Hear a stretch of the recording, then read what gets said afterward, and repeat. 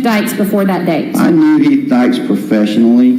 I did not know him as a close friend. He was an acquaintance that I knew professionally only. And the presence of Heath Dykes, why was that unusual to you amongst all the other law enforcement? He was outside of his jurisdiction, and I have some experience, and this was a young lady that had disappeared, and I had some suspicions about why he might be there. Okay. Now, I don't want to go into any details of what Heath Dykes told you, but were your suspicions ever confirmed or dispelled? They were confirmed. And throughout the course of the investigation while you were involved, was Heath Dykes ever uncooperative in this investigation? No. Did Heath Dykes ever conceal from you the nature of his relationship with Tara Grinstead? No. Did Heath Dykes provide you with phone records for himself? He did. Did Heath Dykes provide you with equipment from his office in Perry? Provide equipment. Computers or anything else of that kind? Are you talking about for us to analyze? Yes, sir. Oh, yes. Okay. Did Heath Dykes ever consent to having his DNA drawn or his DNA swabbed? He did. And to be fair, during the course of the time that you were involved, was Heath Dykes ever taken out as a person of interest in this case?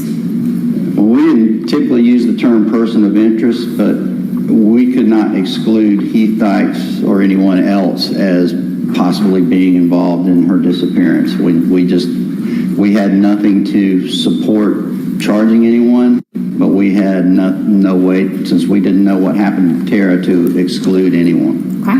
You said you don't usually use the phrase person of interest. What would you have used? I usually use witness or potential offender. I don't use the term suspect or person of interest. It's just a personal thing. So I guess let me just ask that more plainly.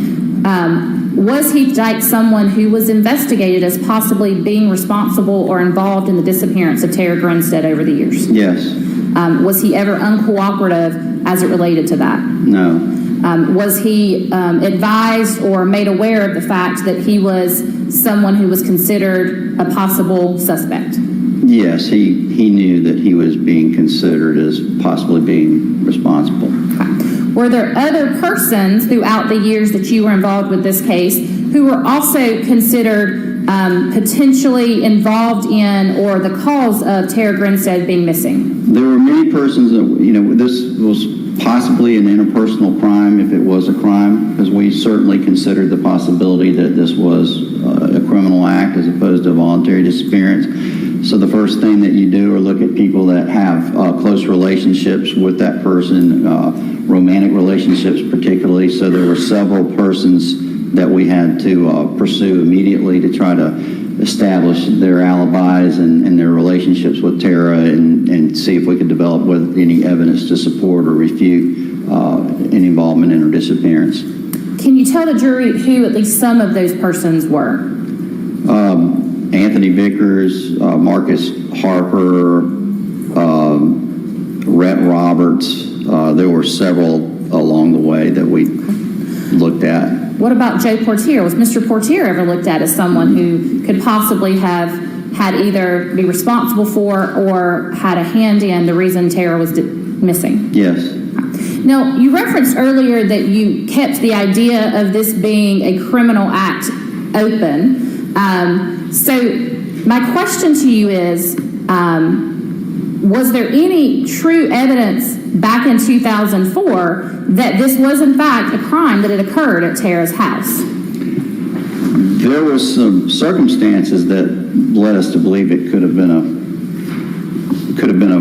crime, and there was certainly that. Okay. We just couldn't rule out any other possibilities.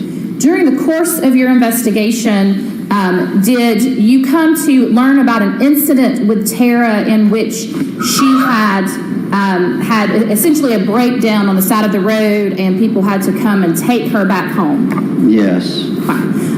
And did you learn if that had occurred in close proximity in time to when she went missing? Yes, I think it was just a week, couple weeks at the most. Did that inform your investigation as well? Well, we knew that Tara had some emotional issues, and that certainly lent support to the possibility that she might have disappeared temporarily on her own. Okay. But again, did you have any solid facts to prove that had occurred? No. Now,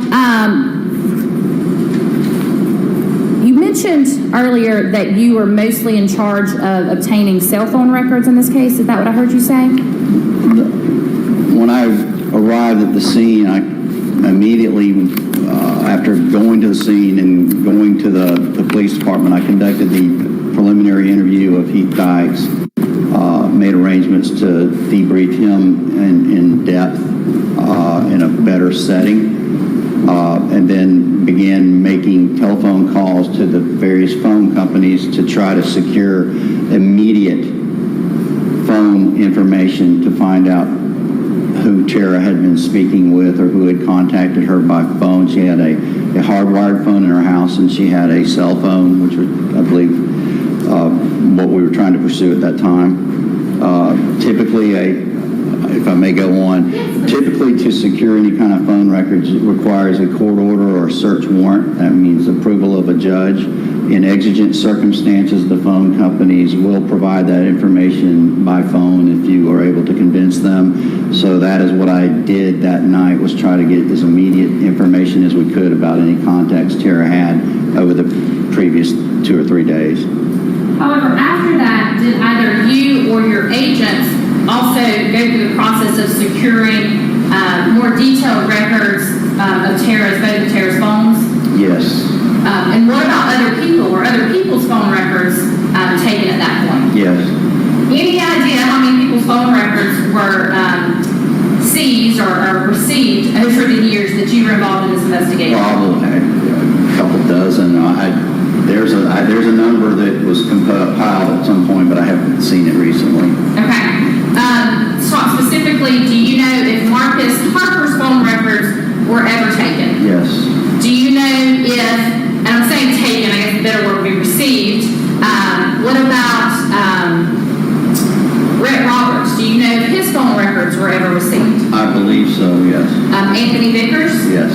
And you mentioned earlier also, obviously, Heath Dykes. Did you receive his phone records? Yes. And as it relates to those phone records, did you also become aware of whether or not any of your agents had looked into Tara's home phone as it references, or excuse me, in regards to her, what we then called caller ID? Yes. And did you personally do that yourself? No. However, as part of this investigation, were you familiar with those records? I was. And also, were you familiar with whether or not there was a recording of the incoming answering machine messages from her home phone? Yes.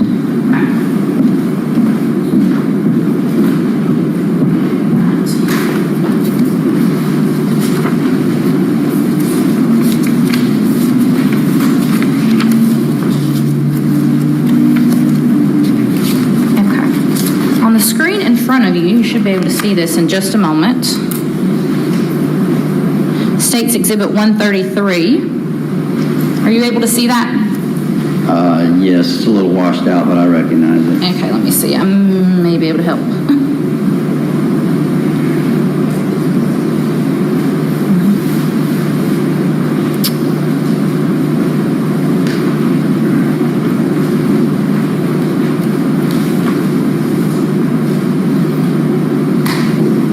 Worse or better? Yeah, I mean, I can read it. Okay.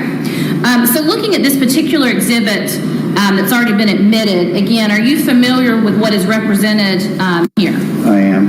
And this particular document that you're looking at, the information that's contained on it, is that information that was used throughout the course of this investigation? Yes. Okay. I want to direct your attention specifically, I'm going to move this up, to states on this exhibit, line 30. Can you see that line? Yes. And are you familiar with that particular phone call? I am. And how are you familiar with that phone call? That was a phone that kind of stood out to us because it was unusual. It was North Coast Pay. It suggested it was a pay phone calling our house. Okay. And were efforts taken to get the records for North Coast Pay as well? Yes. Your Honor, may I approach the witness? I've shown these to opposing counsel as well, but I'm going to show you State's Exhibits 147, 139, 138,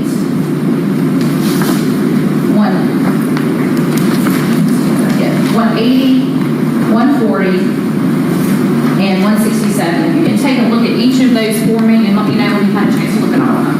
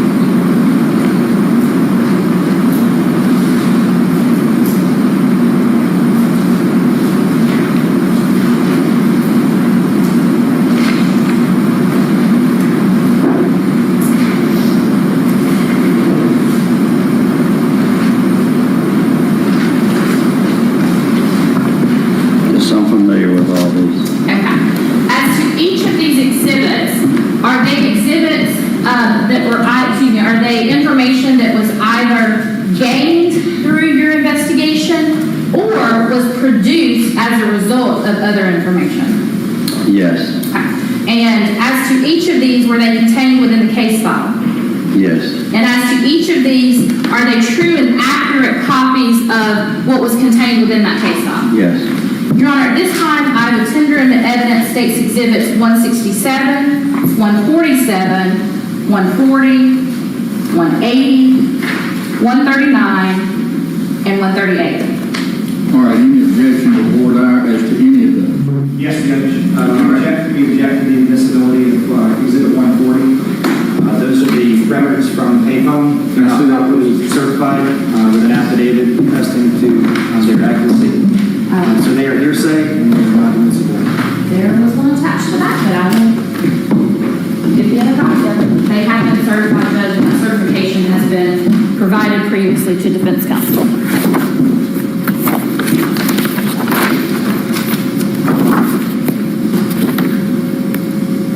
Only to 140 was that objection applicable, right? Yes, Thank you. Just a moment, Your Honor. I do have that certification. I'm not sure why it wasn't on the back of that.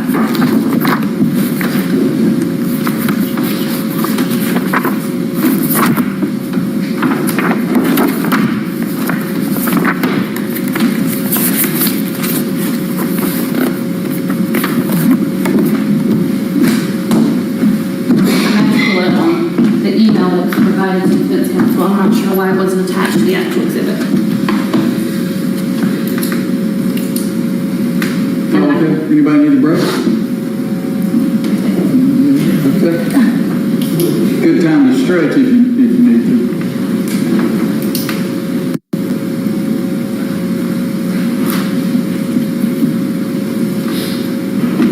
And again, I apologize. I will have this printed and attached, but I am showing opposing counsel the actual certificate of authenticity that was completed back in 2019 and served on them in 2019 as to those records. I can show the court as well. I'm not sure why they weren't attached to the exhibit. I apologize. And Judge, all we see from here is the actual affidavit. I believe this might have been attached to a separate set of records. So, No, here's the email in which it has both the records and certification. And in fact, the other certification that they're referencing, Judge, has a number at the bottom of it. This certification does not. I can scroll down. See what I'm saying? Or you can work it, it's fine. You're welcome to take a look. I want you to pull that up right there. We have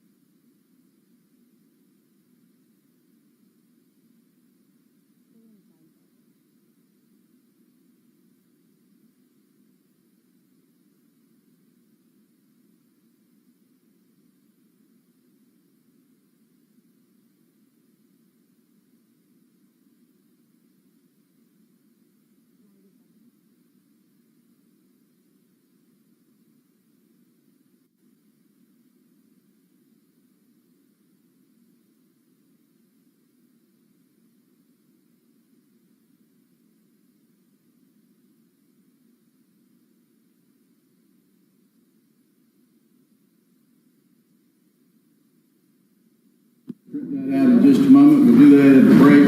For the time being, your objections overruled. We'll supplement the record with the certificate I viewed on the screen. Thank you. And again, I apologize. I'm not sure why that wasn't No problem. on there. Okay. Let's start first with One other thing for the record, 167, 147, 180, 137, and 138 are admitted without objection.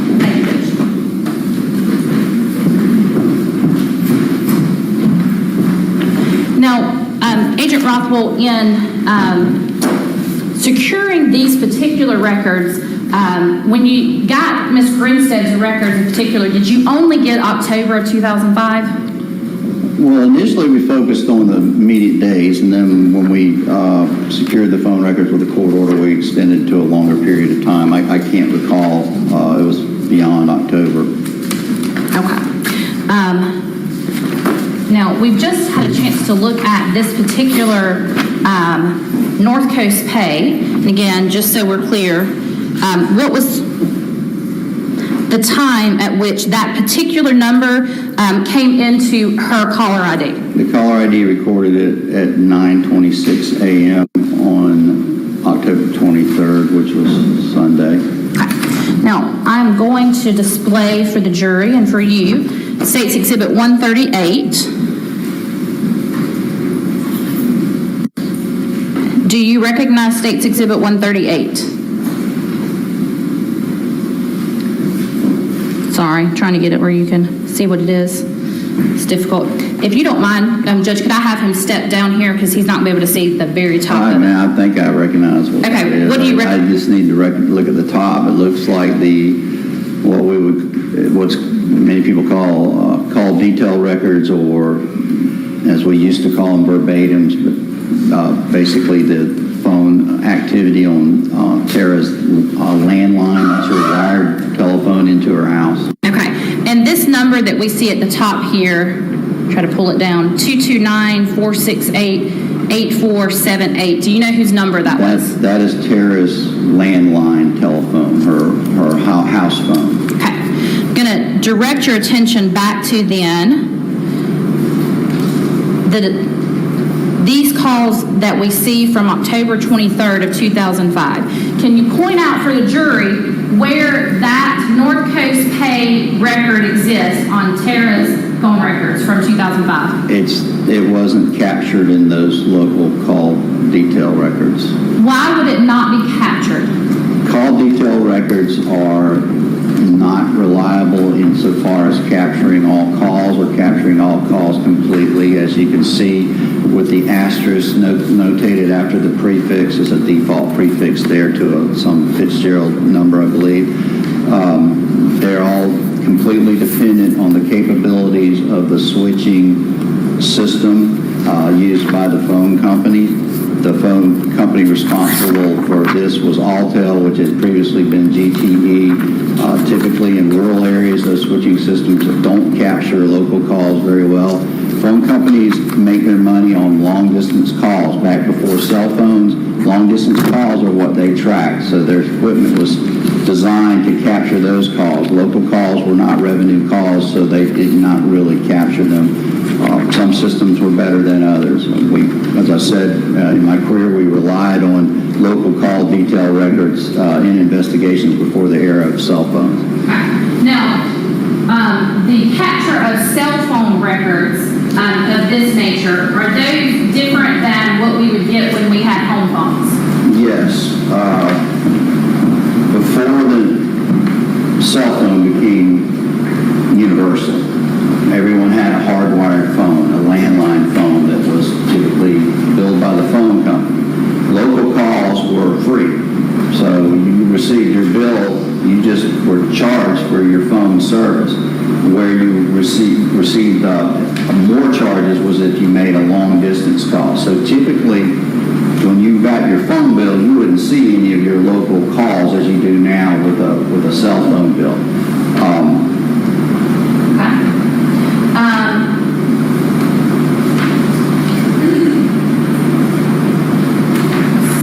For example,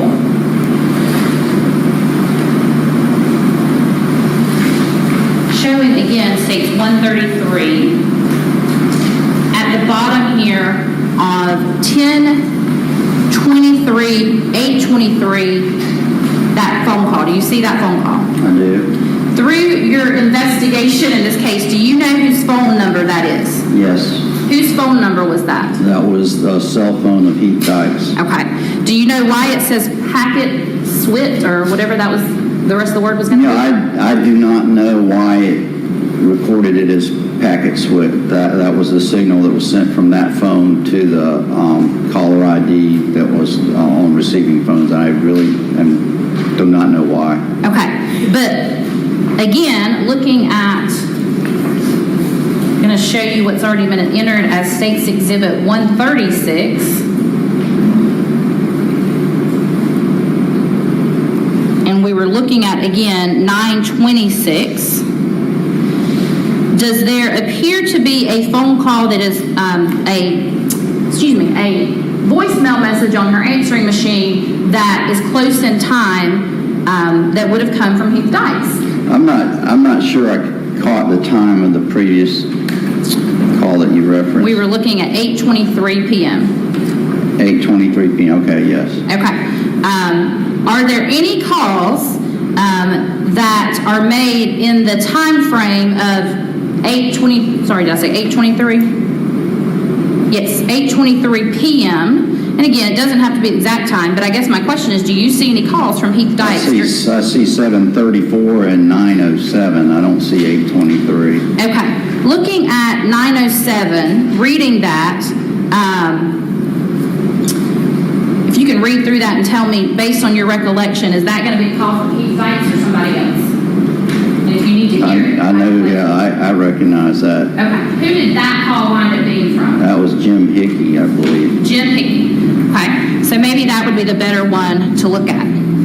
So what time do we have that call from Jim Hickey coming in on the answering machine? I think that was 9:08 on the answering machine, 9:07 on the caller ID. Okay. I'm not sure. I have to look. And then again, do we see that same call here on the... Actually, it is 9:07, excuse me. Okay. So then let's look at the actual call detail itself. Going back to, and again, I'm asking you to remember a lot of things, I know. So this particular number, 678-592-4946, was that a number that you were able to associate with a person named Mr. Hickey back then? Yes. Okay. So then moving to the call detail, again, do you see a call that would be in the time range of 9:07 p.m.? And again, if you need to step down here to look at these phone records, that's No, perfectly I fine. see it. That's where the 9:08 came from. Yes, I see a call from that number that in the call detail records, it's 9:08. Okay. And looking at this, does this particular phone call actually show the correct phone number? Looking at it here, it says, it looks correct, but I can't tell if that's a 6 or a 4. It's 678. It's correct. Okay. Based on then, and I'm going to go back to States 133, based on the caller ID, was there a call before and after that was captured on her caller ID, before and after Jim Hickey's call? Yes. And who made those particular phone calls? Heath Dykes. And again, was it made from this phone number we've already looked at, the 0253? That's correct. Do you also know that again Heath Dykes was leaving answering machine messages during this entire time? Yes. Now show me on Tara's home phone number where we see that number 478-338-0253 captured. We do not. Okay. So if it came in on a caller ID and he's clearly leaving answering machine messages, why would it not show on her call logs from the actual or from the phone company? Because the phone company switching system wasn't capable of capturing the local call or the call from Heath Dykes accurately. Okay. Now, Heath Dykes, in that particular situation, would 478 have been a local call? I'm not sure I can answer that question. It's a 478 call from the prefix. I'm not sure what the prefix is, but it was a cell phone call. Okay. I don't think it would be considered a local call, like a number from Ocilla calling Ocilla. And in fact, looking at her call for her phone records, do you see one single call on October 23rd, 2005 from any of Heath Dykes' numbers? No. However, based on the answering machine messages, do we know that Heath Dykes did or did not call her on that day? We do. Okay. And in fact, do we know if he called her once or more than once? More than once. So I guess my question then is, the fact that that particular call did not show on Tara's phone records, but showed on her caller ID, did that concern you as to whether or not someone actually called her from that number, or from that payphone? Did it concern you? Overrule that objection. Did it concern you as to whether or not someone actually called her from that payphone? No. Why? Because we knew that the calls captured in the local call detail records were not necessarily going to capture all calls or capture them accurately. The caller caller ID indicated that a number sending the signal of that specific number had communicated with Tara's phone and transmitted that number to the phone. So a phone with that number called Tara's phone, and it was recorded under caller ID. I can explain how that works. Please. Caller ID back in those days was essentially an analog system. It was much like a fax machine or a modem, if you remember dial-up modems and the noise that they made.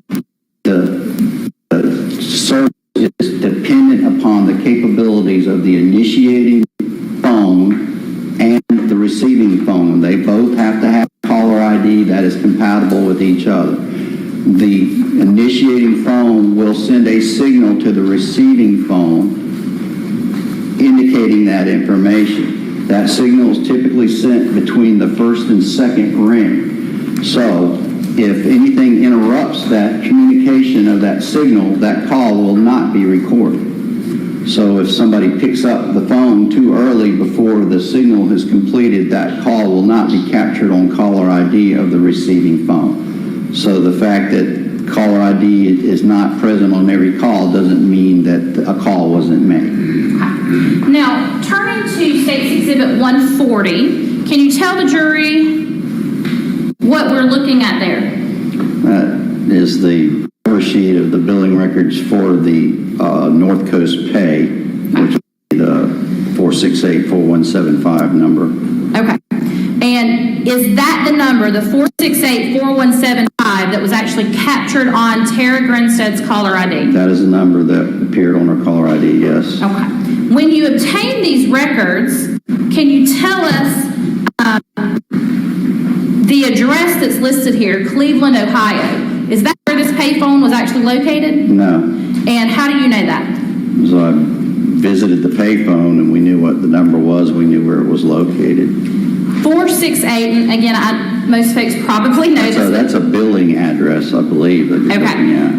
229-468. What exchange does 468 respond to as far as a location? That's Ocilla exchange. Okay.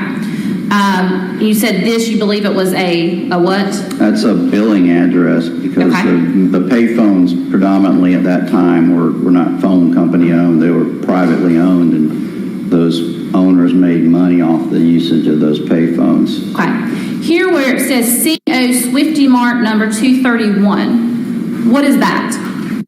That is going to be the company that the Swifty Mart, I guess, is the owner of that store officially. It was referring to the G&G Mart is what we call it on 129 in Ocilla. Okay. And you said, did I understand you say you've personally been there yourself? Yes. And where is this particular store where this payphone was located in 2005? Where is the store? I haven't looked at a map, but Tara's residence was just a couple of blocks off of 129. So if you go east on 129 and then you go east on Park to 129 and go north, the Swifty store is on the left-hand side, just a couple of blocks up. And in fact, from where we are here in the courthouse, is Swifty Mart even closer to us? It's closer, I believe. I came in the other way and it's been a while, but like we could almost see it if there weren't obstacles. And back in 2005, when you went to that location, was there a payphone there? Yes. And did that payphone correspond again to this particular phone number, 468-4175? Yes.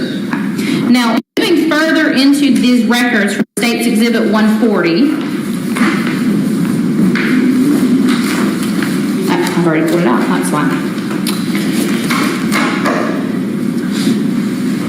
Looking specifically as to October 23rd of 2005, were there any phone, let me move it over a little bit, I apologize, it's hard to see on the edges. Were there any phone calls that corresponded on these phone records to the call that came into Tara's caller ID? Yes. And do we see Tara's phone number dialed on this particular document? No. Why don't we see Tara's phone number dialed if that corresponds to her phone number? What we see are a combination of phone calls to directory assistance under one heading of call number 141. Okay, so let me ask you then, when you say directory assistance, what do you mean by that?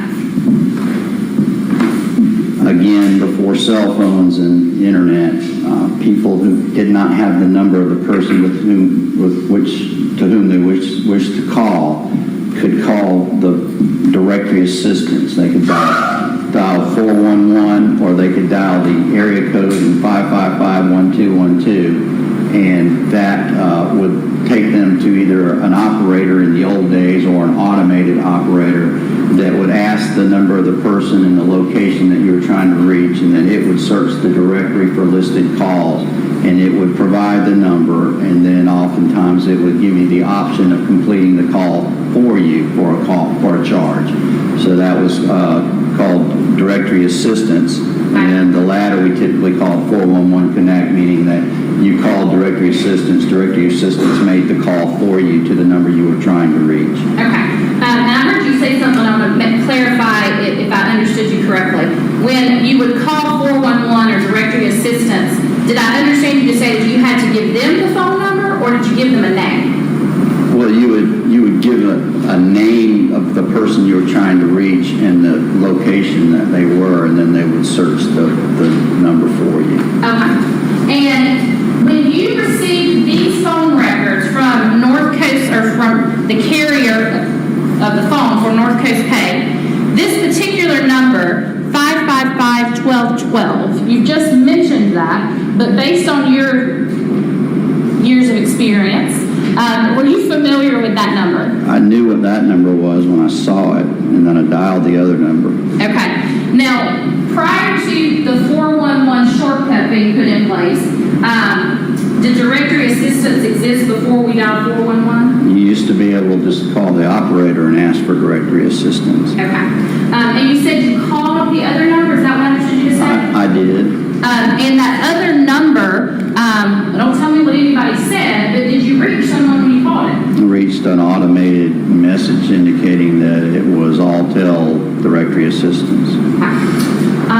It's now Windstream, if you call it. This information, with everything combined, the caller ID and the payphone record showing a directory assistance call, was that of any importance to you in your investigation? It absolutely was, because it was confounding. We had all these people that we were looking at that were close to her, and they all knew her phone numbers, and they all communicated with her by phone. And yet on the Sunday after she is last accounted for at 11 o'clock the night before, we've got someone calling 411 and calling her house, basically using 411 to call her house. It means someone most likely did not have her phone number, sought her phone number to call her house for some reason. So it really threw kind of a wrench into all the competing theories about different persons that were being scrutinized.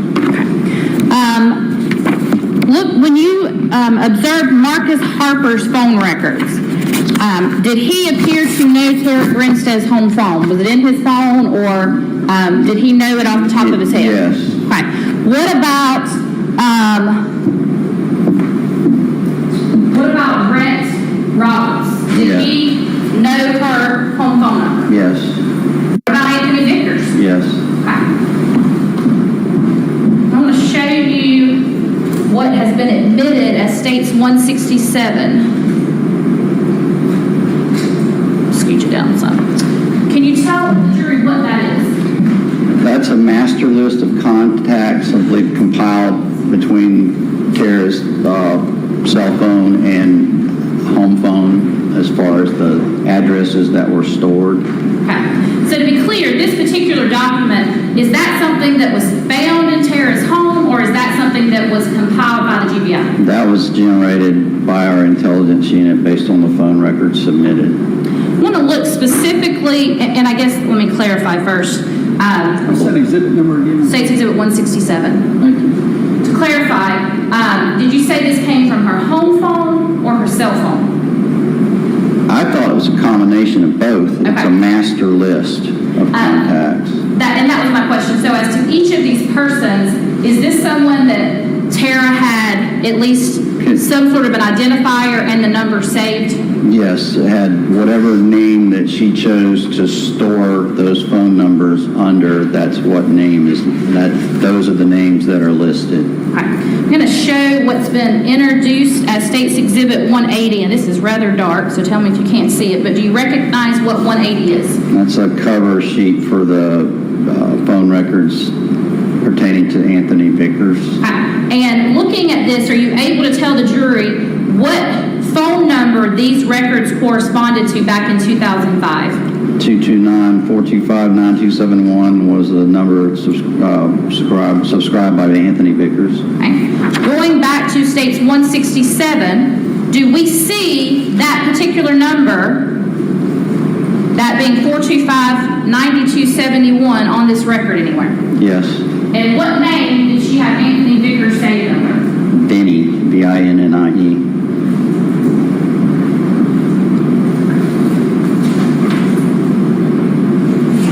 I want to direct your attention to page 2. Well, before I ask you that, are you familiar with an incident between Anthony Vickers, Tara Grinstead, and Heath Dykes that occurred here in Ocilla prior to her going missing?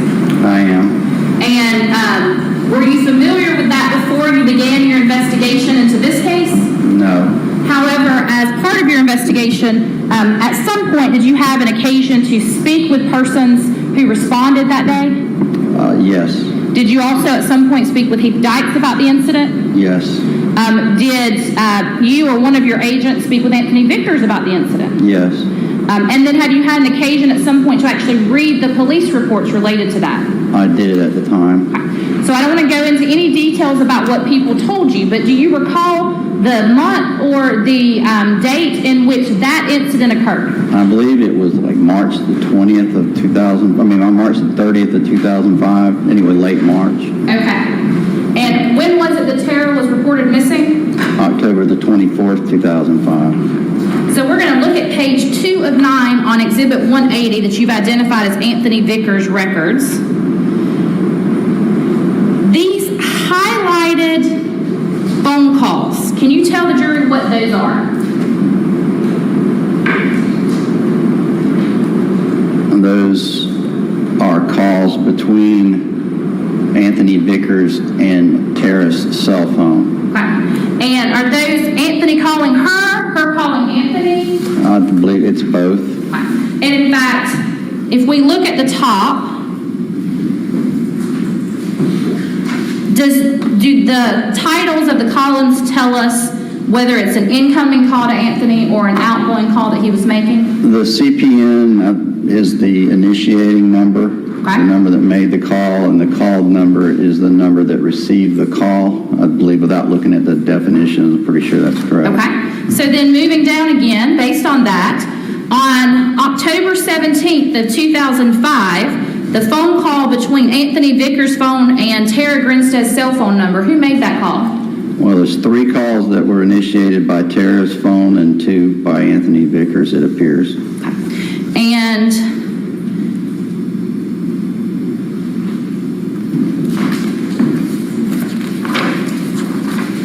moving forward, or actually I guess it was back in time, it's page 5 of 9. Now on this particular day, October 9th, can you tell us again, did Tara Grinstead call him at any point that day? Yes. And to be fair, did he call her as well that day? Looks like he called her most of the times, but there is one where she called him. Okay. I think the page moved, but I believe that's what I saw. Sorry, yeah, when I move it, it's It's okay, and I wanted to make sure, may I approach you just a moment, Judge? I'm going to show you that, just so that can refresh your recollection, this explanation form of what each of the columns mean. If you'll take a look at that for me, and then I'll ask you some more questions. probably need to leave this up here. I probably had an extra copy for you. Actually, I may have Yeah, I think I can manage. I mean, I've seen this and I've looked at it, but Okay. maybe it's And- not what it used to be. Does that refresh your recollection on whether or not you were right about those particular, whether it's incoming or outgoing? I believe I was correct. Okay. And then I have another question though about another column.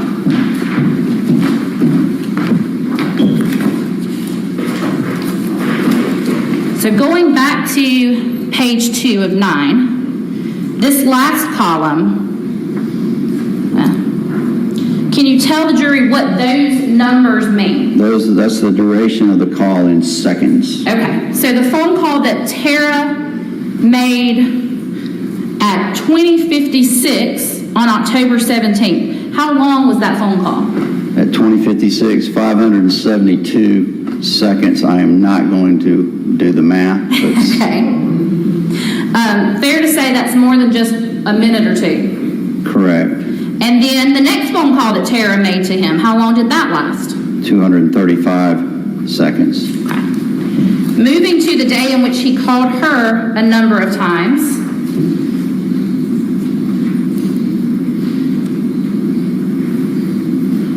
This particular call at 22:01. How long did that call last? I can't read that. Oh, I can't read that number. Move it over. It's 1,861, it appears. okay. Again, fair to say that's more than a minute or two? 1,861 seconds. Yeah, that math I know. Seeing these records back in 2005, were those consistent with what other people were saying about how Tara spoke of Anthony Vickers? No. Why is that? Well, Tara represented that she was afraid of Anthony Vickers and basically tried to dissuade anybody from thinking that she had any kind of relationship with him romantically. Based on the course of your investigation, I guess what was the GBI's position on whether or not Tara and Anthony Vickers had a romantic relationship? We believe that they had a romantic relationship. Okay. And looking at, again, based on your investigation and looking at those records, is the GBI's position that that relationship ended prior to March, the incident that happened at her house with Heath, or continued after that? The relationship continued after that incident. And when that particular incident occurred, did Tara ever actually give a statement to law enforcement? She did. Again, I don't want to go into the content of that statement, but do you have knowledge as to whether or not Tara wished to pursue charges against Anthony after the incident occurred? Do not think she wanted to pursue charges. Okay. And was that a statement she made that night when Heath was still there, or something she spoke to them about later? I'd have to see the report That's to fine. refresh my memory on that.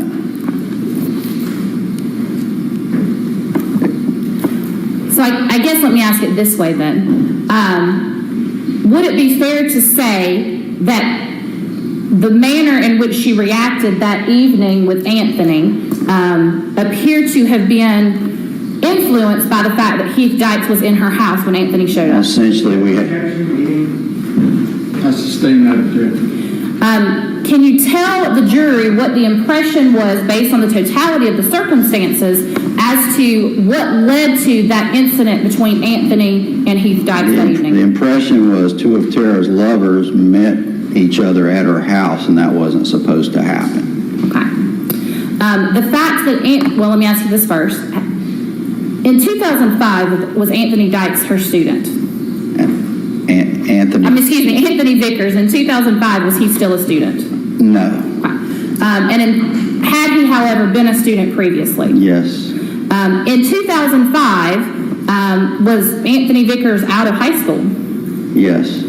If Tara had been engaged in a sexual relationship with Anthony Vickers in 2005, to your knowledge, would that have been criminal in any way? No. That being said, did Tara appear to want people to know about the relationship which she had with Anthony Vickers? I do not believe Tara wanted that known. Judge, I'm about to transition into some other things, so I just didn't know if now was a good time to break I or. think it is. Let's take about a 10-minute recess, ladies and gentlemen. Those of you who'd like to step outside for some fresh air, if you'll line up with the bailiffs, they'll escort you that way. Otherwise, please step to the jury room.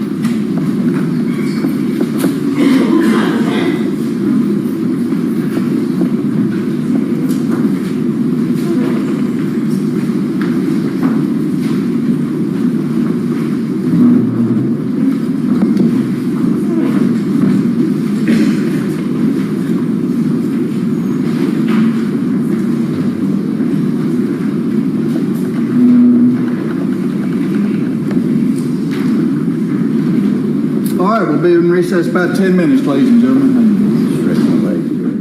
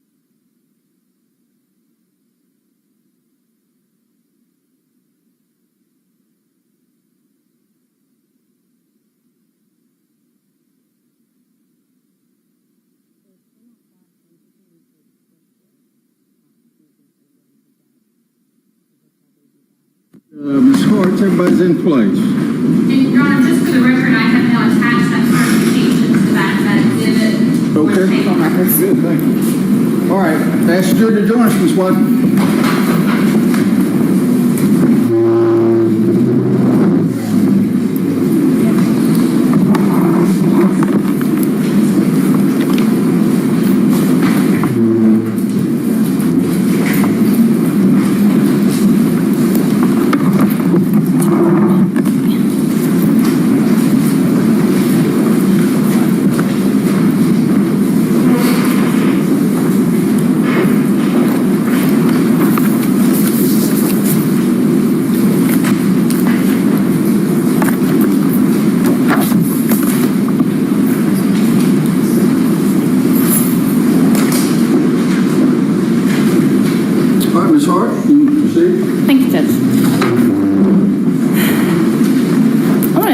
gears now and talk about some evidence that was obtained from Ms. Grinstead's home. Are you familiar with whether or not there was a latex glove collected in this particular case? I am. And how are you familiar with that?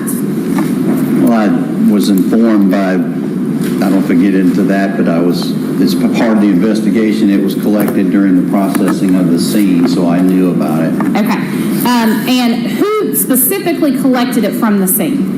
I believe that Detective Bill Bars from the Ocilla Police Department collected it originally. Do you know if, or do you know, this is differently, did you ever come to be in possession of the glove? I did. And what did you do with the glove once it was in your possession? I transported it to the GBI Division of Forensic Sciences, or commonly known as the Crime Lab in Atlanta, Georgia, Decatur, actually. And to be clear, did you transport it yourself? I did.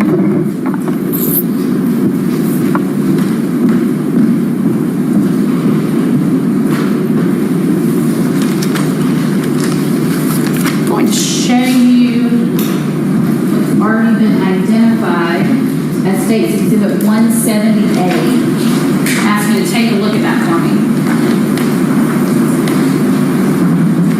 Do you recognize what that is? I do. How do you recognize that? I recognize it from having seen it, and I recognize my handwriting on it. And what is that? This is a brown paper bag with staples, and it is the bag that was containing the latex glove recovered from Tara's residence. And I apologize, did you indicate who it was that you spoke with at the crime lab as it related specifically to the testing of this glove? Yes.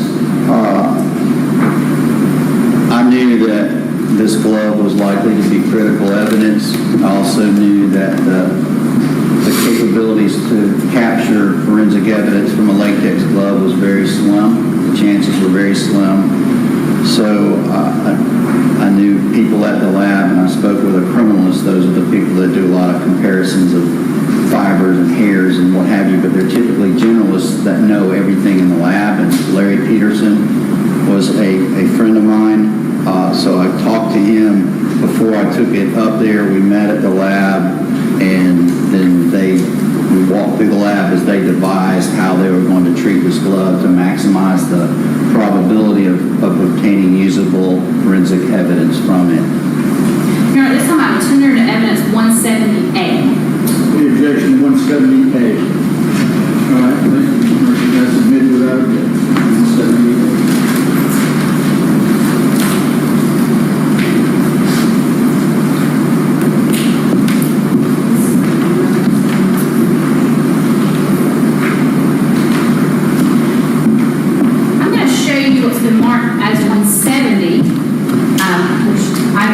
Myself here in court, but can you take a look inside of that particular package and tell me if there's anything else in there? Yes, well, it's wrapped in plastic now. You can take it out, please. Carry there. Sorry. It's okay. Okay. The item that you're holding in your hand right now, again, let's ask this first. Does that appear in the same condition as when you last saw it? No. However, do you know what that is? Yes. What is that?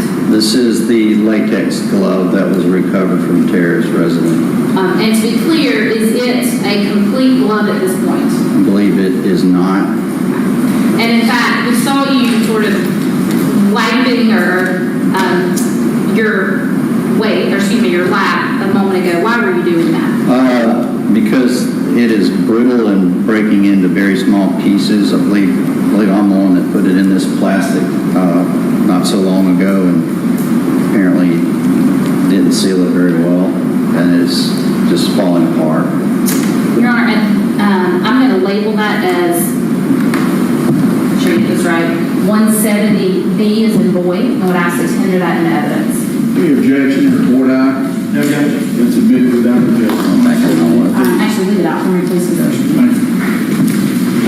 And then, just for the record, there is one more item in here that I by the label as 170C, but we're not going to talk about that with this witness.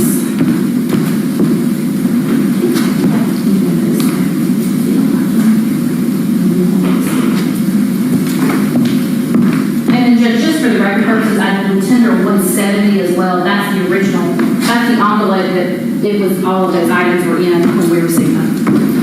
All right, that's a minute round objection. So now you're up to 170, 178, 178, all admitted without objection. Thank you, Commissioner. Okay, so let's talk about, I know you said you spoke with Larry Peterson. Were you, in addition to Larry Peterson, throughout the course of deciding what was going to be done with this glove, were you involved in those conversations? I was involved in some conversations. I didn't have any decision-making position regarding how they treated that glove. I just did my best to ensure that they maximized the possibility to recover the evidence. Okay. No, you mentioned a moment ago, I believe, did you say that you knew it was going to be difficult to get DNA off the glove? Is that what I heard you say? Yes. Why did you believe that was the case? I just knew at that time that the forensic capabilities were not great at obtaining DNA or fingerprint evidence from a latex glove. I knew that from experience. I don't know necessarily, when I say experience as an investigator, not specifically dealing with this type of evidence. And are you familiar with what we refer to as touch DNA? I am. Now, in 2012, when you retired from the GBI, was 2012, right? Correct. Was touch DNA commonly used by then? No, we didn't even, I think it was becoming a term with which people were familiar, but in 2005 we didn't even know the term or the concept.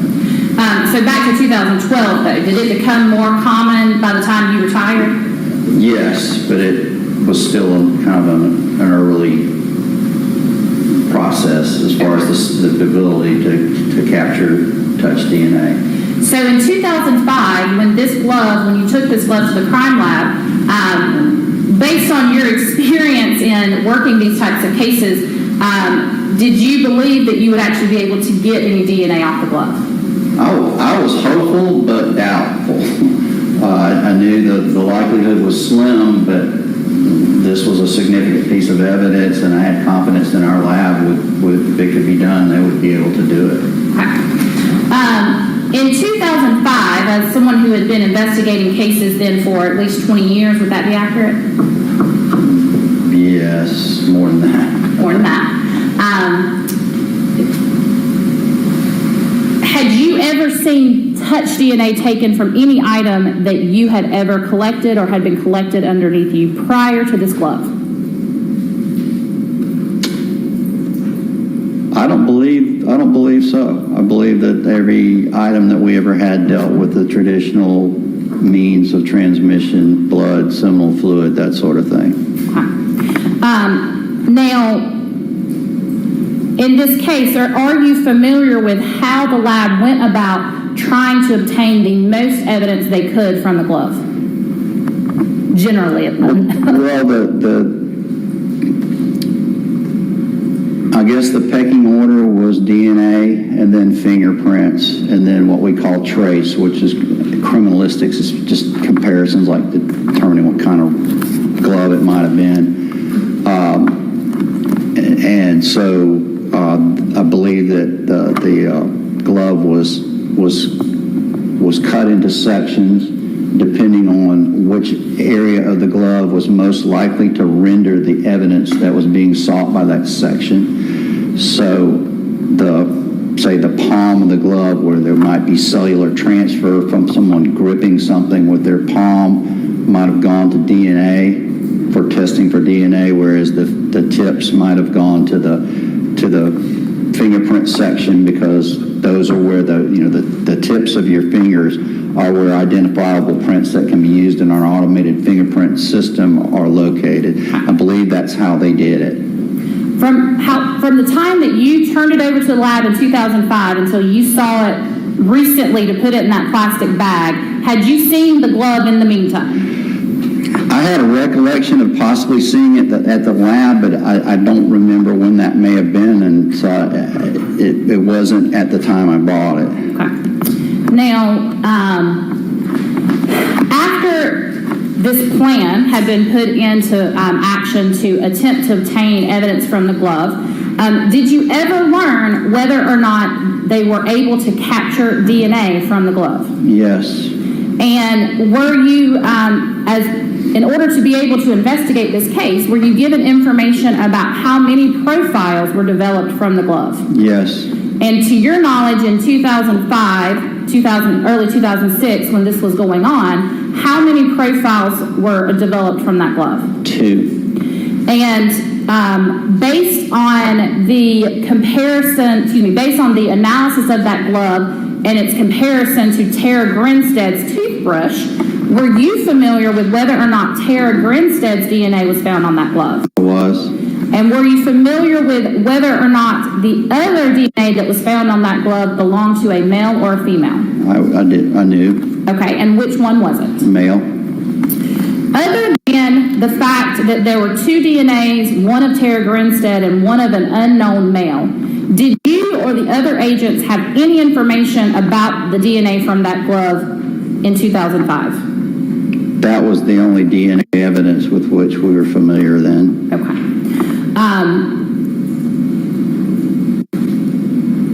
When you discovered that there was an unknown male DNA on the glove, did that shift the course of this investigation?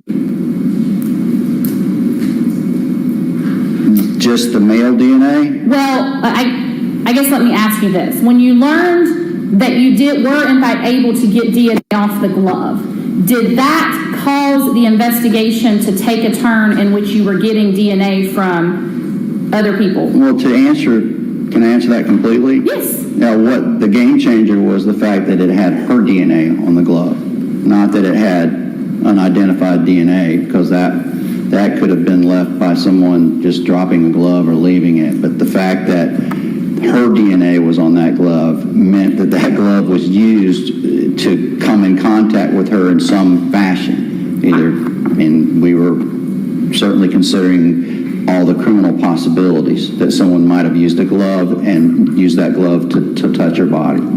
From 2005 to 2012, when you retired from Gbi, do you know if there had been one person or more than one person swabbed in order to find a match to that unknown male DNA? More than one person.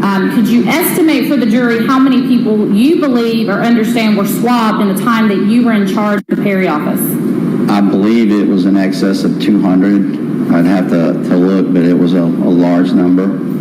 Now, to be fair, were all 200 of those people someone that you had information that they might be involved in the murder? No. Or excuse me, they might be involved in her disappearance. No, we had reasons to ask people to give us samples. They were either somehow associated with Tara or some information had come up to lead us to want to swab them. We didn't just do random swabbings on the street. There was some sort of justification for trying to secure samples from people, but they were not considered offenders at that time. Would it be a fair statement that at that point, if agents interviewed a male in relation to this case, they asked for DNA? It came close to that. And in fact, for instance, was Bill Bars swabbed in this case? Yes, we swab people for elimination purposes, yes. Now, during the time in which you were still the special agent in charge of the Perry office, were there any known matches to the DNA? No. Back in 2005 until you retired in 2012, did you have knowledge as to whether or not there were any prints that had been developed off the glove? There were fingerprints that had been developed. Okay. And now you've referenced that as fingerprints. Do you know if they were palm prints, fingerprints, or what? There were partial prints of some sort, or palm prints. prints that were not suitable for submission into our automated fingerprint system. In other words, if they had submitted those, they wouldn't have been able to get a match. They would have had to have been manually compared to a potential offender. Now, and we've heard a little bit about this, but I want to make sure the jury understands. When you say your automated fingerprint system, can you tell the jury what you mean by that? Yes, Georgia was one of the first states to have the capability of an automated fingerprint system, and essentially a database is compiled of known inked fingerprints or known prints from millions of people that are fingerprinted for whatever reason in the state and nationally, depending on the sources of the database. And then a latent print, if it is of an area of the hand, of the finger that is captured by an inked set of prints, as if you're being arrested or you go apply for a job, that latent print can be compared by a computer that will match or will go through and draw comparisons with that entire database of millions of prints, and then produce possible matches that have to be confirmed manually by an expert. Okay. Are there, again, based on your years of experience in investigating these types of cases, are there certain standards that you have to meet before that information can be put in to that computer system? Yes, they have to contain the number of points. That point is a measure that fingerprint experts use to make comparisons of prints, and so those prints have to have a sufficient number of points and have to be of areas of the finger that are going to be captured in the database of inked fingerprints. In other words, if you had a palm print, well, that's not going to be captured in the inked set of prints. If anyone has ever been fingerprinted, they roll each finger and they capture those. They don't capture the prints that are on your palm or on the edges or oftentimes on the side of your fingers.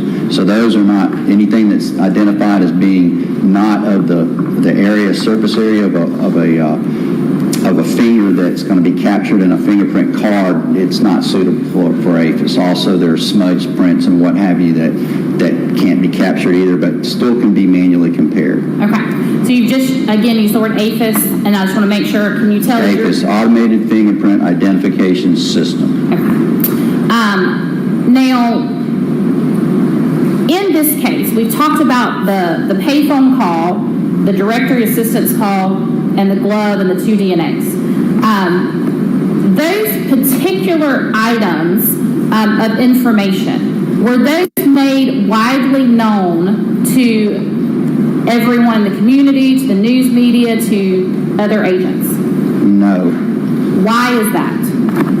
That was what we considered a form of guilty knowledge. Okay. Can you explain to the jury what you mean by guilty knowledge? Guilty knowledge is evidence or information that's developed in a criminal investigation that would be known only to the offender. So many times in investigations you try to keep that information out of the public light. Many times you don't share it with other investigators or other law enforcement agencies because you want to protect it. And then what you're able to do with it, if you have someone that, say, confesses to a crime, you're able to measure their statement against the evidence that hasn't been disclosed to determine maybe they're not telling the truth. Contrastly, that evidence can be used if you have an offender that most likely or that you believe committed the crime, and they are telling a lie to you that you could keep with that evidence that you withheld that they don't know about. So it's very important, if possible, if you have evidence that you consider guilty knowledge, to withhold that from disclosure. Now, to be fair, was the fact that there was a glove recovered from Ms. Grinstead's residence kept guilty knowledge? That was the intention at the outset, not to disclose that, but too many people knew about it, and it was in the public realm within a few days. What about the fact that the DNA of an unknown male was found on the glove? Was that kept as guilty knowledge, at least through 2015 when you retired? Yes, the fact that we recovered any DNA at all was kept very close to just a limited number of investigators, and we did not release that for several years. finally, when Kara's case sort of leads diminished and we wanted to maybe get some movement, we did a national news show where we disclosed the fact that we had DNA on the glove, but we did not discuss having Tara's DNA. So then that leads me to my next question. Was the fact that Tara's DNA was on that glove disclosed or was that kept as guilty knowledge up until the time you retired in 2015? Yes, and can I clarify the previous response? Sure. We disclosed only that we had male DNA on the glove. We never disclosed that we had Tara's DNA on the glove until after the arrest. Okay. And when you say we and after the arrest, in 2017, when the defendant was arrested in this case, were you still working at the GBI at that time? I was not. However, were you familiar with the fact that that information was made public in 2017? Yes. Okay. And then what about the directory assistance call, the 411 call from this payphone? Was that kept as guilty knowledge at least through 2015 when you retired? 2012 when you retired. It was. To be even more clear, had the district attorney of this circuit in which the case occurred been made aware at that time of the fact of this phone call? No. So kind of shift back and talk about why it was so important to keep those things close to the chest in a case like this. In October of 2005, had you ever worked a case that got this type of media attention? I had worked cases in metropolitan Atlanta that had significant Atlanta and some national coverage, but nothing like this. And just again, so we can put ourselves back in that 2005 mindset, was it common back then to see the sort of 24/7 news coverage of missing persons cases like we see now? No. Okay. It was You explain. Yes. Tara's case was probably, I think it was the first case after the Natalie Holloway disappearance of the Alabama young lady that disappeared in Aruba. And that was kind of the advent of the 24-hour cable news coverage of missing young women that we've seen so much of. So Tara's case was one of the first of that genre of criminal cases. And it was something that we were not expecting, and we had a lot of difficulty handling it. Okay. You're probably not going to like me asking this question, but that's okay. I'm going to do it anyway. In the beginning, did you have a discussion with your agents about the Natalie Holloway case and how you felt like that would or would not affect y'all's case? Objection, relevance. I'll leave that up to the jury. I overrule that. Thank you. I don't know if the jury will want to hear this, but I can remember when we first started getting some coverage, and I looked at my agents and I said, boys, and I don't know if I used that phrase, but I said, don't worry about it. Ocilla ain't Aruba. And what I meant by that was that I didn't think all these reporters would come all the way down to South Georgia to cover this the way they did Natalie Holloway, and I was wrong. Okay. Now, to be fair, does that mean that you didn't care about finding who or why Tara was missing? No, I was mainly referring to the likelihood of national news coverage in Irwin County, Georgia, and I was incredibly inaccurate. Okay. I told you weren't going to like me asking you the question, but when you say you were inaccurate, how quickly did the national news cycle become focused on Tara Grinstead's disappearance? Objection, relevance.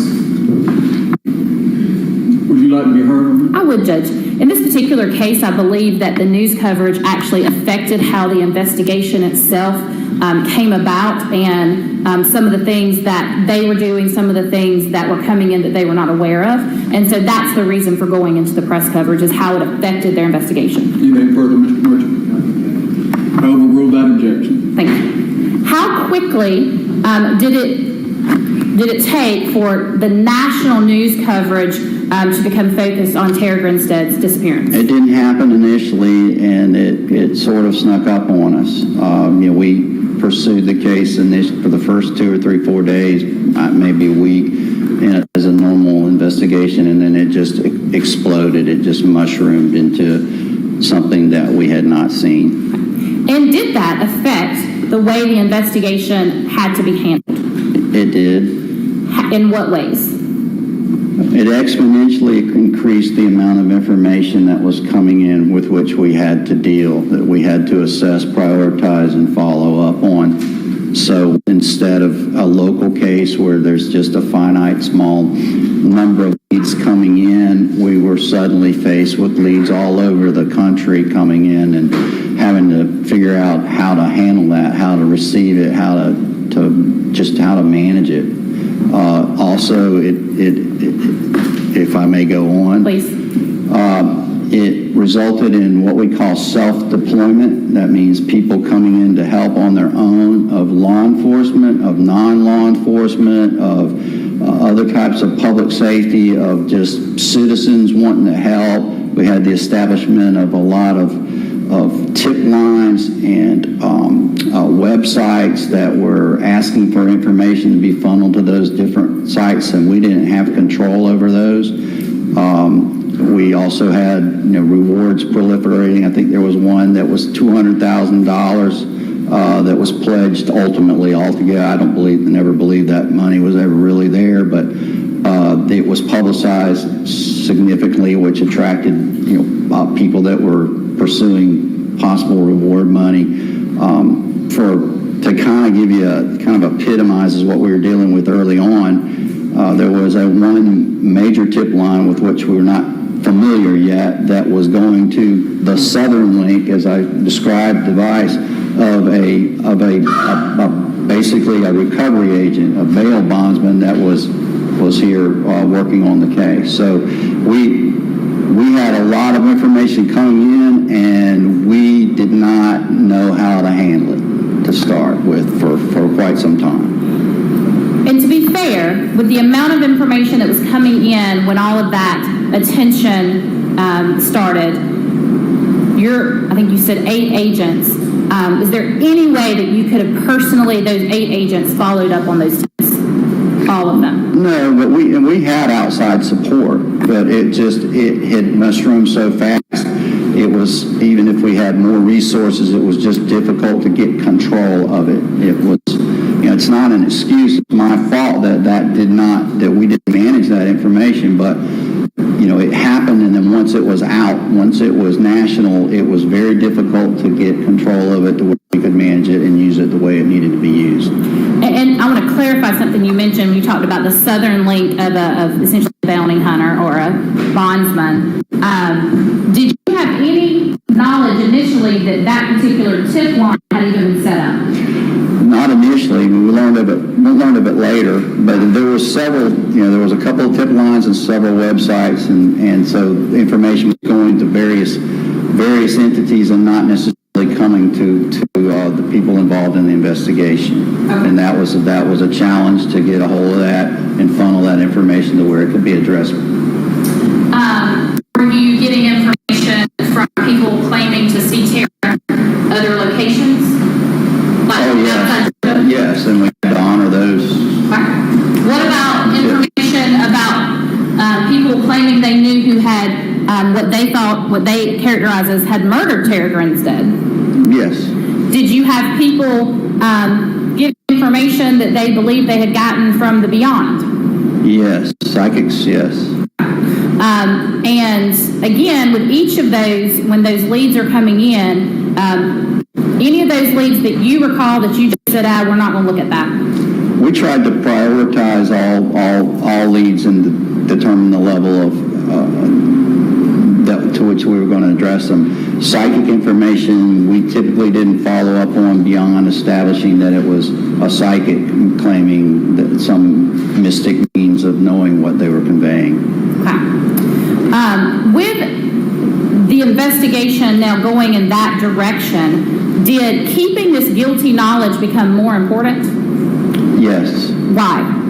because there was so little of it that we had. It was so difficult to maintain. The information about the case was well known. We were shocked to find our crime scene, if you so to speak, a terrorist residence was being toured by national media, and so any kind of what we would call guilty knowledge of the layout of the house or different things within the house, that was lost because it was commonly known to the public by that point. If that's answered your question. Yep. Despite all of that, however, the things that we've discussed, that being that Tara's DNA was on the glove and the 411 call at the payphone, were those able to be kept as guilty knowledge within the GBI? Yes. And based on your dealings with this case, when was that information first released or made public? To my knowledge, that information was not released or made public until after the defendant was arrested and prosecution was initiated. So, I want to, in that vein, ask you these questions. And I don't want to go into what anyone told you specifically. Were you present at a press conference following the defendant's arrest in this case? I was.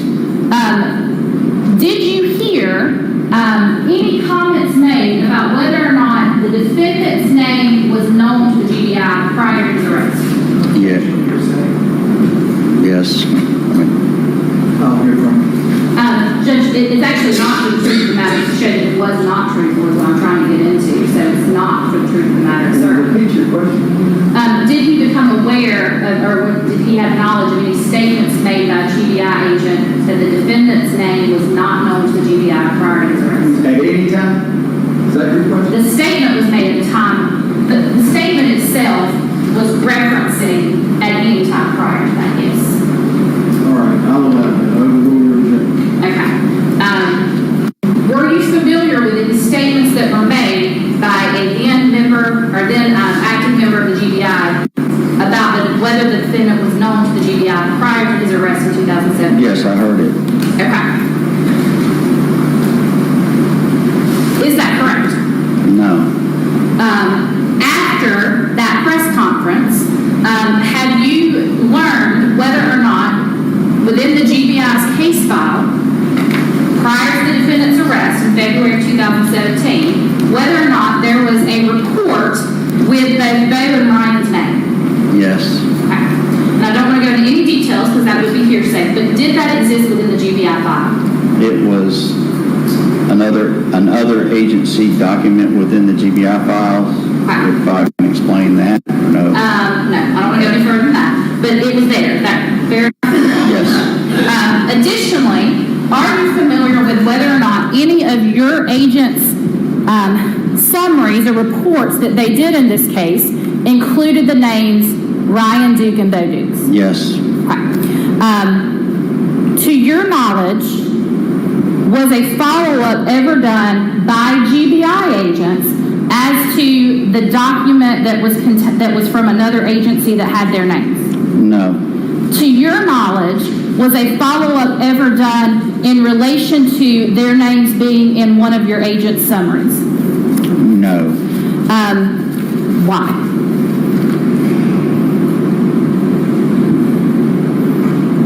That is a question that has bothered me for years. And I have talked to other agents and reviewed the documents and come to a recollection of what happened, but it's not an excuse for what happened.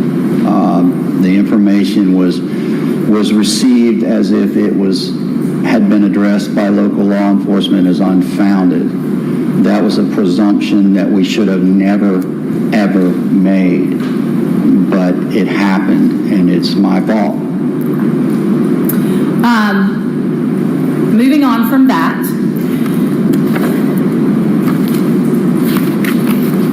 and I kind of want to jump back to the phone records again. And I actually left you a copy of some of them up there, so you wouldn't have to look at them on the screen.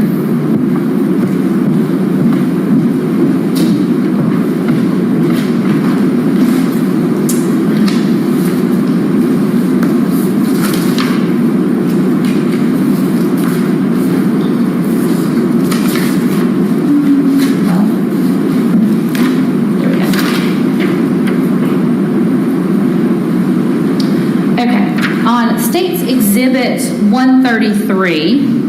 Now, you don't have that one in front of you, but can I ask you to get, I think you should have the master list of her contacts up there. If not, I'll bring that to you. No, I have it. I mean, say I do. Well, It's okay. Here, I'll just give you the actual exhibit. It's 167. I'm just going to ask you some questions. no. Oh, you're talking about on the screen? No, it's, Yes, that is not on the screen. That's something different. correct.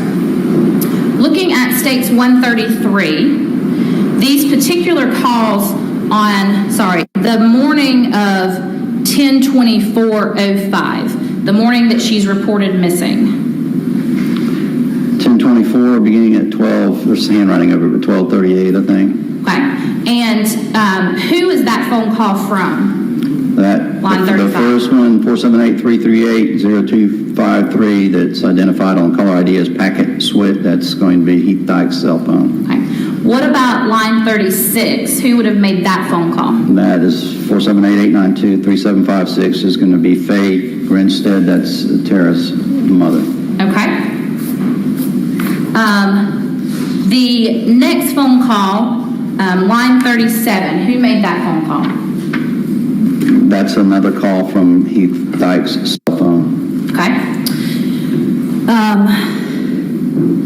Line 38. Who made that phone call? That's going to be a landline phone call from a hardwired phone at the Perry Police Department from Heath Dykes. Okay.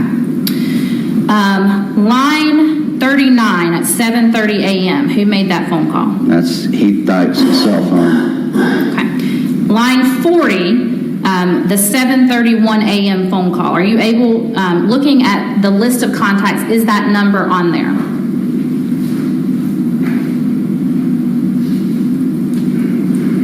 As listed, I have to go through the numbers. You're talking about as listed on the caller Correct. ID? The 7475. Well, let me look real fast.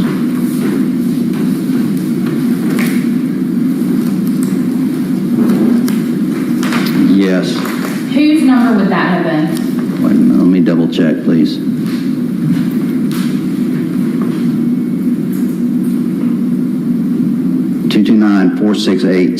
$229-468-7475. It's listed as OFC. Yeah, and it's Joe Work.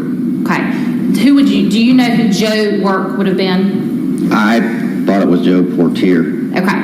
And then at 7:37, line 41, again, who's making that phone call?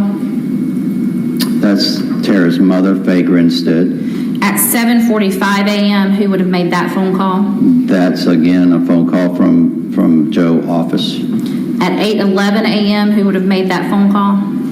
That's another call from the hardline, Okay. City of Perry, Heath Dykes. The remaining phone calls that we see on this list, would those have come in after she was reported missing? Yes.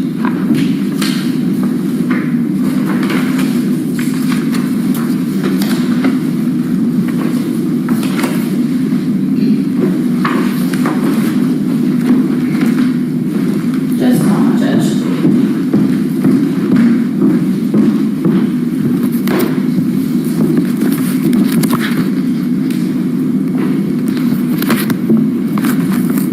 Do you personally know or have you ever met Ryan Duke?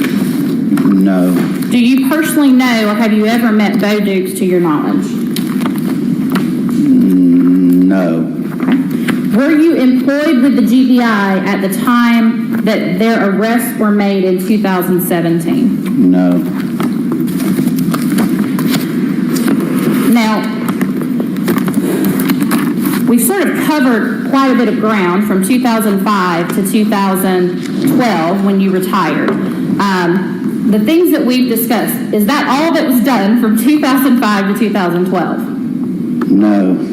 And this particular case file, not the exact size, but do you know approximately how large it was when you retired in 2012? It would, a 4-foot lateral file cabinet, it would probably fill 3.5 of those cabinets. And was the same agent, the lead agent agent on this case from 05 to 2012? No.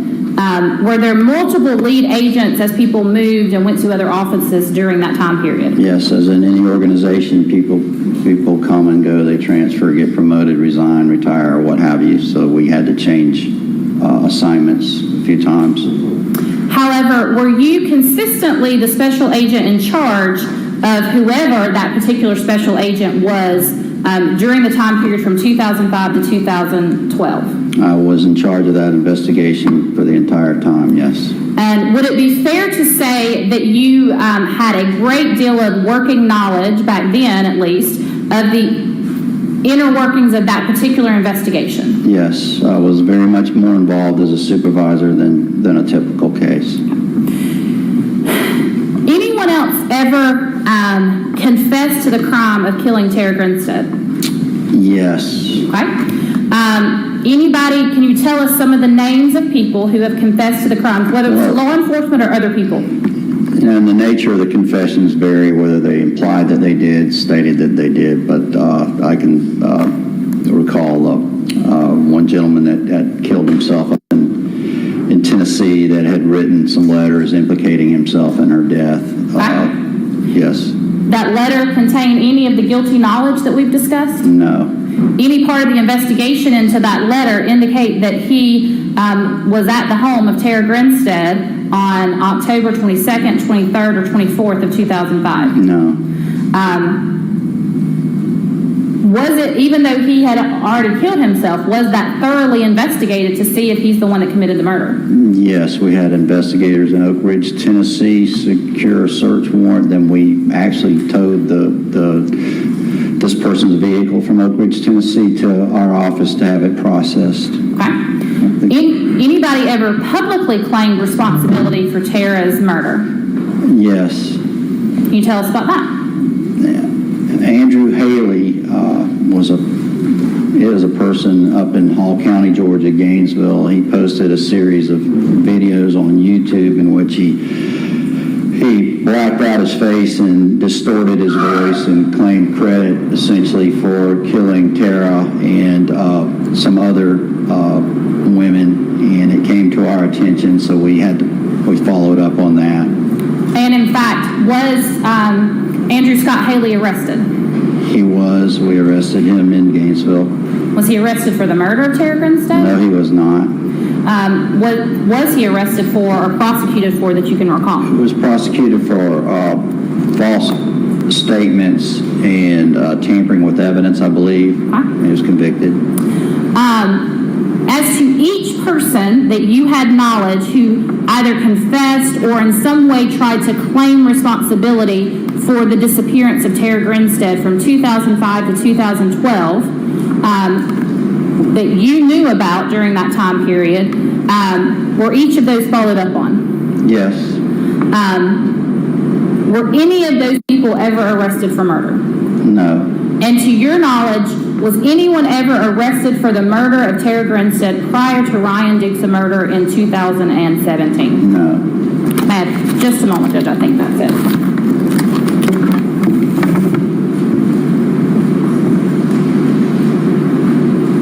That's all the questions I have at this time. Thank you.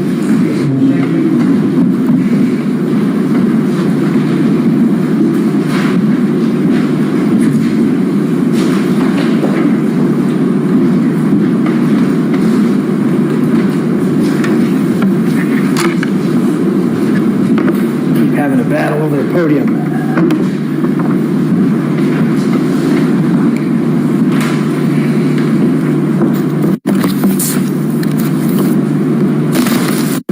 Good morning, Mr. Rothwell. My name is John Merchant. I represent Ryan Duke. You and I have spoken before, but it's good to see you again. Yes. On the issue of guilty knowledge, would you agree that the value of the guilty knowledge decreases if someone who's interviewing a suspect discloses it before the suspect identifies the knowledge? It depends on the circumstances. Generally speaking, Generally speaking, if it's guilty knowledge, and you would want to keep that from the offender if you're interviewing them until the appropriate time.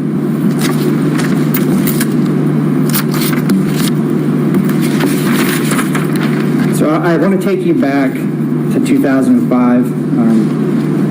You had given some testimony about the leads in the case. Would you agree with me that, like the leads in this case, the volume of the evidence is not key, it's the quality of the evidence? Oh, yes. We have a saying, like a tribute to a reporter joke back, the file, the less you know. That's certainly true in most investigations that are unsolved for a period of time. And I know you don't have firsthand knowledge of the condition of Ms. Grinstead's house, but were you aware of it? Yes. And I'm talking about the time frame when she went missing in October. Yes. As far as I know, you don't have any evidence or knowledge about there being any forced entry into the home. The scene was ambiguous to us. We couldn't tell if there's no sign of forced entry, excuse me. Yes. And there was no obvious evidence of any kind of struggle inside the house. There was no obvious evidence of a struggle. I use the phrase ambiguous or term ambiguous. We didn't know whether anything happened in that house or not. And I guess the only evidence that you had supposedly pointing to any kind of struggle was that the lampshade was tilted and the lamp itself was broken, wasn't working. You had a couple drawers that were pulled out. Anything else that even remotely suggested there was any kind of struggle inside the house? Well, yeah, we had conflicting testimony about the lamp. We did have some blood or menstrual fluid on her bedding, which was some additional information we never disclosed to the public. All right. And so you found some blood on the comforter? That's correct. I believe it was a comforter. I call it the bedding to be sure because I believe it was a comforter. All right. And you had... But that when I say blood, our lab cannot distinguish between blood and menstrual fluid. So we didn't know if that was blood or menstrual fluid, and there was evidence of menstruation in the residence also, so we couldn't make a call. And that evidence was found in the bathroom? I believe so. And tell the jury what the evidence of the menstruation was. I believe that there was some tampons or something to that effect. Again. And I guess you also found some male DNA profile on the bed, correct? Yes. You found, so you found semen on the sheets? That was identified, yes. Okay, and that DNA profile is not Ryan Heath, correct? It was Heath Dykes. All right. Did you ever test the comforter for the presence of semen or male DNA? It was tested for. Yes. I didn't do it, but the lab tested it. And did that reveal in any shape or form that Mr. Duke's DNA is present on the comforter? I have no knowledge of Mr. Duke's DNA being present on it, no. In any testing that happened after I left, I don't know.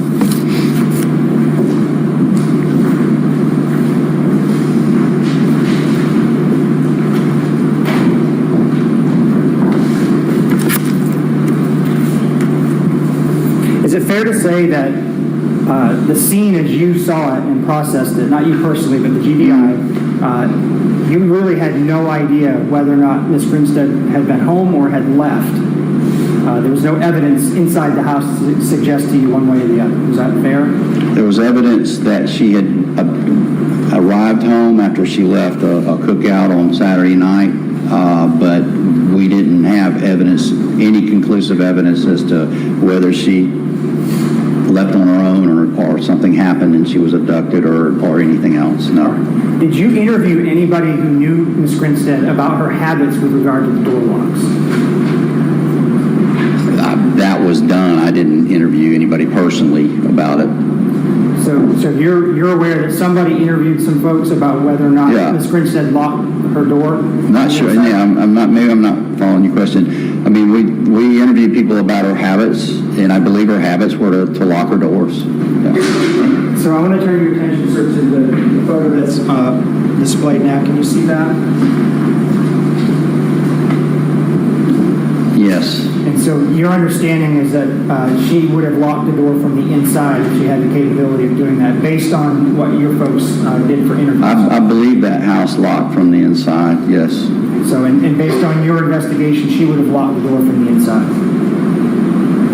It would have been a practice I would have expected that she locked the door from the inside.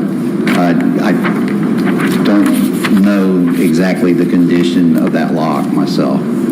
But if it was functional, based on what you knew at the time, she would have locked that. I can make that presumption. So, I mean, it would make sense that she would lock it from the inside. I can't tell if there's a latch there or not. That's the reason I'm I'm not sure what kind of lock that is on that door, because I see the handles, but I don't see there's a deadbolt. Yes, she would have locked it from the inside, yes. Okay. And I believe you also got some information from her best friend, right, as part of the investigation? Maria Hewlett? Yes, sir. Yes, she was interviewed.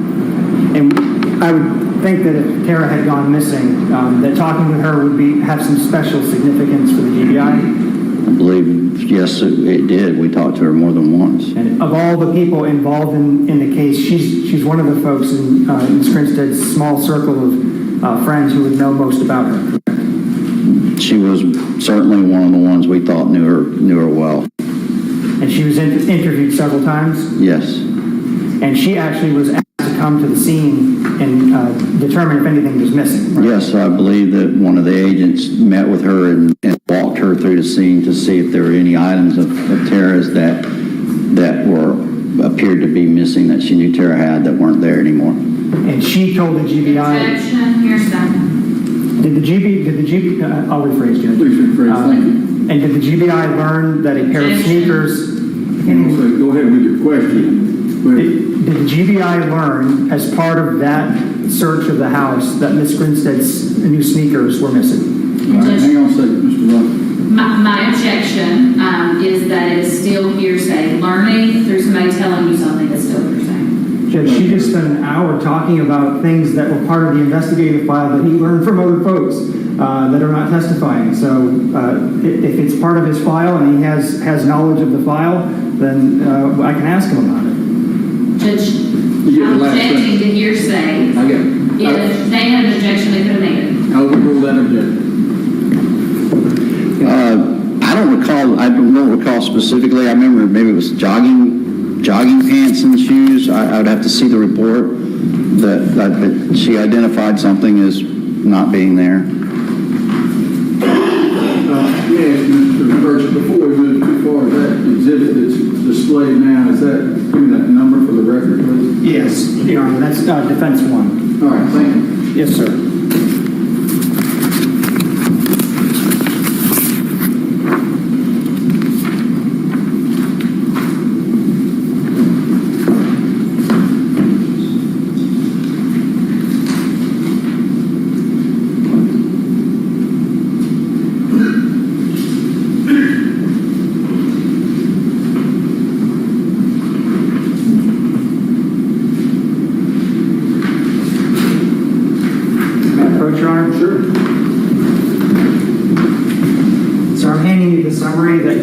Said you need to look at. Can you take a look at that, particularly on the second page, and see if that refreshes your recollection as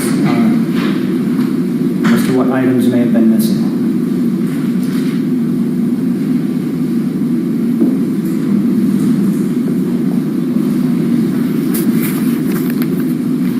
Talking about the first part of the second paragraph, really? Yes, sir. Yeah, it says... hold on. You put that down, sir. Yeah. Does that refresh your recollection? Yeah. Yeah, I was going too fast there. I'm sorry. Yes, it does. And so what items did Ms. Hewlett indicate to the GBI were missing from Ms. Grinstead's home? Some New Balance shoes, a pair of New Balance shoes, and some pants. I think it said yoga pants or jogging pants. Did the GBI investigate that lead?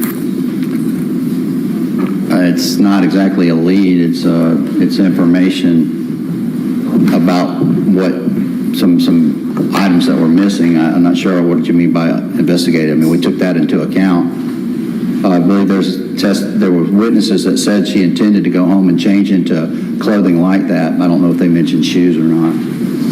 Right, but if she had left in sneakers and her favorite sweatpants, would that not be a significant piece of information in terms of figuring out what happened to her?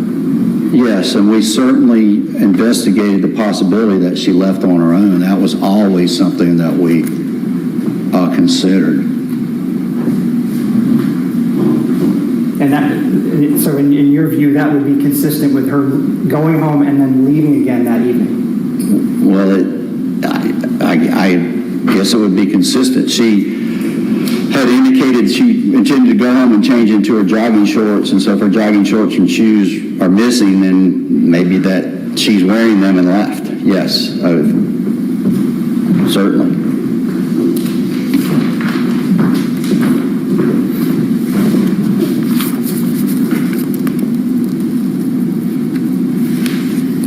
And you had mentioned earlier that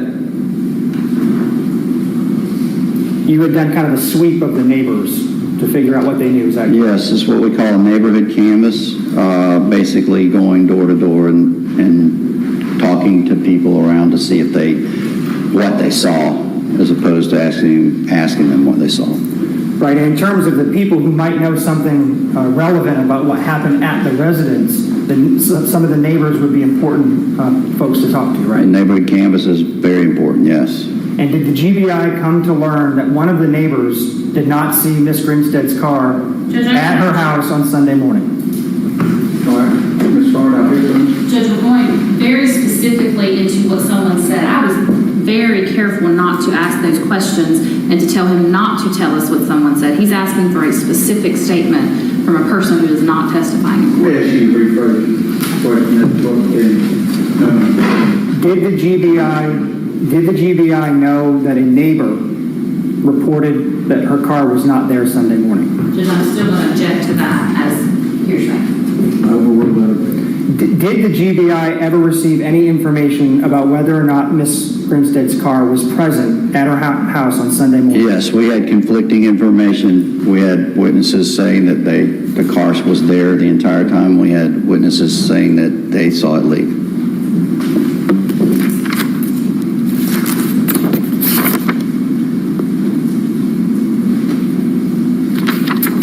Did you have information that the car wasn't there until about 6 o'clock on Sunday night? That was one of the witnesses, and as I said, we had conflicting statements by somebody else, so it didn't really help us to have a conclusive idea of what happened. Well, would it be a significant investigative lead? Yes, we absolutely took that into consideration.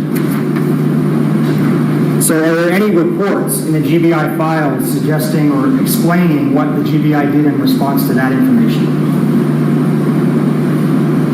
Not sure I understand what we did with information that her car left or didn't leave.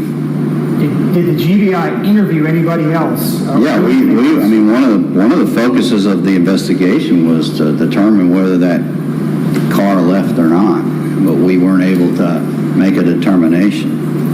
In combination with the fact that she might have had her sneakers on and she might have had her favorite sweatpants on, with the fact that the car might not have been there Sunday morning, also suggests that she went home Saturday night and then left in her car.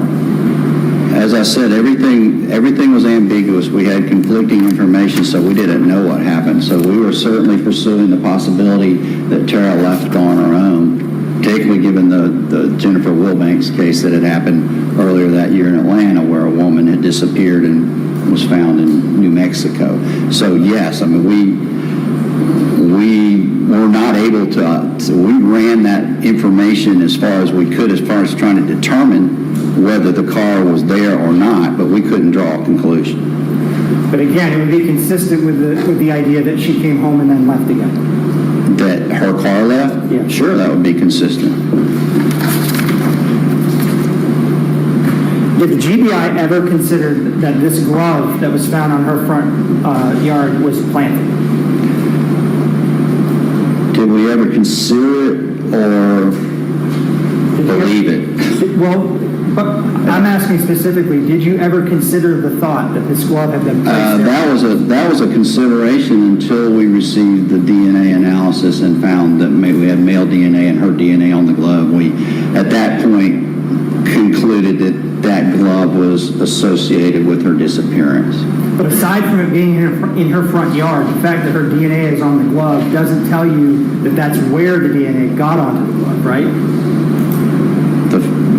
That where in the yard is where it got on there, or at her residence.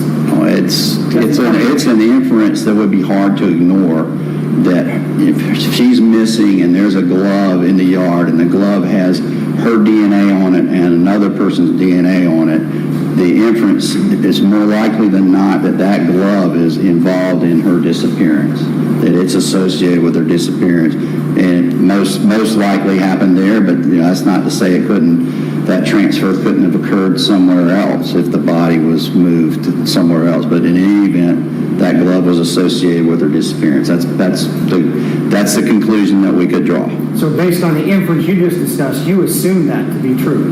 No, we assumed that glove, we drew an inference that glove was associated with her disappearance.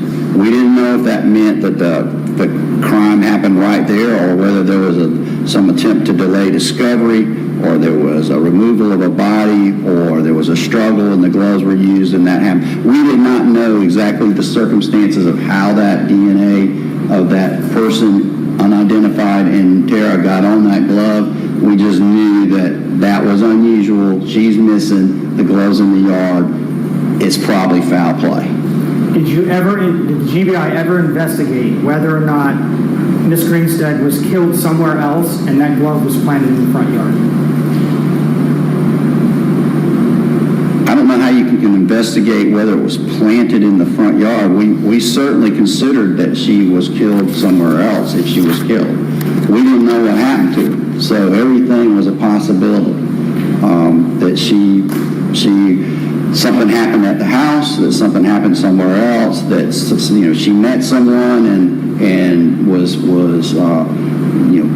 maybe killed there, and then someone came back to delay discovery, brought her car back, and left it there. We considered all those possibilities. We did not know. The front door was locked, was it not, on Monday morning?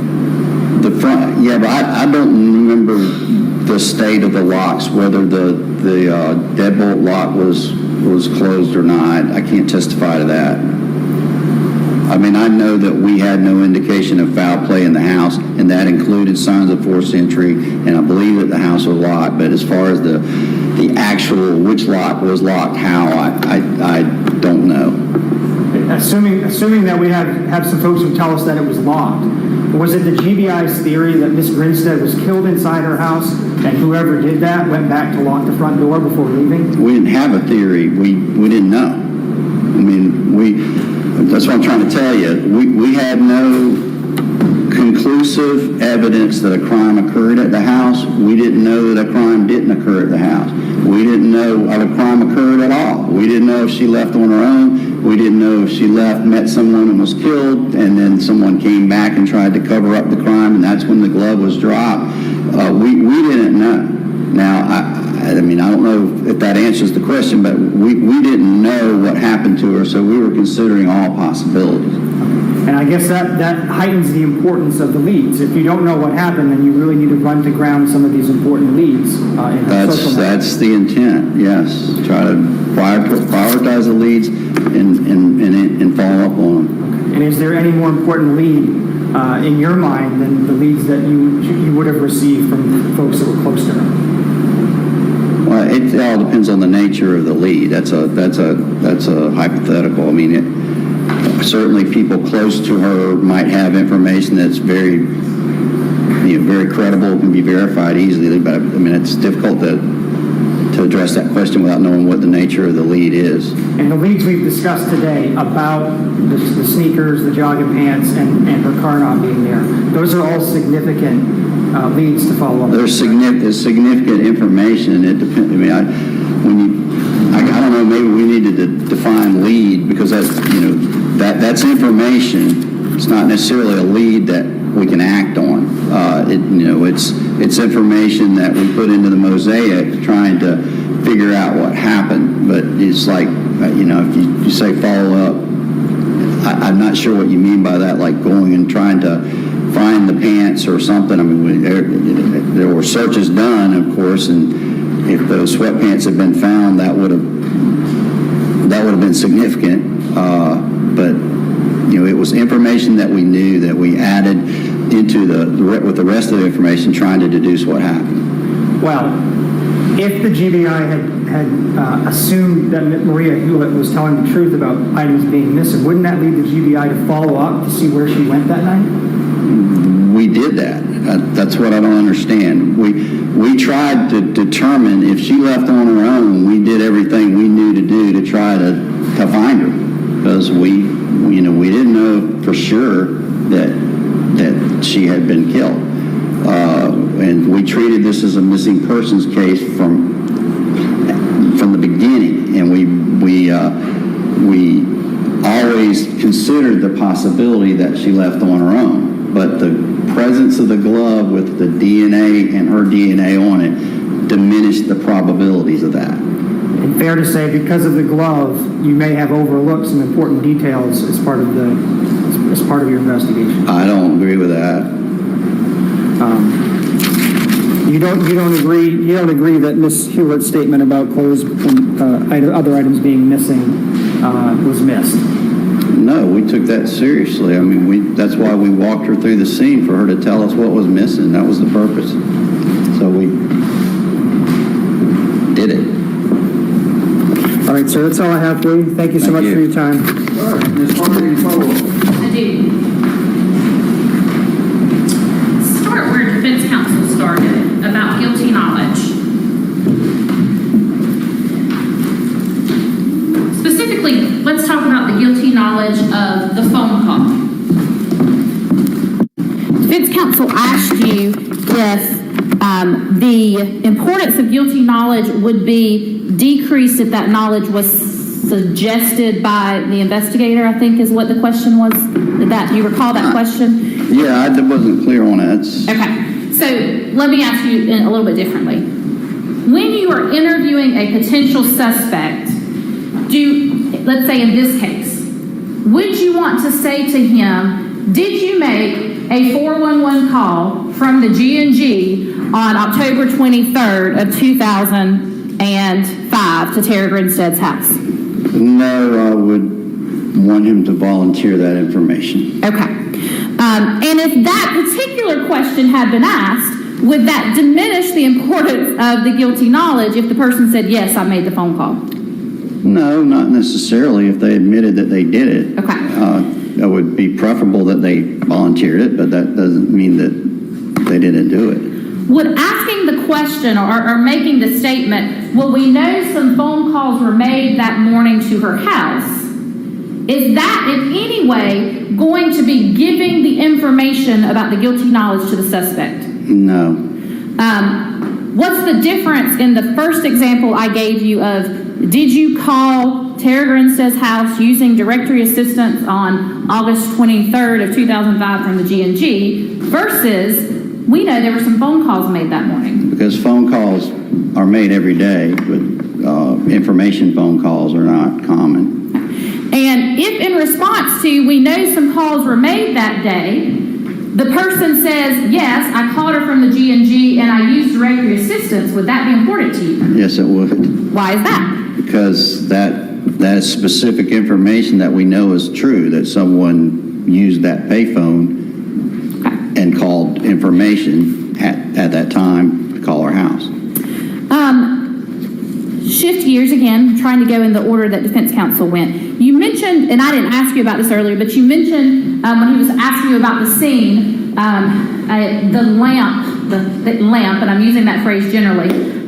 Did Tara Grinstead have a lamp beside her bed? She did. Was there some discussion, debate, investigation into whether or not that lamp was broken or not? Yes. Do you know if at some point either you or someone else changed the bulb in that lamp? Yes. And when, was it you or somebody else? It's Agent McDaniel. And were you there when that happened? No. Were you still working at the GBI when that happened? Yes. When the light bulb got changed, did the lamp turn on? It did. Initially, when the lamp was believed to have been broken and not working, was that something that you considered could be significant? That the lamp didn't work? When you thought initially it wasn't working and thought it was broken? Well, it was consistent with it being broken. But Okay. as I've said, we had conflicting witnesses about the lamp, so Okay. it, again, was not conclusive. However, once you learned it was just that the light bulb was burned out, did that diminish, I guess, the importance of whether or not the lamp was broken before or after? To some extent, yes. Okay. I think you've explained the blood on the comforter significantly enough. The car that defense counsel has asked you about. In this particular case,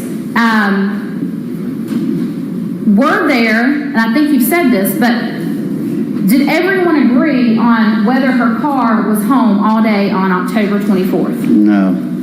And defense counsel has asked you specifically about one neighbor who believed the car was gone until after or till dusk or till a certain time on October 24th. Did that person make that statement? I believe so, yes. However, were there other people that said they visited her home during the day on October 24th and her car was there? Yes. And again, were there other people who said her car was there all day? Yes. Were you ever able to find any solid evidence, video footage, anything else that showed that Tara Grinstead's car was anywhere other than at her home on October 23rd, 2005, that Sunday? No. Did you look? Yes, because we considered the possibility that she left on her own, and leaving in her own vehicle was certainly one of those things. Were there surveillance cameras pulled from around town? Yes. Any of those surveillance videos show Tara Grinstead's car driving past? Not that we were able to determine. And while that's on my mind, let me ask this. The G&G or the Swifty Mart, whichever it was at the time, did it have working cameras? It did not. Defense counsel has asked you about this theory of, did you think the glove could have been planted? Let me ask you this. Did you believe you were going to be able to get touch DNA from a glove in 2005? No. And how long had you been an investigator investigating murder cases at that point? Well, I'd been a GBI agent for 24 years, and most of that time investigating general investigations, yeah. In working with the general public over those years, in 2005, was touch DNA something that was widely known? It was a term we didn't know at that time. Okay. Would it be fair to say at some point in the 90s, the term DNA, people sort of started hearing about it from a particular case, the O.J. Simpson case, that sort of made DNA a topic of discussion? GBI Crime Lab began processing DNA January 1 of 1989, so that's when DNA began. But what were the primary sources of DNA in 2005? Bodily fluids, typically semen, hair, semen and blood, that sort of thing. Okay. If someone were going to plant a glove with someone else's DNA on it, would it have been smarter to get touch DNA or, let's say, their blood? If someone was going to try to plant the glove plant the DNA on the glove and then plant the glove? Yes, sir. Oh, okay. Yeah, it would have been would have made more sense, I guess, if you wanted that DNA to be found, to have blood on it, because we didn't know we could get DNA off a glove any other way. Or maybe saliva? Would that have been a better choice than touch DNA? What about semen? Yes. Wow. Is that what was found in this case? No. And again, the fact that it had Tara Grinstead's DNA on it as well, did that influence your opinion as to whether or not this glove could have been a plant? Well, that was a game changer that her DNA was on it. Okay. That kind of eliminated, for the most part, the idea that it was planted. Is that it? Forgot to show you this earlier. Just Yeah. cover it for you. I'm going to show you what I've marked as State's Exhibit 175, and ask you to take a look at that for me, please. Yes. Do you recognize that?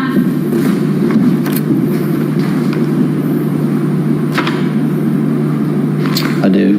What do you recognize that to be? That's the program for the Miss Sweet Potato pageant in Fitzgerald the night of October 22nd, Okay. 2005. And is that a true and accurate, at least black and white copy of that program? It appears to be the version that we collected. Your Honor, this time I would tender an evidence states exhibit 175. All right, any objection to 175? All right, thank you, Mr. Merchant. 175 is admitted without objection. I need to do that before I forgot. Let's talk about what was identified or what was talked about by defense counsel, these statements that Maria made. Do you recall when Agent Rossler did his crime scene investigation, if he actually found a pair of athletic shoes by the front door? I'd have to review the file. I don't recall.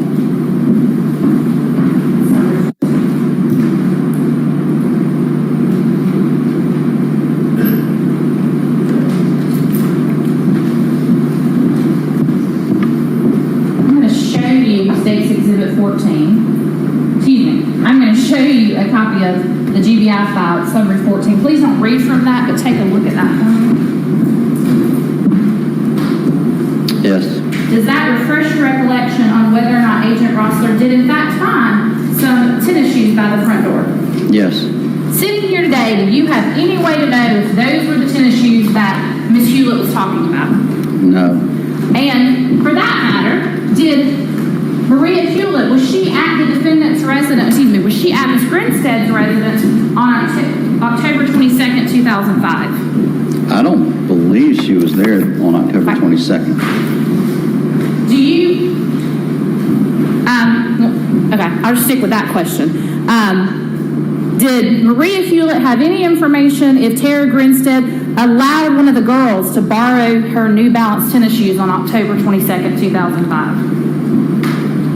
Did Maria Hewlett have information that Tara loaned the shoes?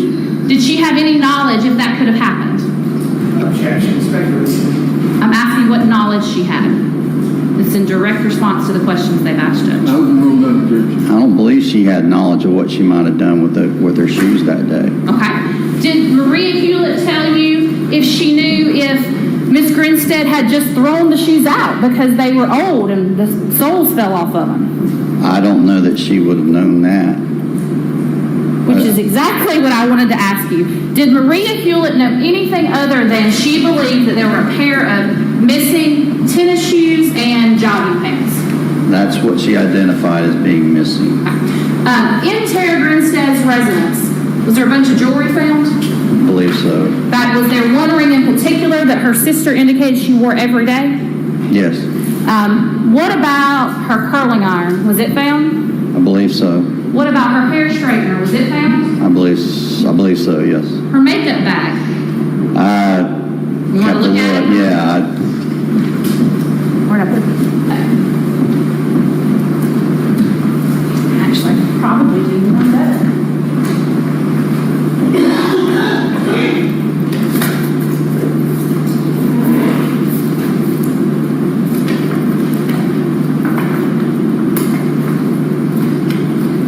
While I'm finding this, what about her cell phone? Was her cell phone located at the house?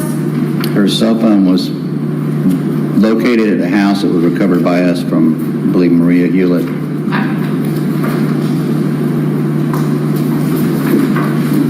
Displaying State's Exhibit 18. Can you see that? I can. Okay. What does that appear to be, if you can tell, in the sink? It looks like a curling iron. Some sort of hair accessory? Yeah, I'm not that. I am married, but I'm not familiar with everything that's used. What about that item? What does that appear to be? I can't see what it is. Take a look at it. Is there toothbrush there? Yes. Is there toothpaste there? Yes. Is her, whatever she was using to do her hair there? Yes. Is her makeup bag there? On the floor? Is that okay? Yes, that's a makeup bag. Yes. Okay. In your vast knowledge of this case, is there is anything that would indicate to you that a Tara Grinstead would ever run off and not take her makeup bag with her? She was very concerned about her appearance, and it would be, Speculation. We've said no personal knowledge. Judge, I've asked him about, based on his training experience, based on his vast knowledge of this case, if Tara Grinstead was the type of person who would have left her bag. Not if she did it or not, but whether she was that type of person. Any further? Judge, we're so far afield in terms of what this witness personally knows that I don't know how that would possibly be relevant. I don't have any further questions. All right, any follow-ups, Mark? Briefly, thank you, Judge.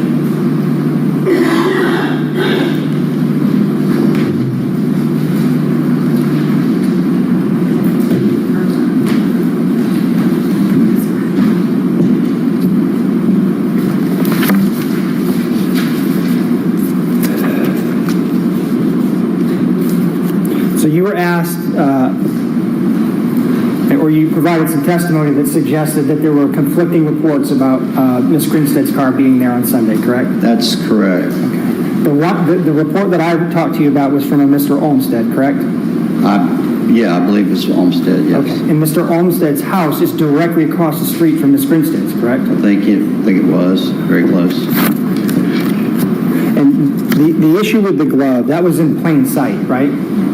The glove? Yes. Yes, it was visible to those. The glove was gone by the time I got to the house, but from photographs and what I've learned, it was 6-8 feet from the front stoop. And with your long experience as a law enforcement official, you understand that sometimes criminals do things to try to throw the police off the scent, so to speak, correct? Oh, sure, yes. And so if someone wanted to throw the police off the scent in this case, they could do that by planting a glove in the front yard in plain sight, correct? And you asked me that question. I misunderstood your question. Yes, we did consider the possibility that the glove was planted. Okay. And if someone were going to plant the glove, the best place to put it would be in plain view on the front yard, right? Objection, that does call for speculation. But based on your experience working with That's a counterfactual. I don't know where it would be best planted. I do know the DNA made it very unlikely that the glove was planted because of the difficulty of putting two different profiles, including hers, on a glove. That was the inference we drew. But you assumed, of course, that she had been killed there based on the inference you talked about No, earlier. we did not assume that she had been killed there. We didn't know, and I've said that we considered the possibility of delay of discovery as if she had left in her car, was murdered, and then the offender brought her car back so that nobody would know she was missing for a longer period of time. So that's what delayed discovery means. So we certainly considered the possibility that she left on her own, something bad happened to her, somebody came back to delay discovery, clean up evidence, whatever, and that the glove was dropped then. Those were all possibilities. But in any event, the glove was involved in the disappearance. And it was in plain sight on the front yard. That's where it was found. All right. So you were asked, this is my last line of questioning, sir. You were asked about whether or not the sneakers referred to by Ms. Hewlett during her initial interview with the GBI are the same sneakers that she said went missing. Do you recall exactly when Ms. Hewlett spoke to the GBI first about her knowledge of the case? She was probably the first person, one of the first persons interviewed outside law enforcement. She was interviewed that day. Okay. And at that point, she said she saw a pair of New Balance shoes? And I think that was later when Agent McDaniel walked her through the scene for the specific purpose of identifying whether something was, I guess that's the correct term, trying to determine if something was missing that Ms. Hewlett knew should be there. Okay. So just so we're clear, when she walked through the house with GBI on November 4th, 2005, after her initial interview, she said there's a new pair of sneakers missing and the black yoga pants, her favorite black yoga pants, are missing as well. That's what I read in the statement, yes. All right, that's all I have. Thank you, Judge. Thank you. Further start? Ladies and gentlemen, it just popped up on my screen. Lunch is here. So, we'll get you there just as quickly as we can. Don't discuss the evidence or anything you've heard this morning or at any other time during this trial during your lunch break, but we'll Everybody remain in place while the jury leaves the courtroom to enjoy lunch.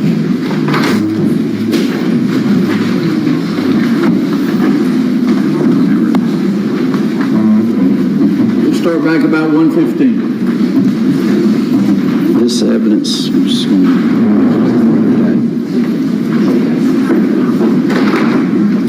I went to school with a number of folks. It's funny.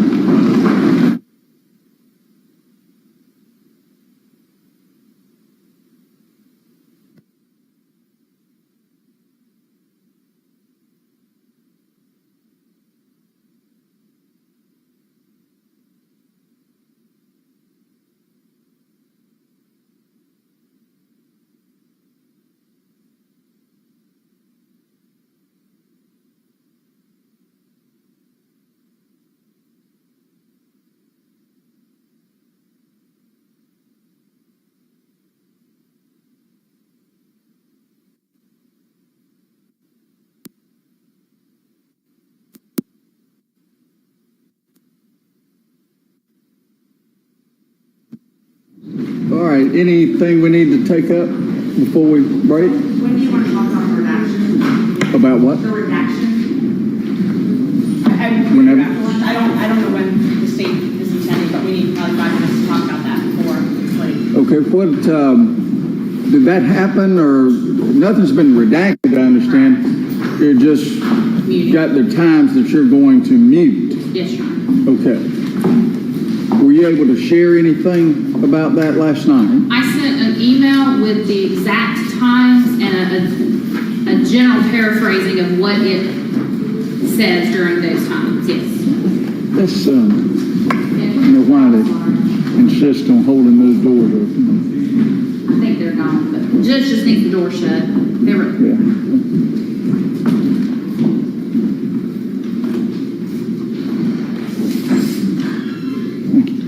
Please come in. Thank you. All right, Ms. Hart. Judge, I sent an email with the exact times, seconds of when I would be muting it based on which video it is, and then again a paraphrase of what was said during that time period. All right. Discussion we need to have in that regard. Yes, Judge, there's a couple things. Sometimes it's kind of hard, and I can go through it line by line, if that would be easier.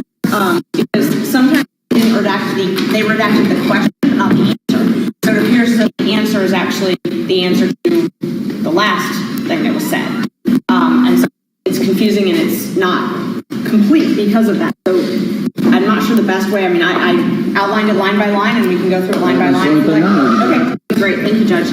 Okay, so the first one that the state says that they're redacting is at 8:33. Just a moment, I need to pull up the transcript. Sure. Give me just a second. Hold on.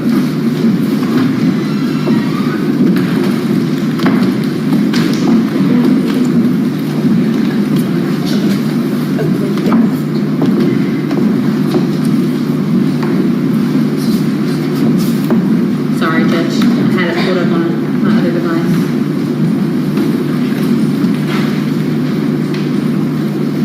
Here we go. Okay, I'm ready. Thank you. All right, Ms. Merchant, I'm here for you. Thank you, Judge. May I sit since it's... Yeah. Thank you. Okay, there's just a lot. So the first thing that Ms. Hart says she's going to redact starts at 8:33. But before 8:33, starting at 8:19, Agent Chabelle says, "I'll be honest with you. You're being honest with me. Bo Dukes."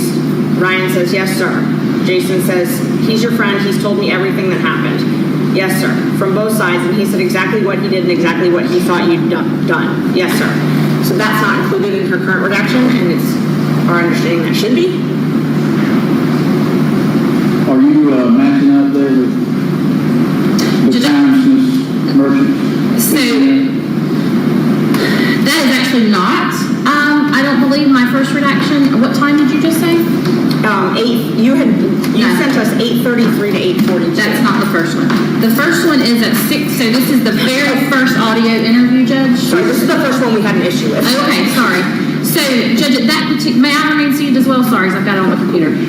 So the actual statement, the answer is no. I don't agree with them that the first portion of that would be redacted because I don't believe it actually contains any content of what Bo Dukes has said. It just simply indicates that I've talked to them, he told me what he did and what he believes you did. It's a very general statement, but it has no actual, What value does it have?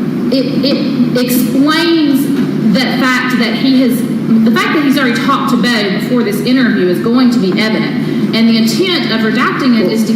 Why is it evident? Because it's in the question, right? Not necessarily because it's in the question, but because we'll go into it as well. I mean, they'll see in the video, GPI is already out at the orchard digging before Ryan Duke ever shows up there. It's not going to make logical sense to them or to anybody if it's completely devoid of the fact he's already talked to Bo. Is this your next witness? Yes, Your Honor. All right, go ahead. Okay, so what is actually at issue is the statement, well, I'll be honest with you, you're being honest with me, Bo Dukes, yes sir, is your friend. He's told me everything that happened. It doesn't go into content of what he said. At that point, Judge, we're simply talking about interview techniques. It's not content of what Bo said. And I did pull some cases last night because sometimes that can be a fine line. They go on from both sides. And he said exactly what he did, exactly what he thought you had done. Yes, sir. That portion, Judge, again, when some of the other ones, he says, well, Bo said you did that. Bo said he did that. Those things I have redacted out. But this is not an actual restating any content from Bo about what allegedly happened. It's just a general statement of, we do it all the time. I do it all the time in interviews. Well, you know, such and such has already told us what's going on, so you need to jump on board. I understand. All right, what's your, you get the last thing. Oh, thank you, Judge. Why should that come out? Under Crawford, Judge, we would just say that it violates Crawford, where Agent Shadell is saying Bo said exactly what he did and exactly what he thought you'd done on that one. And then they redacted, okay, and I believe him, I believe you, is where they start the redaction, I believe. That's correct. That's the portion that's redacted. That's what I indicated to them I would be redacting.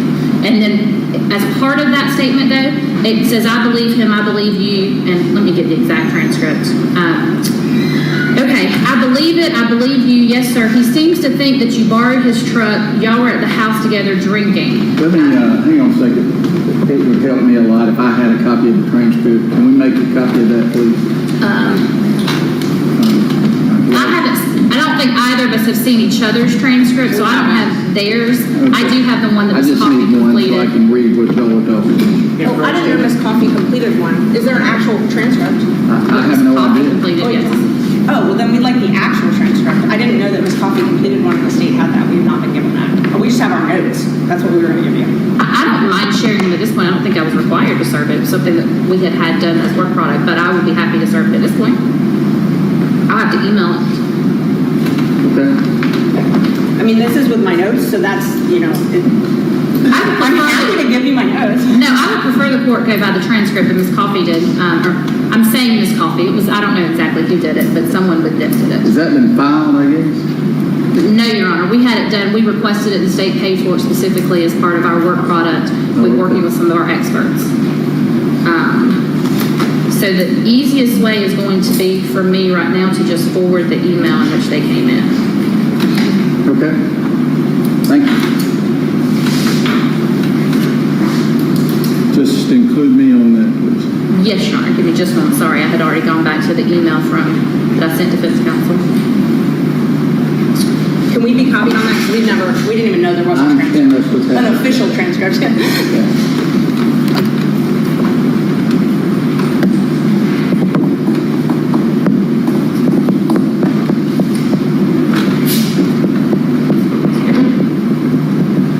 Sorry, Judge, I don't have this printed because we weren't planning on showing to a jury or anything. It was just, again, for our purposes.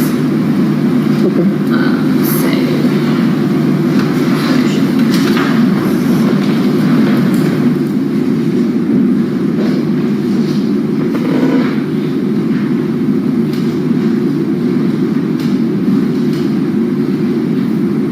I'm sending the second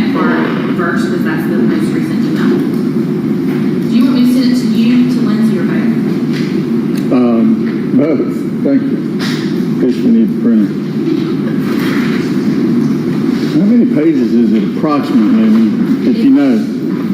I don't off the top of my head, but I can tell you in just a moment as soon as I finish forwarding this email.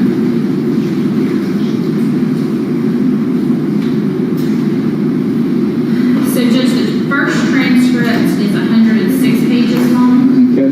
That's not the one I just sent you. That's the one I have pulled up that we're discussing. All right, the one you just sent me, part 2, is that what we've just been discussing? No, sir. Part 1 is what we've just been discussing, but I'm getting it as well. Again, we got part 1 first, so that was easier for me to send first. And now I'm sending part 2. Mine says, the first one I got says Duke interview part 2. I'm sending part 1 right now. Judge. Sending part 1. I misunderstood what you said, sorry.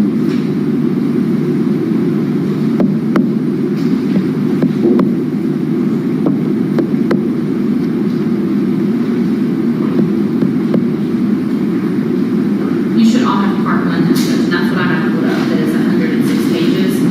What we were looking at is page 11.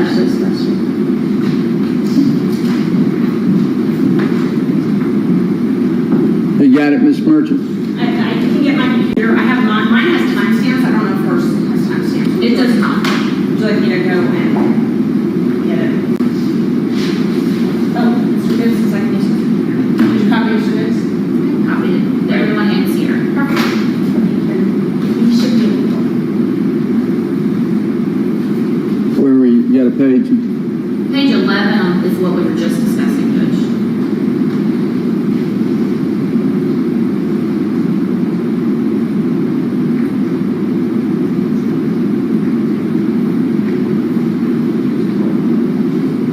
I believe it's part 1. Is that what we're all talking about? Correct. It's part 1.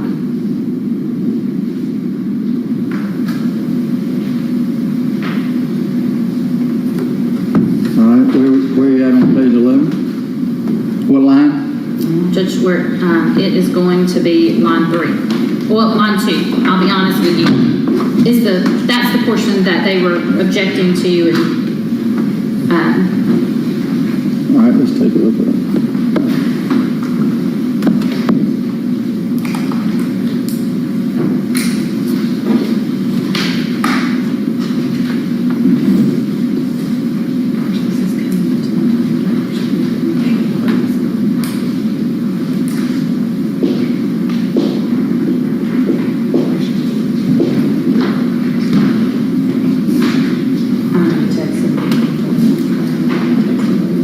Y'all got it up? I'm trying to find page 11. I've got it up. Okay. Glove.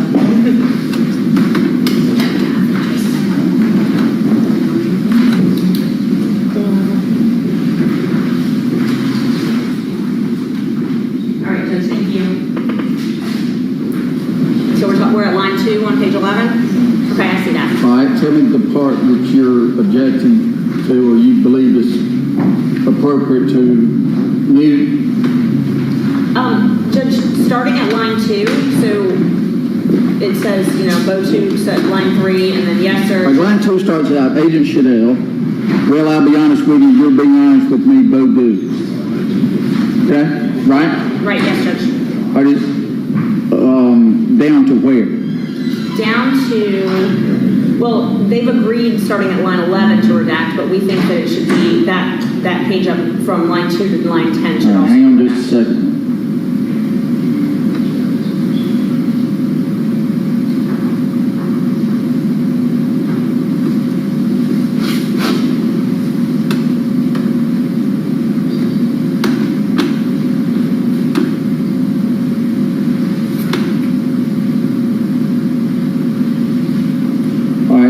What's coming out at the bottom of that? 11 to where? 11 to 15, Judge.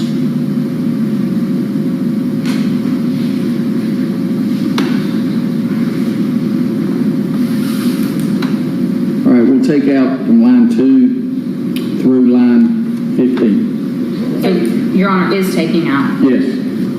I'll need to make sure I get that time then. Thanks. We'll give you plenty of time. And Judge, lines 16 and 17, I don't believe the state included, which is, and I'm not sure, maybe they did include it, but.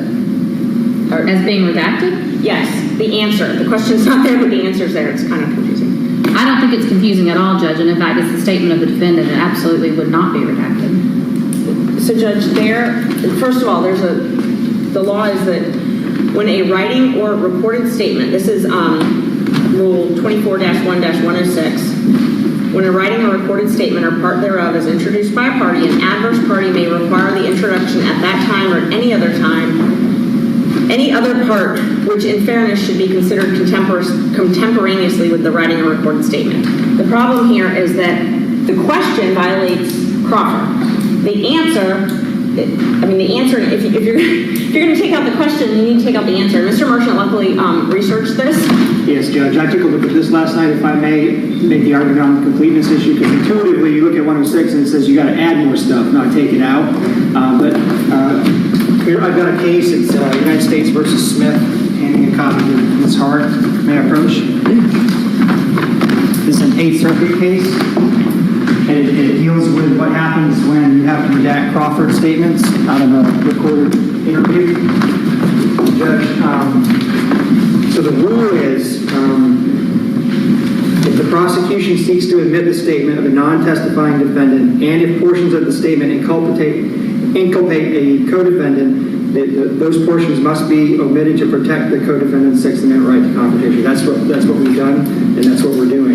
In such an instance, the rule of completeness will be violated only when the statement in its edited form, while protecting the Sixth Amendment rights of the co-defendant, effectively, quote, distorts the meaning of the statement or excludes information substantially exculpatory, end quote, of the non-testifying defendant. So this answer without the question distorts the meaning of the statement. There's no way to understand the context of the response without the question.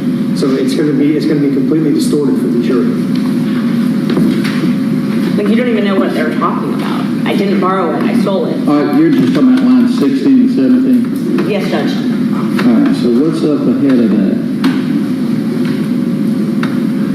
8-inch today, I'm back on page 10, and then you said, how did you get there, Mr. Duke? That's what I have a hard time remembering because I've been drinking. I don't even remember getting in a car, that night.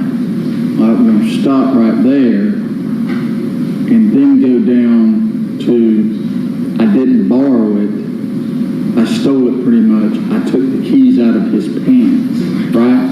That's what you're saying is confusing to the jury. Right, Judge. They have no idea what he's saying he stole. They have no idea what he's saying he didn't borrow. And they have no idea took the keys to what out of whose pants. Your Honor, Smith actually does not at all address the issue that we're talking about. Just briefly looking at Smith, this is looking at when a confrontation clause issue under the Sixth Amendment conflicts with the rule of completeness, and which one trumps. That is a totally different situation. The statements that I am intending to introduce are the statements of this defendant. There can't be a Sixth Amendment issue or a right to confrontation issue when they're his statements. And if you look at this, Judge, when you listen to it and even reading it, it's not out of context. And in fact, after that, he goes on to explain, I took the keys out of his pocket. And so it is absolutely not out of context, and it would not cause... We'll leave in lines 15, 16. Thank you. You mean 16, 17? 16, 17, excuse me, thank you. All right, next, Ms. Merchant. Yes, Judge. And again, I apologize. I don't know the page number since I didn't get this transcript, so I didn't time. Ms. Hart said we were doing the timing, so I'm using times. Sure, yeah. I've changed that. And no, not. I'm just trying to keep up. Thank you. So the next one would be at 11:06. I just wanted to verify Ms. Hart is going to take out. I mean, that's what Bo told us, was that you took her purse and her keys. Did you ever go through her car or anything? So I actually have it at 11:05. Okay. And the portion that I would be taking out is simply the part that says, Bo told us you took her purse and her keys. The question of, and again, so this transcript was not for me to redact, so that it doesn't have time, so I sort of had to figure it out as well. But the response to that, if I can find it, give me just a moment, Judge, is a question. I'm sorry, just after that, he says, Can y'all tell me? Yes, I found it, Judge. It is page 14, and it's line 7. So the portion I would, is your Honor ready for me to? Yes, thank you. The portion I would agree that would come out is it says, I mean, Bo, that's what Bo told us was that you took her purse and keys. The question that follows is a completely allowable question. We don't have any problem with that. Okay. All right, so, I mean, Bo, dash, that's what Bo told us, was that you took her purse and keys should clearly come out. Yes, Your Honor, and that's what I've But marked. picking up, did you ever go through her car or anything? That's fine. We have no problem. All right. That's why it was just the times. I was just wanting to make sure before Thank you. that's out of the bag, you know? Hey, very good. All right. Y'all want a paper copy? Oh, you got a paper Yes. copy? That would be wonderful. Thank you. I have a copy part 2. I'm good. It's easier for me to actually search in the document because I can search for names. It makes it easier to find. Did you get it? This is part 2. Part 1, part 2. Yeah, I didn't have an extra copy of part 1. I can print y'all one then. All right, so we're, Great. let me go back to page 11. So I can mark this one. All right, we're taking out from line 2, beginning at line 2, down through line 17. And Judge, I will just need time to find those other lines, please. That's fine. We have to, send lunch out, we'll do that. Y'all have kept it moving very well. All right, then we went to page 14, correct?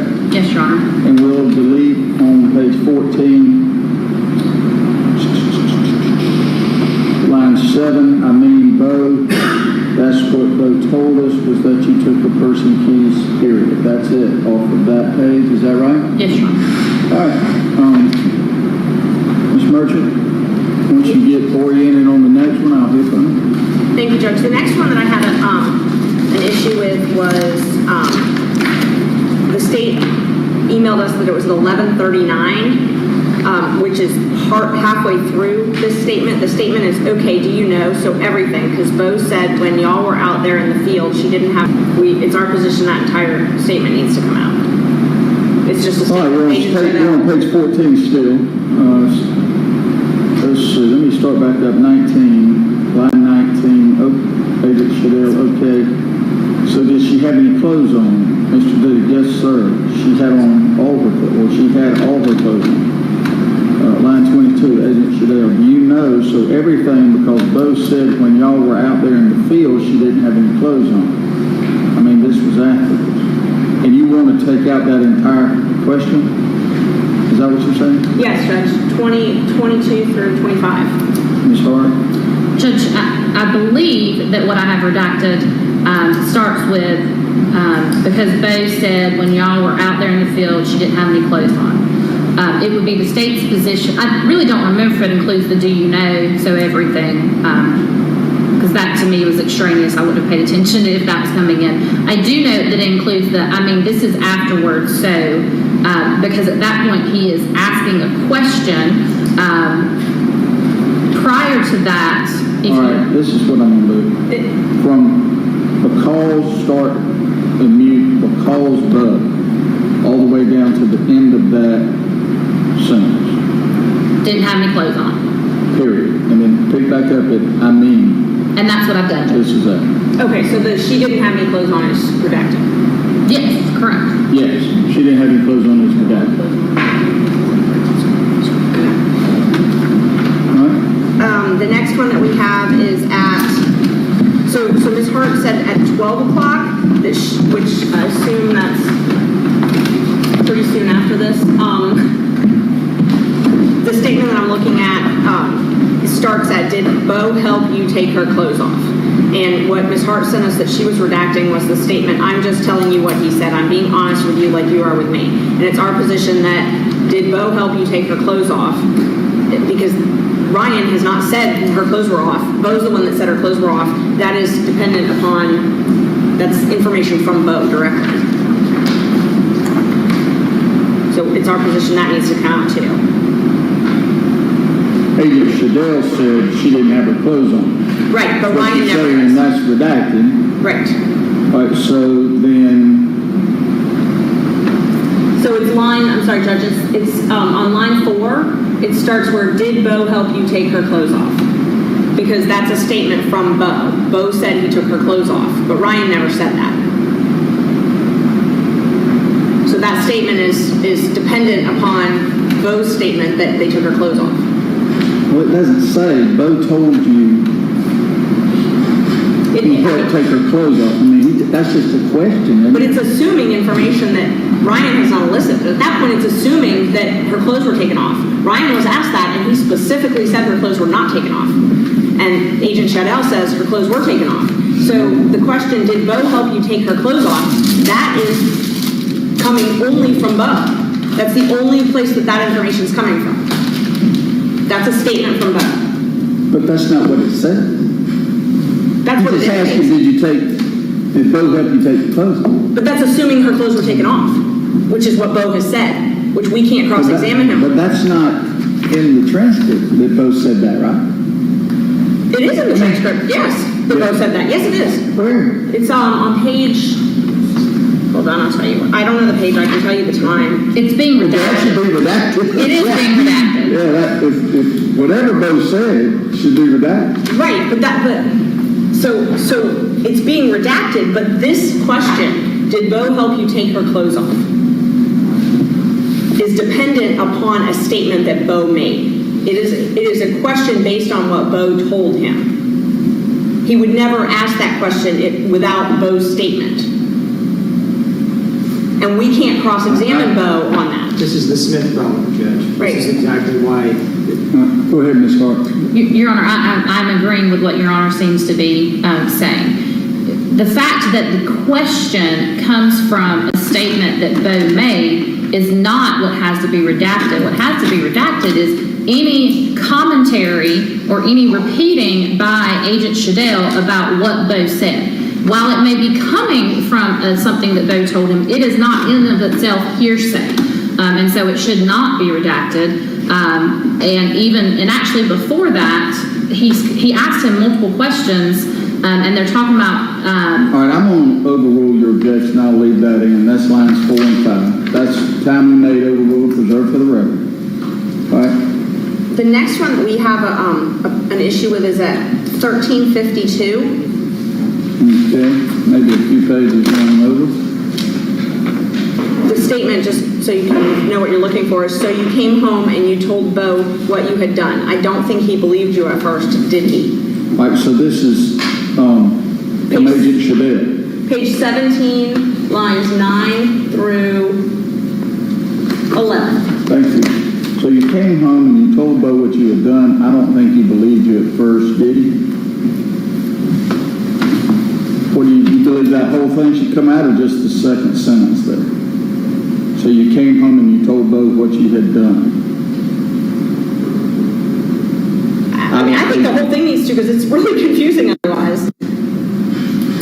I'll tell you, Bo said, if you're back up on line 2, that's coming out, right?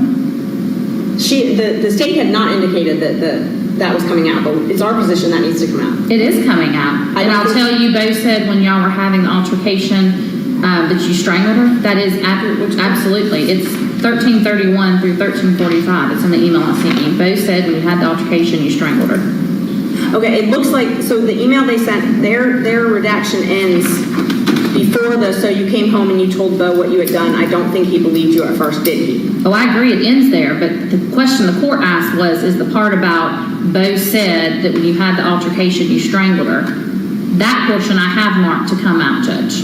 All right, commencing at line 2. Line 2. All the way through that question. Is that what you're telling me? And I'll tell you, Bo said that when y'all were having the altercation, he said that you told him that you had strangled her. All right, that's got to come out. Absolutely. You used your hands because she soared it. She scared you, like maybe it was more because her purse was in the bedroom. This was in the bedroom, right? I think that should come out. The last portion too, that you Yes. used your hands? Yes. So, Judge, honestly, I have to check to see if, I don't believe I did include that. And the reason I didn't is because earlier in the interview, Ryan has specifically indicated that he hit her because she scared him when he was going through her purse. And so, obviously, yes, I took out, and I'll tell you, Bo said that when y'all were having the altercation, he said that you told him that you had strangled her. I believe that I have it turning back on it. You used your hands because she scared you, like maybe it was more because her purse was in the bedroom, this was in the bedroom, right? That is not necessarily coming from Bo. You said that's what Mr. Duke told him earlier in the interview. No, he doesn't say strangulation. Earlier in the interview, he says that he was going through her purse, that she snuck up on him or surprised him in some way, and then he turned around and hit her, and that's how she died. And that has been said prior to this statement in question by Agent Shadell. That has been said by Mr. Duke. Yes, sir. Okay, Ms. Merchant, what about that last sentence? So that was, and I apologize for my delay, that was different than what I had. I thought they were redacting that entire thing, and I'm trying to read it to see if it makes sense now, just with the portion out. So, yes, sir, it was.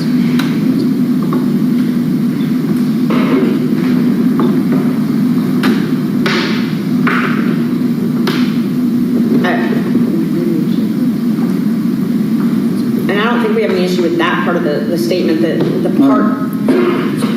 Yeah, I had started at number 9, line 9. We had an issue with the lines 9 through 11. All right, we'll take out that first part on line 2 through halfway through line 4. We'll leave in you, Agent Shadell, you used your hands because she scared you, like maybe she was, it was more. On down, Mr. Duke, I don't know where it was at.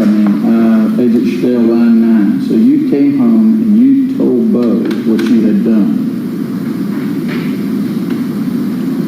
Okay, what's wrong with that? So I don't think he believed you at first, did he? That, we believe, should come out. Yeah, I agree with that. And with that out, the other statement, it's one whole statement. Like, it doesn't, how it was said, there wasn't even an end. So I know there's punctuation here, but there wasn't an end in the statement. It was kind of one statement. So, and that's the problem. I know there's punctuation in the transcript, but there was not punctuation in the actual statement. What about, I don't believe he believed you at first, did he? I think that should come out in the part. What do you think? Judge, as it is in here, because we are taking out the portion before that says Bo said, there will be no indication to this jury, and it's not hearsay.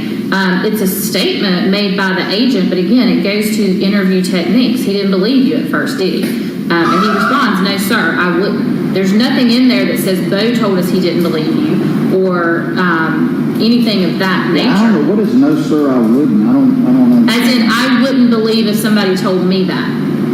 Because they're discussing, you came home and told Bo you murdered Tara Grinstead. Right. And he didn't believe you, did he, at first? He says, no, sir, I wouldn't. As in, if somebody told me that, I wouldn't believe them. I don't think. I guess that's the worst part right there. Right. But Judge, they already agreed to take out credibility, and we think this is a credibility statement. Also, it's a statement from Agent Shadell. It's not a statement from Ryan, so it's not like this is a statement that they, there's a difference taking out Agent Shadell's statements versus taking out Ryan's statements. This, and it is, we would submit, it is one statement. So you came home, told Bo what you had done. I don't think he believed you at first, did he? That was one whole sentence in the transcript. But it's a comment on credibility. Judge, may I respond to that? Yeah, cool. This is not at all a comment on credibility. This is Agent Shadell recounting to Ryan how possibly this could have happened or gone down. This is not Agent Shadell saying, I believe you when you say that, or I believe that. I'm going to leave in lines 9 through 12 over objection. All right, what's next? Judge, the next one is, let me see where it is. You mean 9 to 11, Judge? Well, I don't know yet. 9 through 11, I'm going to leave that in. 12 would stay in. No, sir, I wouldn't. That would stay in. Okay, so line 20, it says, Agent Shadell says, and he probably still didn't believe you, but you kind of had to prove it to him, didn't you? Yes, sir. You see any problem with that, Ms. Martin? No, sir, not at all, especially if you read the line before it, the discussion they're having. How about you? Well, what's the problem with that? Isn't that his opinion about the story he's telling? I mean, go ahead. So, I'm sorry, what about the line before? Oh, okay, yes, no, it's hard because I'm looking at two different documents, I'm trying to keep up. He still didn't believe you, but you kind of had to prove it to him, didn't you? And he probably still didn't believe you.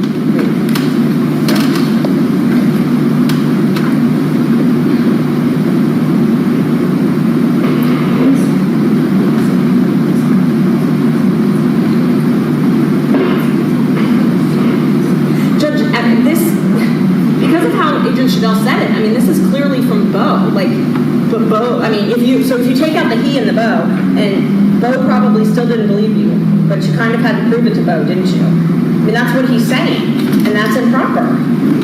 That is what he's saying, Judge, because he's suggesting to him that's how it happened to see if he'll agree. I'm going to leave in 2021. Over objection. The next is at 1432, which starts in. So the state is redacting and like I said, he said at this time, the state, she was nude. That they've agreed comes out, but then they start with just his answer. And so the problem here is they're leaving the answer but taking out the question. Where are we at? And that's a problem. It's where Ryan says, no, sir, I don't ever remember taking her clothes off. I mean, I just don't. I mean, she was out there for a couple days.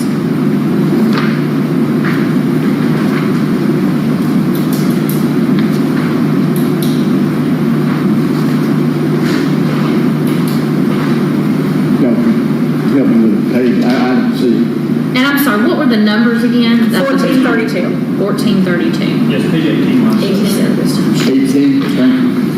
18 what? Okay. Judge, it's page 18, yes, line 1, sorry, or line 2. Line 1 and 2. So, yes, Judge, he said at this point, she was nude. I mean, that's Bo. Bo said she's nude. I think that should come out. Right? And like I said, he said at this time, she was nude. Yes, sir, that's taken out. All right.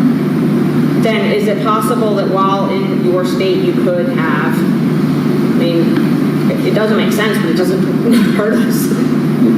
Sorry, Judge, may I respond? Yes. So this is a situation where a transcript, as wonderful it is, you can't put in there that two people are talking over each other, which is exactly what's happening. Agent Shadell is trying to ask a question, and Ryan is talking over him. So Agent Shadell's question is actually, is it possible that while in your state, you could have gotten rid of her clothes too, maybe? And in the middle of that, Ryan's talking over him saying, no, sir. And so... It picks up again on 5, the question. It never really stops. It's just he's sort of talking over him at the time. So that's why you have to look at that in context. It's not confusing because that whole question is in there. All right. Your Honor, would it be possible if we play some of this audio while we're going through it? I mean, we're talking about, I just want to talk about the jurisdiction. I'd be remiss if I didn't bring something up. But what we're talking about, we're going to sit here and we're going to go through this, 45-minute track, and the state's just going to hit mute while we're playing this. I mean, this has got mistrial written all over it. I mean, I cannot believe that's the process we're going to go through. Well, how do you propose, Mr. Gibbs? It's coming up here right before we... I do. we could have gone through this at the pretrial hearing, sir. My proposal would simply be to record the audio that's going to be played first and then play the recording. Well, I think that'd be a fantastic idea. But here we are. Judge, we didn't know. When did that come up? It came up when Bo took the fifth, Judge. That's when and then when the state... Which was about 3 weeks ago. But the state still, as of the introduction of the state... What's your next objection? It's this section, 1425 to 1441. The state is trying to take out the question and not the answer, but they speak over each other. The whole section, they're speaking over each other. That's staying in. The question where he said, Bo said she was nude, that's staying in? And like I said, he said at this time, she was nude. That's coming out. We've already been, it'll pick up. Is it possible that while in your state, you could have, no sir, gotten rid of her clothes too? That's staying in. Next. So Judge, that's actually said at the exact same time. Right. And the jury can hear that, and they can understand what's being said to the best of their ability. They won't have this transcript. If you take out the she was nude, that necessarily takes out his answer, because they're being said they're talking over each other is the problem. I mean, that's what happened in the interview. They talked over each other. Right. So the portion you're saying needs to come out where both said she was nude. If that comes out, his answer is also, it's all being said at the same time. It's not like it is on the transcript. So they're talking over each other. So you're saying part of it can be left in and part of it has to come out, but it's all happening at the same time. All right, he says no, sir, when Agent Chevelle is saying, and like I said, he said at this time, she knew. That's when he says no, sir. He says in the middle of that second sentence, he starts saying no, sir. In the middle of the second sentence.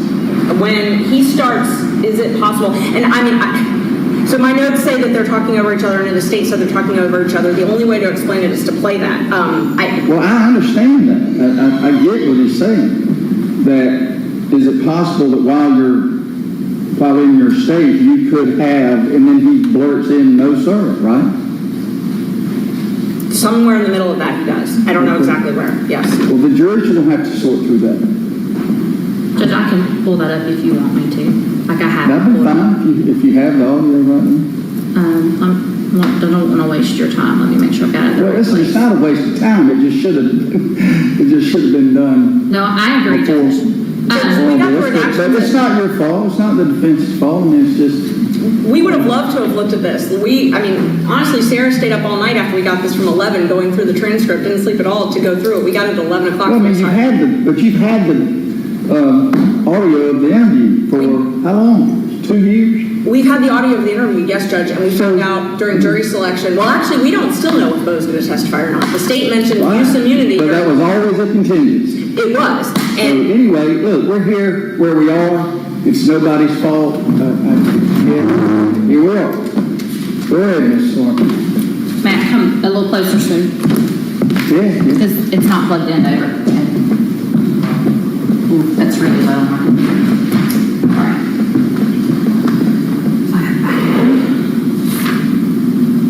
So it's starting at 1424.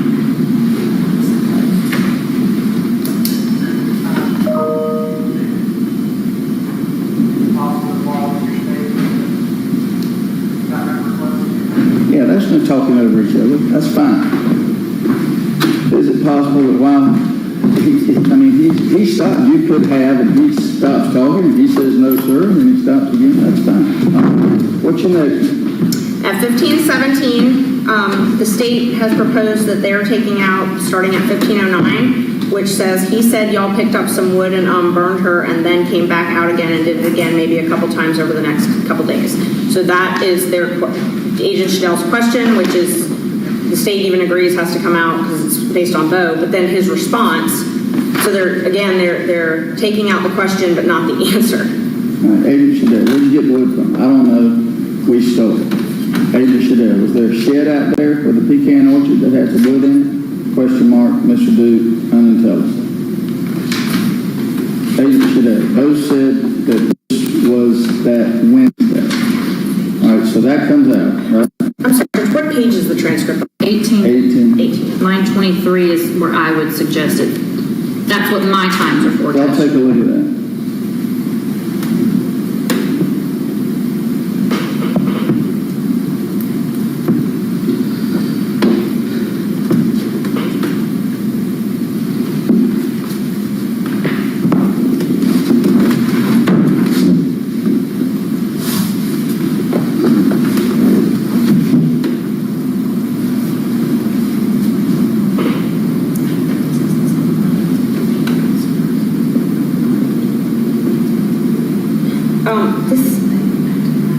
This is actually not. This is page. The one that I'm talking about is page 19. What about this, on page 18, line 23, both said this was that one, so you're in agreement? They agreed to redact that. Right, okay. Right. Page 19, what? I wasn't going over the things we agreed on. Page 19, give me a minute, I'll find the line.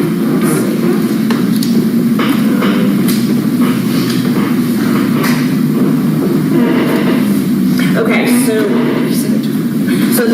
it does actually start at the bottom of 18. The last line on page 18 is line 25. That's what he said. So that's coming out. He was pretty clear, and he said that he took a couple of days. He said took a couple of days. So that's the first line on page 19. Then Ryan answers, yes, sir, the state is agreeing that that's coming out. All right, from line 25 on 18 through line 3 on 19, right? Right. And then they're agreeing that lines 4 through 6 come out.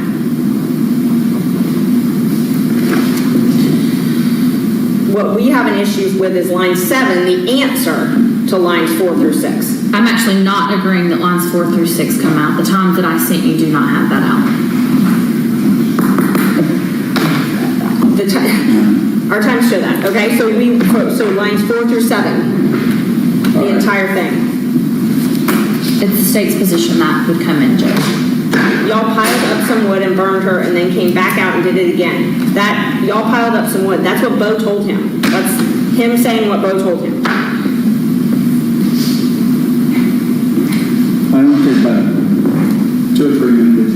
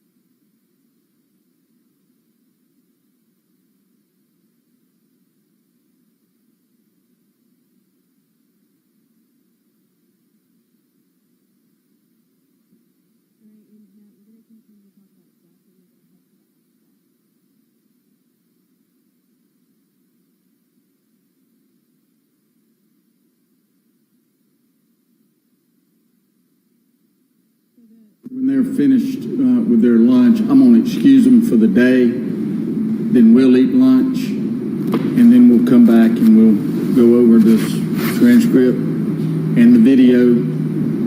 And so in the meantime, y'all mark on each of your transcripts what you want out, what you want in. That's your lunch.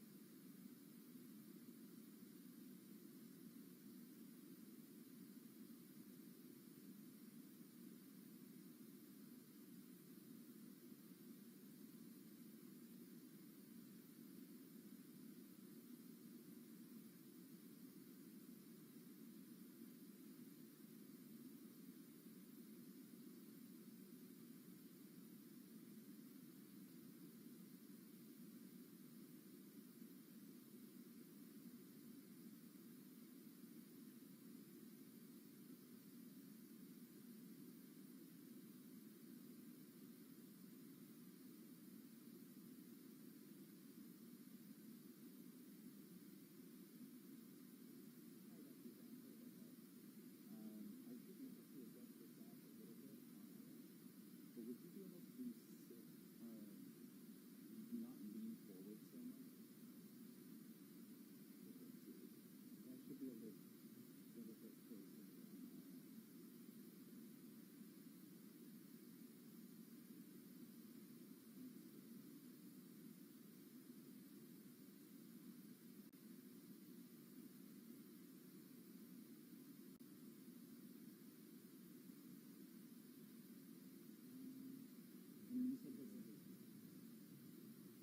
You said this is as low as you can take it.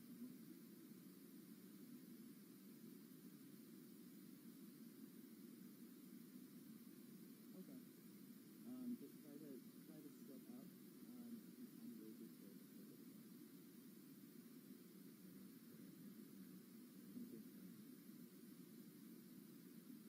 Coming up to Antoinette in 5, 4, 3, 2, 1.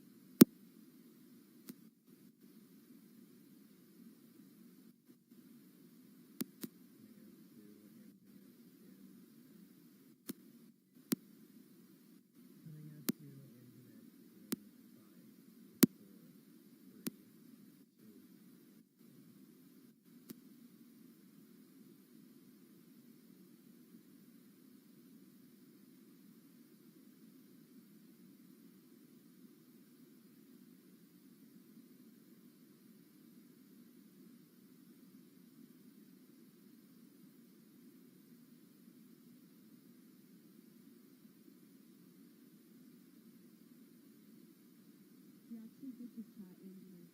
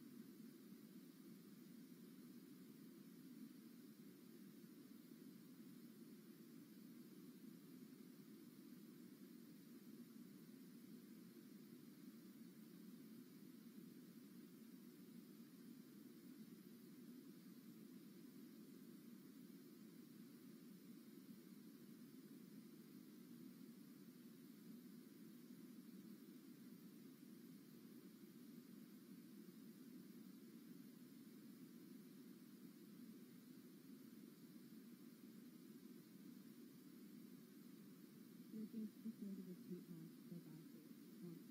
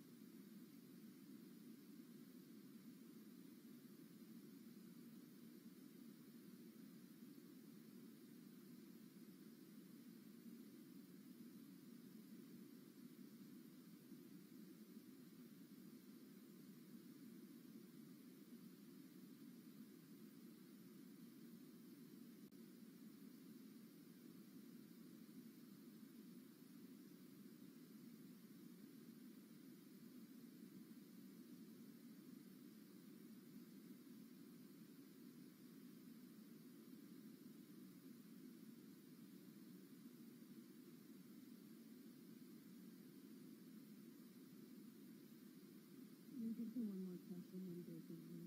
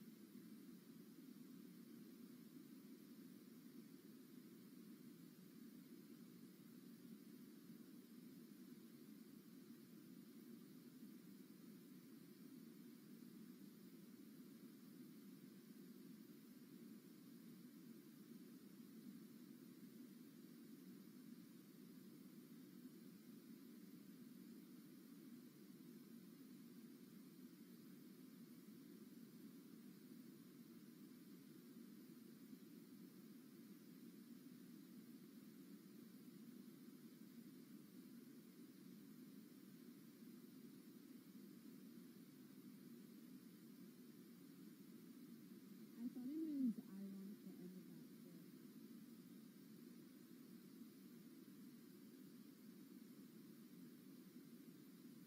Also, Anna, I don't know if you saw any of the messages and producers, but the jury was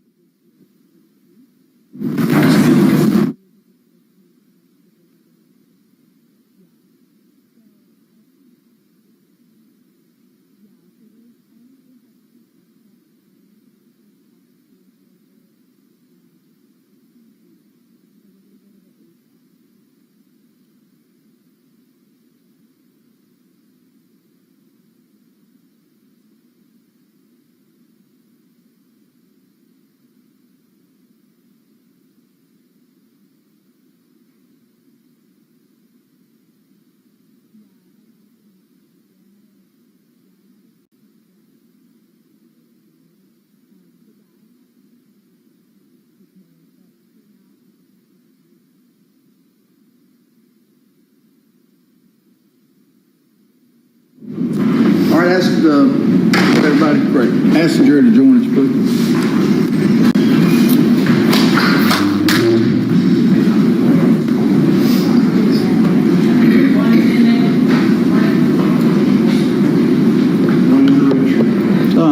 You can let the rest of them come on out if you want to. Kind of crowded in there, I suspect.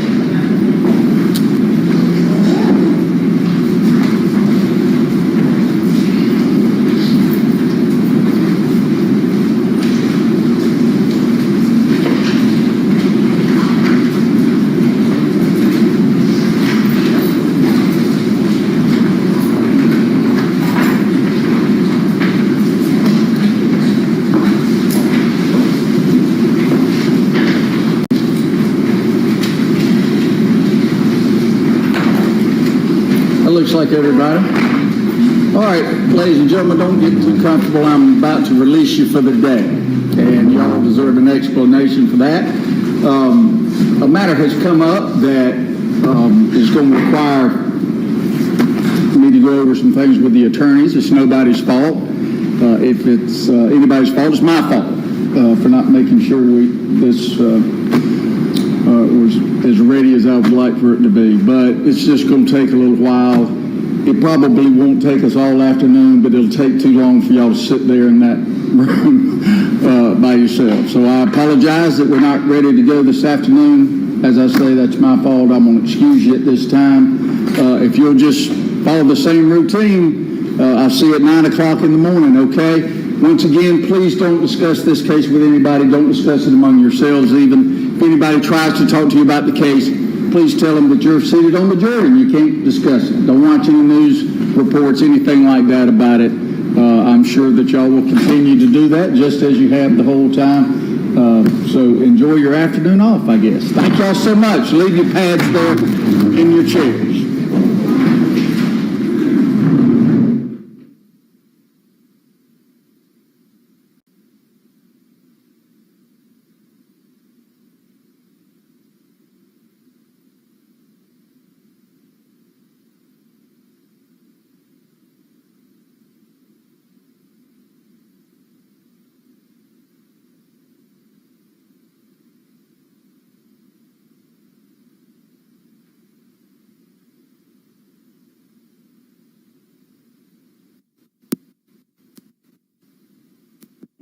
sometimes let one too many and one's under.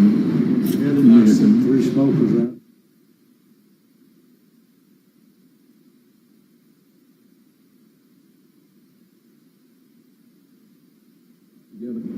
Whenever y'all eat, okay? I was going to say. Oh, y'all already eaten? But if you, whenever you're ready. I mean, I'm ready. I've already eaten. I just wanted y'all to have a break if you needed to. We're ready, Judge. We thought that was our break. Whatever you're going to eat has been eaten. Good deal. Thank you. All right. Have y'all been able to go over the transcript? Have you been able to, at least I guess, Ms. Merchant, from your perspective, translate the timing into where we are on here? What I'm saying is, I want us all, when we finish this exercise, to have an identical transcript marked appropriately, and as Mr. Gibbs suggested, it's probably a good idea to run it through on the video. I'm sorry that hasn't happened before now, but... Judge, I have not compared all the dates and times. I was trying to keep up as we went. Right, and that's impossible. Right. And I'll do my best. I did just want to let the court know, and it's important for us to let the court know that this was something that we did not know about until yesterday. This is the state's evidence. This is not our evidence. So we don't control the redacting. The state does. We did not know if the state was going to give Mr. Dukes use or derivative use immunity, because they still were discussing that as recently as last week. And so we certainly didn't know that. And Judge, yesterday when Ms. Hart let us know about this at 7:19 last night, Mr. Gibbs emailed Ms. Hart and specifically said that we want to make sure we're all on the same page with respect to what portions of the interview will be muted versus played tomorrow, so that we are working on this tonight. Our assumption is that all questions in which Shadell relays information Shadell received from Bo will be muted along with Ryan's answer. For example, at 11:06, Shadell says, "I mean, that's what Bo told us. Was that you who took her purse and her keys? Did you ever go through her car in the morning?" Ryan responds, "No, sir." Our position is that both the question and answer will be muted. Can you confirm this is your plan? If not, let's have a call tonight so we can sort this out before you work on this all night. Then we did not receive a response, still did not receive a response to that. We received an email at 11:07 with Ms. Hart's portions to mute, times are exact. We all came here early this morning, and I had an opportunity to speak with Ms. Hart this morning, and I specifically asked her if she wanted to go over the timestamps with me, and she said that I had all of the information and I can bring it up with the court. So I just wanted to let you know that we tried very hard to avoid wasting the jury's time and the court's time to get this done, but without cooperation, we can't get it done. Well, it was too late to do it yesterday. Let me grab something out of this.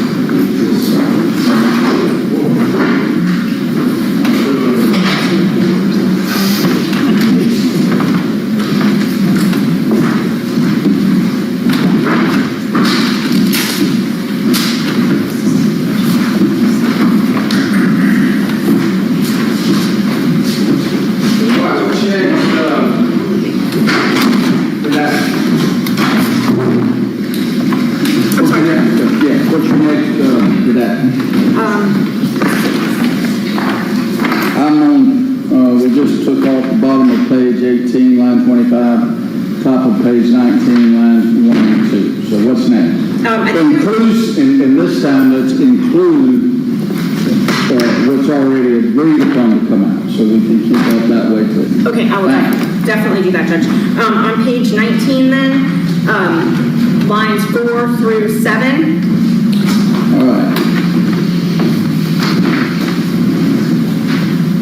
That is not agreed upon. I got it. Let me get some context.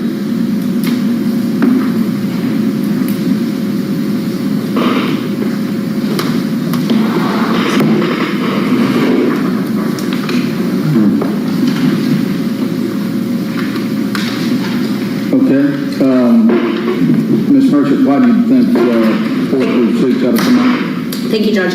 If you read, and I know that line 1 is going to be taken out, but if you read it as we are, in context, It says said he took a couple days. He said that. Bo said that. Yes, sir. That's out. That's out, yes, Judge. But the next statement then, but even though it's out, we still have to read it in context. So what Agent Sheldell is then saying is that y'all piled up some wood. So he says, Bo said that. He said you took a couple days.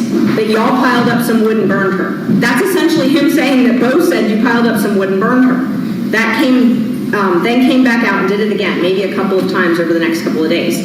That, even though that other statement's out, that's what he's saying. This is a continuation of what he's saying Bo told him. We cannot confront Bo on those statements, and so that is a violation of the Confrontation Clause. It's clear when you read the entire statement that he is reciting to Ryan, and Ryan would have thought he was saying what Bo said, that y'all piled up some wood. I mean, it's essentially Ryan cuts him off, so if you take out where Ryan interrupts and says, yes, sir, it's a long flowing statement about what Bo said. Bo said that. Bo said it took a couple days. Bo said y'all piled up some wood and burned her. That's the implication, that this is what Bo said. All right, so where do you go back on page 18 then to where you think it should start being redacted?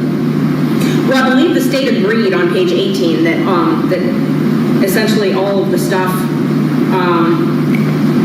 from, let's see. What do you have marked on your document? The line numbers on page 18 that you... At the bottom, 23 through 25. That's it? Well, I wasn't talking about the top part. Let me see. Here, the whole page. What's your wish about it coming out on those pages?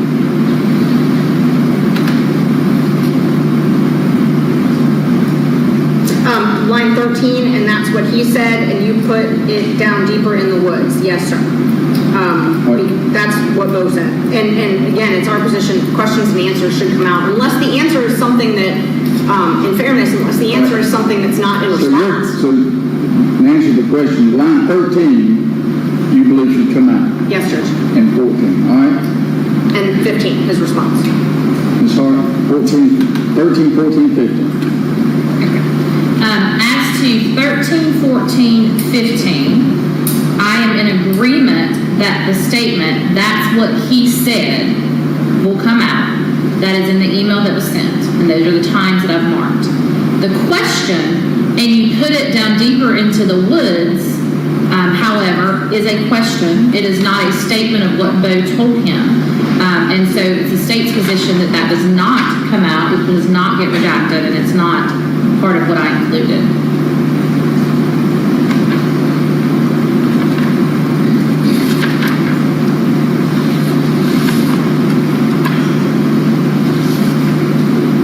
All right. So it would read, that exchange would read then, commencing at line 10, Agent Shadell, so you pick her body up, and you and Bo pick her body up and put it in the truck, in his truck. Yes, sir. And you put it down deeper into the woods. Yes, sir. Correct? That's how you propose it to be read. Yes, Your Honor. All right. You get the last say, Ms. Merchant. Judge, it's our position that the period is for the transcript, but it's all one statement. That's what he said, and you put it down deeper into the woods. That's one statement. In our position, there's no period there. That's an entire statement. And then the response is, yes, sir. All right. And then I believe the state agreed on... All right, let's do it one at a time. Okay. Line 13, will redact, that's what he said, period, that's it. I understand your position, there is no period there, but, and you put it down deeper in the woods, yes, sir. All right? That's over your objection. If you can do that, we'll see if you can. Yes, Your Honor. I have the seconds marked for specifically that's what he said. Ma'am, I just want to clarify. I think I understand what you're saying, but Your Honor is ruling that the statement, and you put it down deeper into the woods, or the question, that is admissible over objection. Okay. Yes. I just want to make sure I'm not making any mistakes. Thank you. We need it. All right, Ms.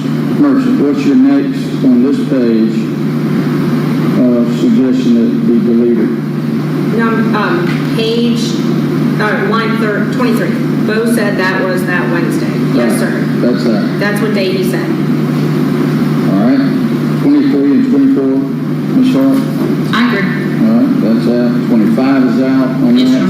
Next page, 19, lines 1 and 2 are out. Yes, Your Honor.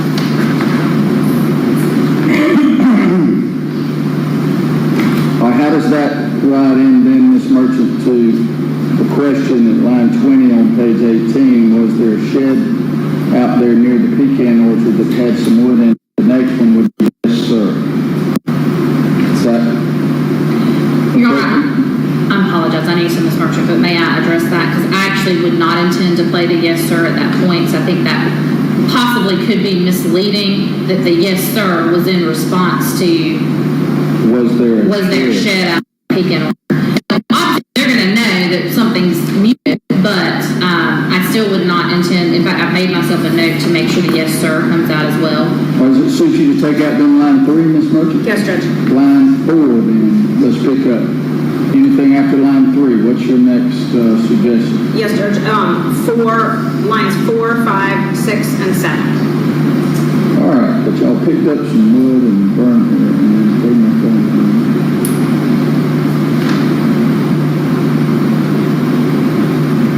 All right, Ms. Hart, I'll hear from you about lines 4 through 7. So, Your Honor, again, at this point, obviously, not all of this, but a good portion of what Agent Shadell is coming from the interviews done with Bo. I dispute that. But the difference is whether or not he is saying Bo said this versus asking the question, did this occur? And the second is what's happening in lines 4 through 6, that y'all piled up some wood and burned her and then came back out again and did it again, maybe a couple times over the next couple of days. And in fact, he disagrees with that. He says, no, sir, we went back once to burn trash. All right, that's the 4 through 7. You get the last say, Ms. Merchant. Anything further on that? Yes, Judge. Taken in context, so when Agent Shadell is starting in the middle of page 18, he's going through a series of things that Bo said. Bo said this, Bo said this, Bo said this. Where does it say Bo said that? We're taking all of that out, right? In the video. You're taking it out, but I'm saying when we're analyzing this statement, what the basis of this statement is, just because the jury doesn't know what's in here, we all know what's in here. We all know what it says. And so that's the question is for us, whether or not it violates the Confrontation Clause. So if you look at the entire series, Agent Shadell is asking things that Bo said. Just because in this particular incident he did not say the magic words he said or Bo said, doesn't mean he's not reciting something that Bo told him. So this question is based on what Bo told him entirely. That y'all, essentially just because he didn't say at the beginning of line 4, Bo said that y'all piled up some wood and burned her. Just because he didn't say that doesn't change that that's what this is. Well, every interview is like that, right? The law enforcement official gets information from somewhere else, whether he repeats, John Smith told me that y'all got some wood from the shed, that's based on, that could be taken back ad nauseum, right? 100%, Judge, and we are able to cross-examine and confront all of that evidence. And in this case, we cannot confront where that statement came from. That's the difference. Normally, when they ask questions to someone they're interviewing, we can confront the evidence that they're presenting to the defendant, that they're presenting to the person they're interviewing. This statement that Agent Shadell made is entirely based on what Bo told him. That's what this is. There's absolutely no other place he got that question. He got that question from what Bo told him. We cannot question Bo about the veracity of that statement. But it is entirely from Bo. That's what it is. Just because he doesn't insert the magic words Bo said, it is entirely from Bo. It is entirely what Bo said. All right. What about,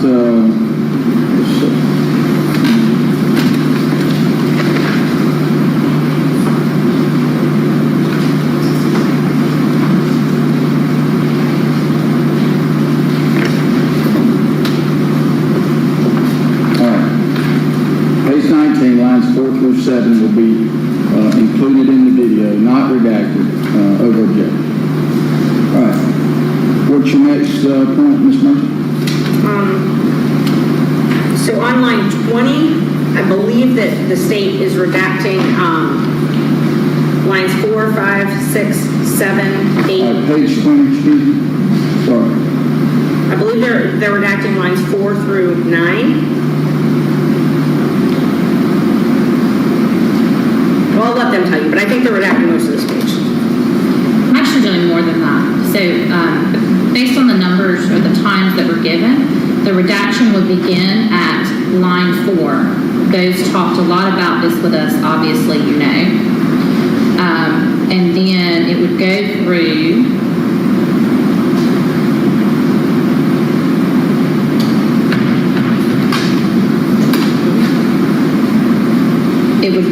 line 16. Including line 16? Correct, including line 16. It would pick back up at, I think, both of y'all.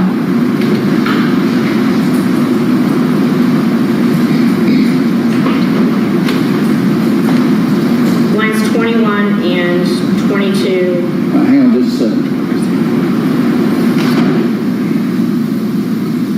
All right, 4 through 16, y'all are going to take out by agreement. That's fine. All right, what's next then, Ms. Murphy? Lines 21 and 22. And then 23 just doesn't make sense, but if you leave the other two. Okay, Ms. Hart. Judge. 21, lines 21 and 22. Apologize, yes, Your Honor. 21, I have taken out the end of that sentence because Bo said he told your brother. That entire sentence is removed. I am not in agreement that did your brother ever confront you about it should be removed again. It's a question. Confront you about what? Like, so that's the problem with the like, it doesn't make any sense. Did your brother ever confront you about what? What's he talking about? There's no context. Judge, line 19 and 20, the last thing they're going to hear is, does your brother know? No, sir. Did your brother ever confront you about it? It does make sense. Well, you go back to 17, right? Agent Shadell, I think both of y'all, and then it says unintelligible. And Does anybody else know? Does your brother know? Don't you think you ought to take out, I think, both of y'all? I was actually about to say, I need to check that. I think that is taken out. I think it actually begins back at, does anybody else know? But I'm going to verify that, and I agree, Judge, that should come out. So line 17. Do you agree with that, Ms. Merchant? Yes, Judge. Okay. I'm fairly certain that's taken out. I think I told you wrong earlier, the more I was looking at it. But All right, so then it would read, Agent Shadell, does anybody else know? Does your brother know? Mr. Dukes answered, no, sir. That's in. Any objection to that remaining in, Ms. Merchant? No, Judge. Okay. Next would be, did your brother ever confront you about it? No, he probably thought he was pulling strings. He's a straight up and down guy who didn't like all that. I don't know what that means either, but any objection to that remaining? That one, it's fine. It just, originally it was confusing because they may not know what he's talking about, but that's fine. It doesn't bother us, though, if they don't know. All right. Anything else on page 20? Not from us. All right, 21, Mr. Merchant. Anything on that page?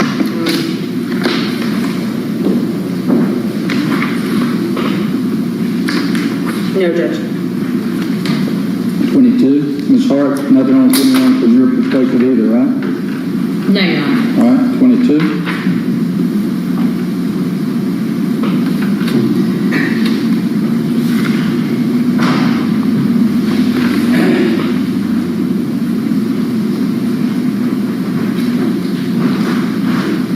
No, Judge.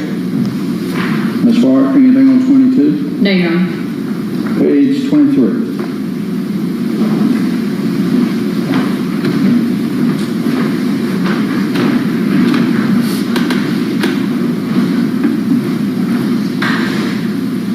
I know there is. I'm just trying to figure out where it It's says. line 3. Well, actually, it starts on line 2 because both showed us where.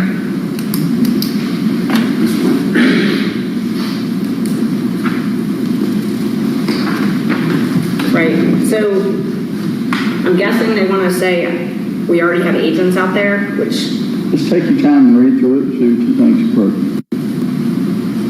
well, I had marked that entire statement because I was trying to not cut things off in the middle of a sentence because it's really confusing All when you right, do so that. you're talking about deleting beginning at page 1 on page 23. 1 through 4. Or line 1 on page 23. 1 through 4, that whole thing.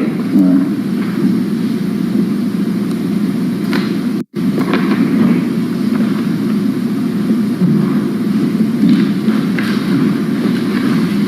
Ms. Hart, what about lines 1 through 4 on page 23? So, Your Honor, there are times when you cut something out that doesn't make sense. This is not one of them. The entire statement that the jury would hear is, I want you to know now we already have probably about 15 or 20 agents out there. Yes, sir. And All right, you get the last say. It doesn't make sense. Why would they have 15 or 20 agents out there if Bo hadn't told them? Ryan hadn't told them. I mean, it just doesn't make sense.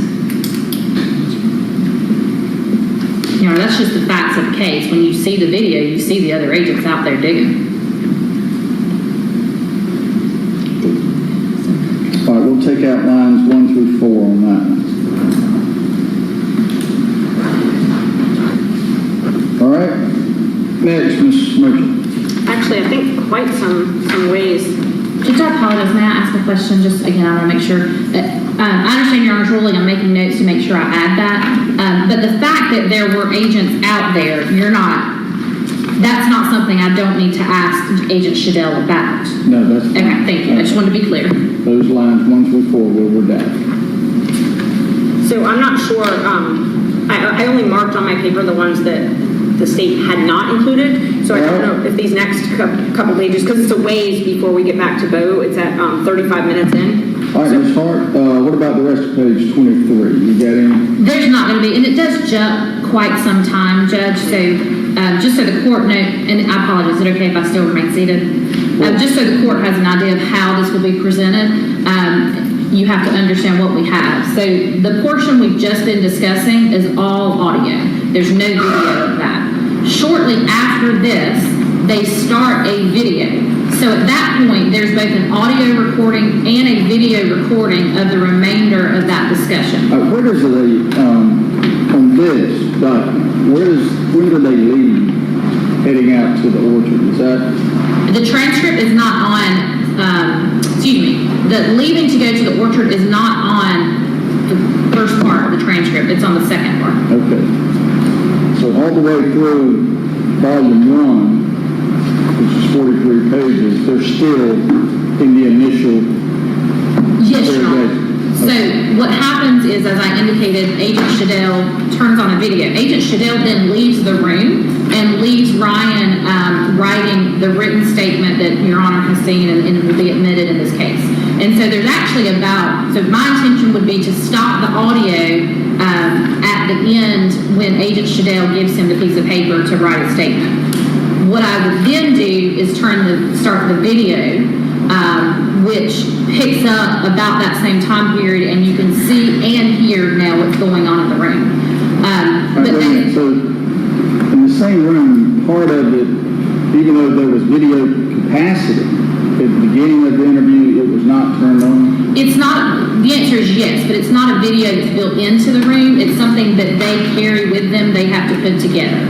And so at that point, because there's a pause in the interview anyway, they take the time to put the video up. But they leave the audio recordings. But it would be my intention not to play the remainder of the audio by itself, because we would basically be playing the same thing twice, would be to just simply play it from the video at that point.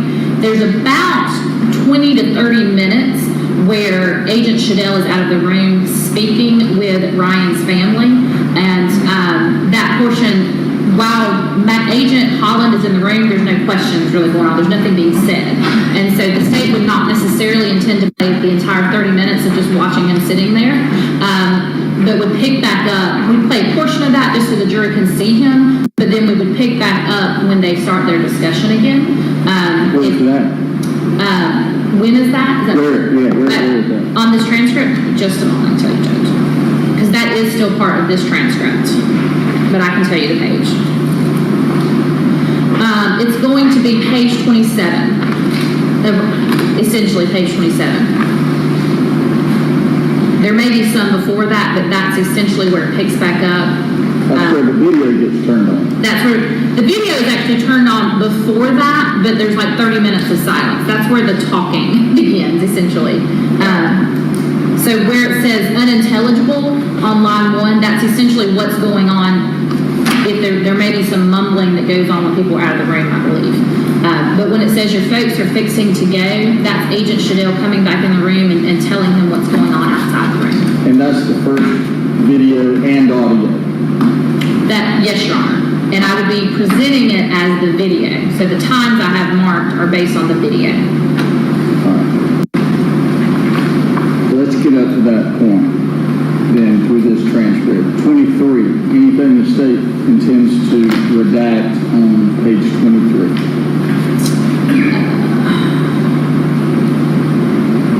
Sorry, just Other than the 1 through 4, lines 1 through 4. Other than the one through 4, right, yeah. So am I redacting the part that his family loves him? I mean, I not intended. Back on page 23. That's 27. Oh, I'm sorry, 23. No, there was nothing else. We skipped to 27. I was confused. I No apologize. problem. We're about to get there. Maybe a social security number, but on page 23. If I need to do that, that's fine. I actually don't think he said the whole thing, but I have to look at it. Well, it's something's typed in there. Let's redact it. So Yes, Your Honor. I've been there. All right. Page 24, Ms. Merchant. Did you notice anything there? No, Judge. Ms. Hart? No, Your Honor. 24 is clean as it is. Page 25.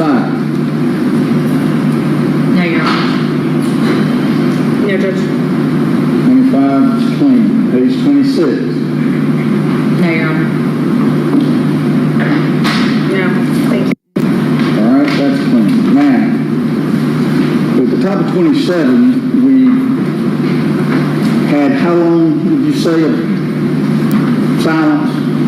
Did you run 30 minutes? You said? About 30 minutes, yes, Your Honor. And the only thing visible then, visually, is, of course, Mr. Duke. That is table doing some writing, is that? Yes, sir. You can see Agent Holland, sort of maybe the side of him, the back of him, but essentially, yes. Is he in the room? Agent Holland is. They're not talking, but he's in the room. Not Shadell. Correct. Agent Shadell's outside speaking with the family. All right. And that's about 30 minutes. You intend to abbreviate that, or you'd like to abbreviate that? Unless there's an objection, I would intend not to have us sit here and watch him 30 minutes sitting there. All right. Any objection? No, Judge. No problem with that. I don't think so. Thank you. All right, picking back up on 27. Ms. Merchant, have you noticed anything on that page? Objection. No, Judge. Ms. Hart? No, Your Honor. 27 is clean. Page 26. Ms. Merchant? We talked about the military, redacting that. If that's something they want to keep in, I mean, we don't really have much of an argument either way. I'm sorry? We're fine if that's, I wasn't sure if they were planning on redacting that or not. No. Okay, then no problem. All right, page 28 is clean then. 29?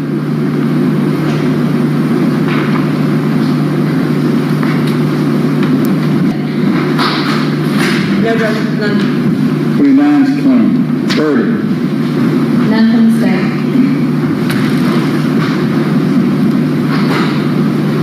No, Judge. 30 is clean. 31? None from the state. No, Judge, none for the defense. 31 is clean. 32?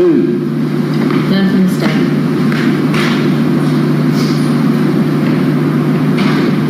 No, Judge, it's fine.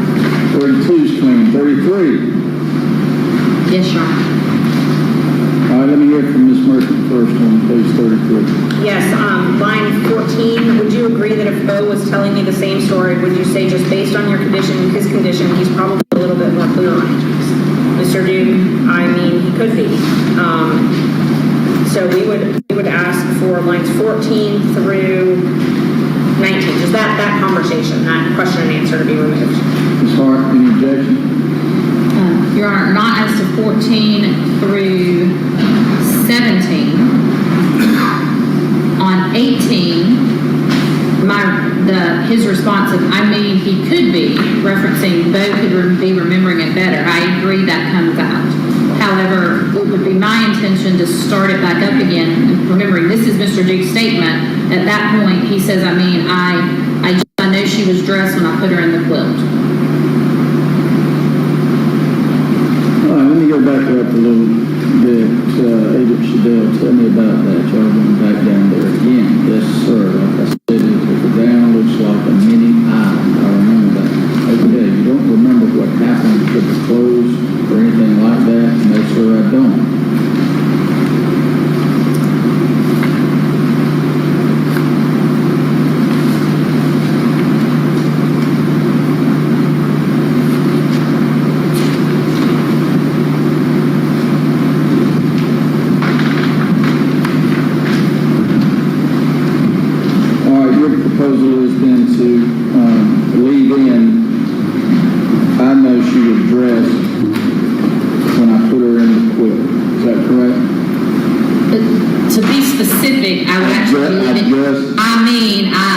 I know she was dressed when I put her in the quilt. That would be my proposal, yes. All right. Well, we all agree 14 through 17 should come out. Yes, Your Honor. And that's marked and ready to come out. 18, certainly, I mean, he could be, should come out. Yes, Your Honor. 18 come out all the way down to, I know she was dressed when I put her in the quilt. Okay. Any objections leaving that part? Yes, Judge, just the same one. It's the answer to the question. And so if there's a question that comes out, we believe the answer should come out as well. Well, I think that last sentence is the answer to the previous question that doesn't come out. I think the first sentence of Mr. Duke's response is the answer to the most recent question. So I would leave in, I know she was dressed when I put her in the quilt. That's certainly going to be how it reads when we take out the question in the middle, that it's the answer to the previous question. That's correct. This is the way I read it. Okay, you don't remember what happened with the clothes or anything like that? No, sir, I don't. I just know that she was dressed when I put her in the quilt. Yes. Right. But that's not, so that's the exact problem. That's how it's going to read. But when he answers, could be, I know she was dressed when I put her in the quilt. That answer is in response to, would you agree if Bo was telling me the same story based on his condition and your condition, he was a little bit more clear. That's what he's answering. He's not answering the question that's going to look like he's answering now. I disagree. Thank you. All right. Second sentence, beginning with I just, on line 18 through 19 will stay. All right. Anything further on that page, Ms. Merchant? No, Judge. Ms. Hart? No, Your Honor. All right, page 34. Ms. Merchant?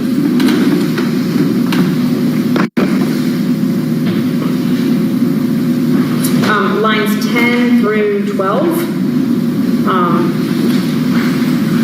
About Bo.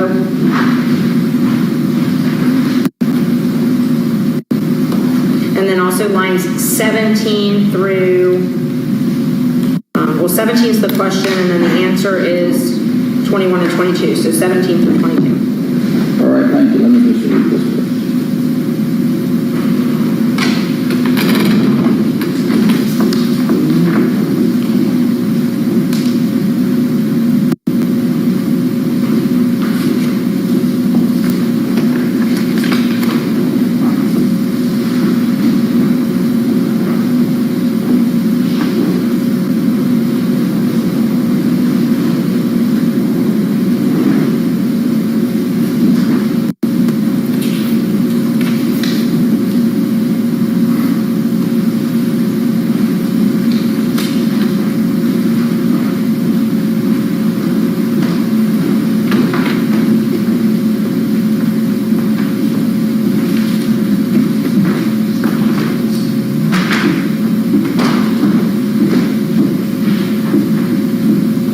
Judge, we actually don't have any objection to 10 and 11, just 17 through 22.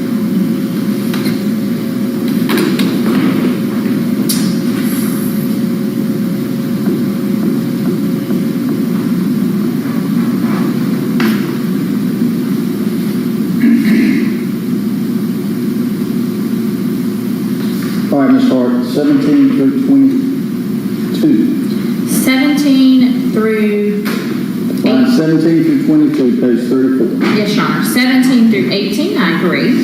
The beginning of 19, the end of the sentence. So essentially, what would come out is, like I said, based on what he told us, he did say that you took it to the cleaners, to the dumpster behind the cleaners. I agree that comes out. The next line, or the next portion of that, is a question. I guess your folks own that cleaners. No, sir. I had an aunt that used to work there a long time. Did you stop anywhere else and get any drugs from anybody that night?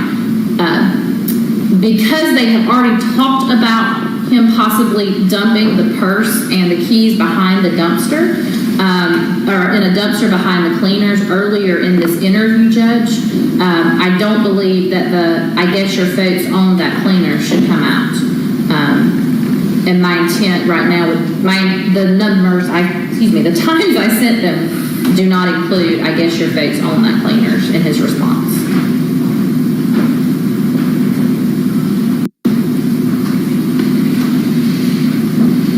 All right, anything further on 17 through 22, Ms. Mercer?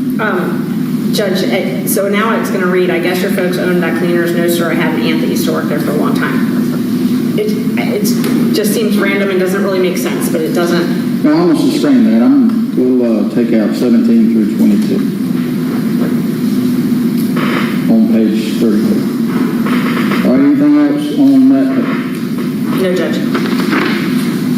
All right, page 35, Ms. Merchant, anything?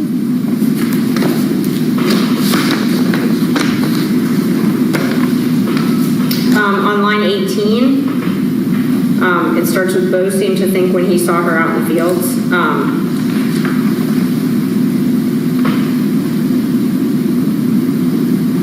It would be our opinion that 18 through 25 comes out then.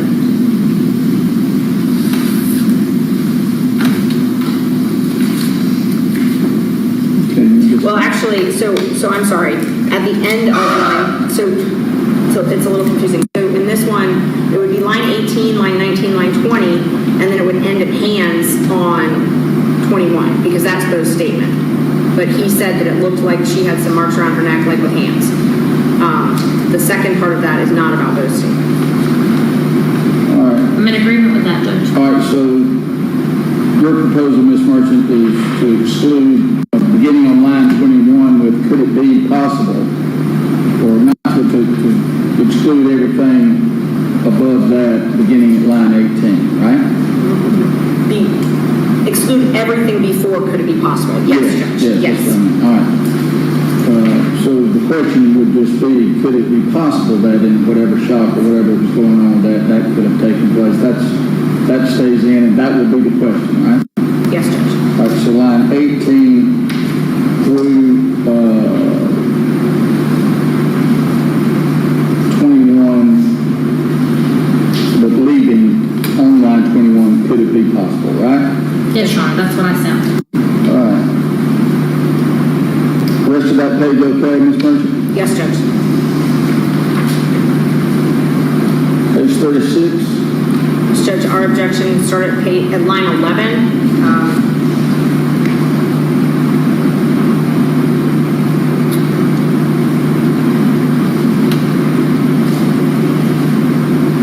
So, I mean, it has to go to 17.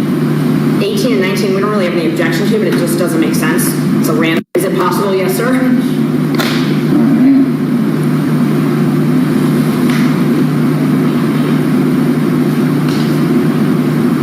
Actually, we would need to take that out, Judge, because if you take out the section I objected to, it would then look as though he was answering the question posed in line 8 and 9. I was talking to him about this punch, right? Right. Yes, Your Honor.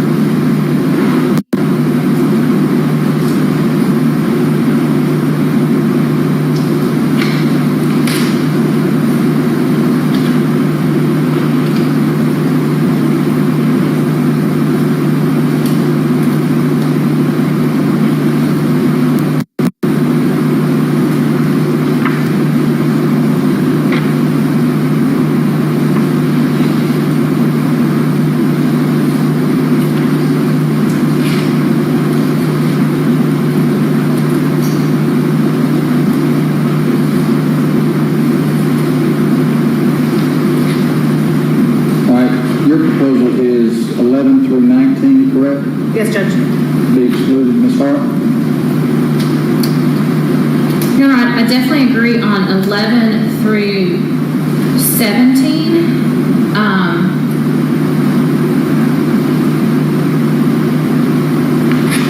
And I want to object to 18 and 19. I don't know that I have it marked right now to come out, but I think that could go either way. Let's go ahead and redact it, though.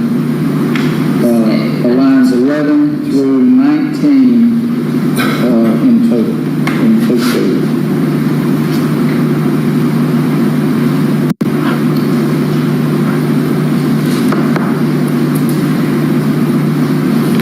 Judge, on page 37, line. So you got that Oh, noted? sorry. You got that noted, Ms. Hart? yes, Your Honor, sorry. All right, the rest of page 36, okay with everybody? Yes, Judge. Thank you. Page 37. Just lines 21. I mean, it really should start at line 20 to make sense, but about what Bo told Stephen, what you told him. All right, Stephen is the brother. Yes.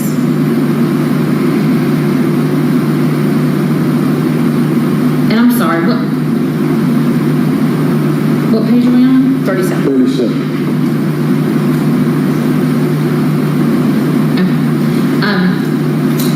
Are you waiting for my response, Judge? Sorry. Now, let me get it in there.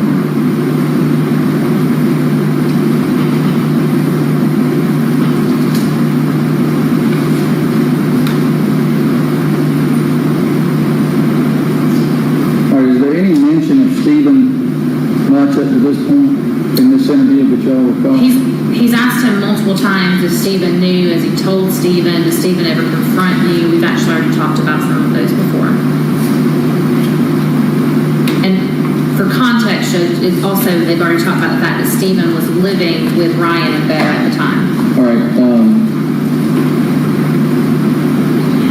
Ms. Merchant. The statement, I know Bo told Stephen what you told him, that's got to come out.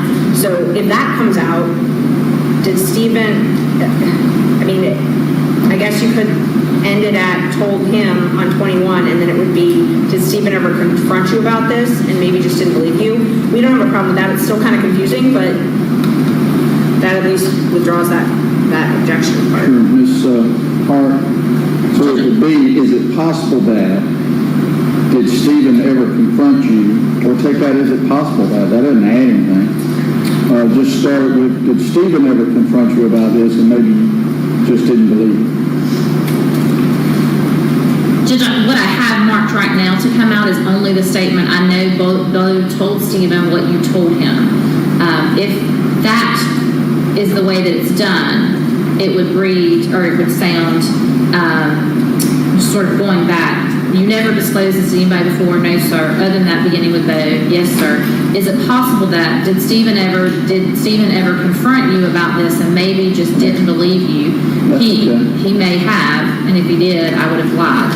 I mean, I think that's okay. So either way is fine, as long as that Bo told Stephen what you told him. Yes, that was what was in what I said, Judge. All right, we'll certainly exclude that part of line 21. I know Bo told Stephen what you told him. The rest of that page is okay then, right? Yes, Your Honor. Page 30. Sorry. Page 38, Ms. Merchant.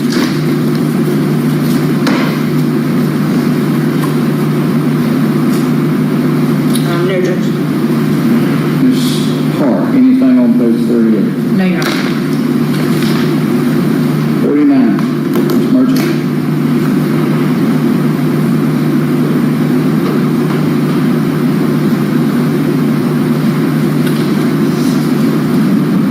No, Judge. Ms. Hart, No, Your Honor.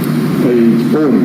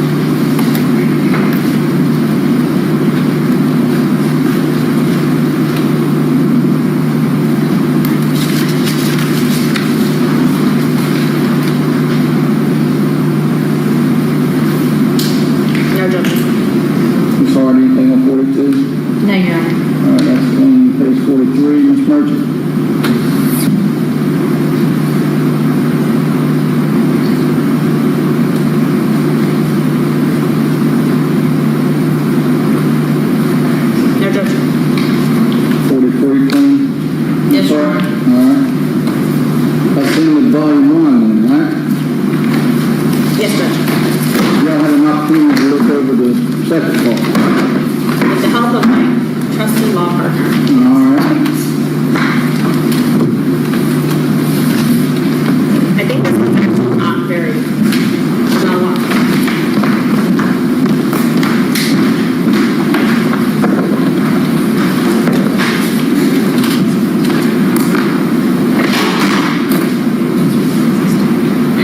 All right, now this starts obviously a second portion at the top of page 2 of this transcript. Today's date, Wednesday, February 22nd, 2017. The time is now 2:42. We're going to start working on the arrest record at this point. All right, tell me where we're at here, Ms. Hart. What is this? Your Honor, this is still at the police department. It begins at the police department. It has them riding to Ben Hill. It has them walking around the scene, and then it has them coming back to the sheriff's department for booking. So this starts up before all that, right? This starts up at the police department when they're doing the booking, yes, sir. But it's a long, about 2 hours, I think. All right, and you intend to present this to the jury? Yes, Your Honor. Well, not the transcript, but the actual. Right. Yeah. Yes, Your Honor. All right. Page 2, then, volume 2, Ms. Merchant. Judge, our first objection is on page 9, if that helps. All right. You aware of anything between page 2 and 9, then, Ms. Hart? Sorry. We're looking at part 2, page 9. Just to Judge, I apologize.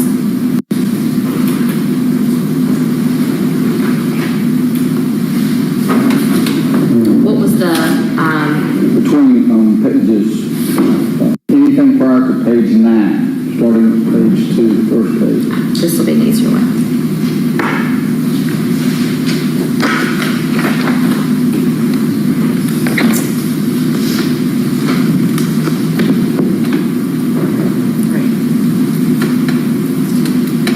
No, sir. All right. What's got on page 9? Lines 18, 19, and 20, ending at you know. It's a comment on his credibility.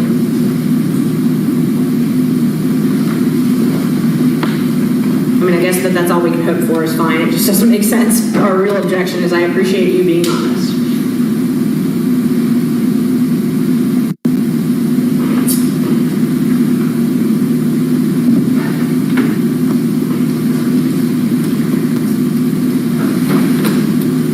Unless they want to open the door to false confession. I mean, then we would withdraw it.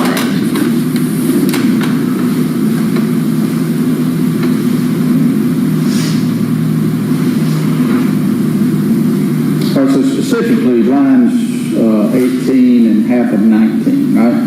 I appreciate you being honest with us, specifically. Ms. Hart? Judge, I didn't have that marked, and I saw it more as the the interview strategy, but I don't necessarily have an objection to it coming out. It doesn't add anything to my case. All right, we'll take out, I appreciate you being honest with us. And to be clear, that's the only thing I'm taking out. On page 9, yeah. Okay, just want to make sure I'm specific. Thank you, Judge. All right, nothing else on page 9, Ms. Merchant? No, Judge. Page 10? No, Judge. Ms. Hart? Not on 10, no, sir. 11? Yes, sir. No, Judge. What you got, Ms. Hart? Oh, wait, hold it was on. 11. Hold on.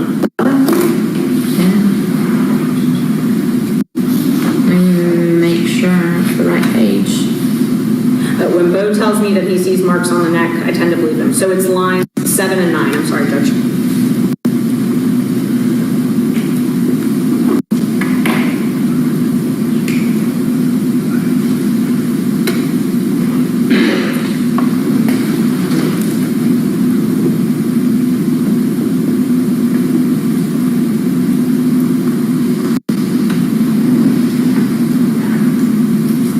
Any objection to 7 through 9 coming out? No, Your Honor, I have those marked. Well, I have 7 and 8 marked. I didn't have 9. I'll be honest with you, I've never seen that happen. I'm not saying it can't But so when Bo, Just 7 and 8, Judge. Yeah, but, so essentially it says, I'm not saying it can't. actually I left it, I'm not saying it can't, and then pause, but so when Bo tells me that he sees those marks on the neck, I tend to believe him, unpause, or unmute. Yeah, that comes up. But to be clear, that I'm not saying it can't is allowed to stand. I don't see any problem with that. Thank you, Judge. Anything else on page 11, Ms. No, Murphy? Judge. Thank you. Page 12.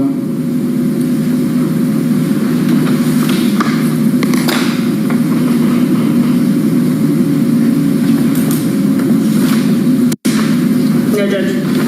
Ms. Hart?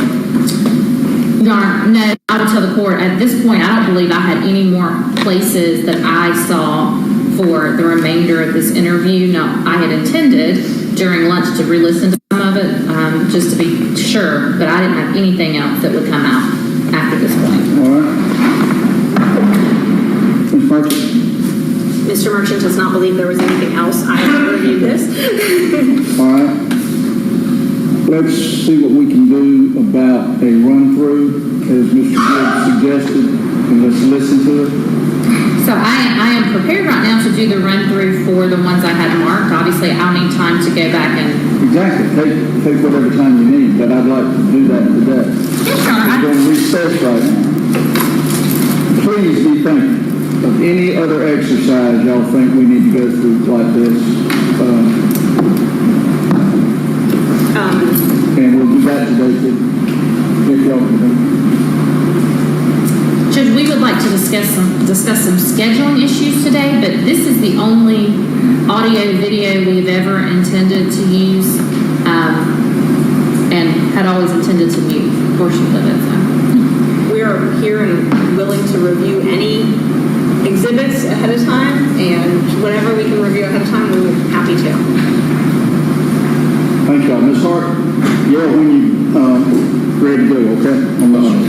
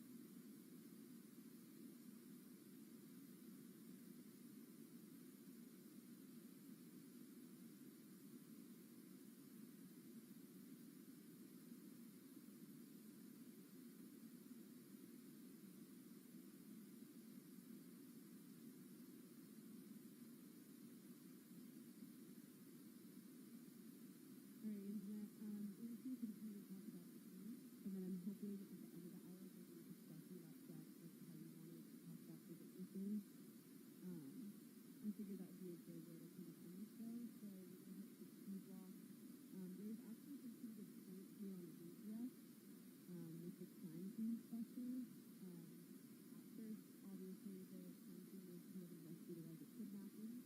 So he was thought about that.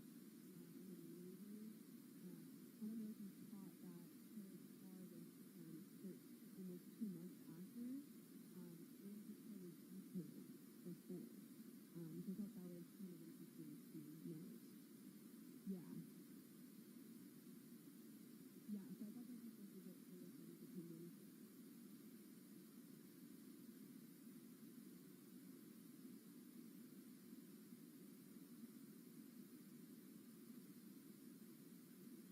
Yeah, I'm not sure if he was speculating with the transfer to his car, but they're trying to get to the fact that someone else had keys. So that's kind of what the testimony thoughts are in C9 and C10.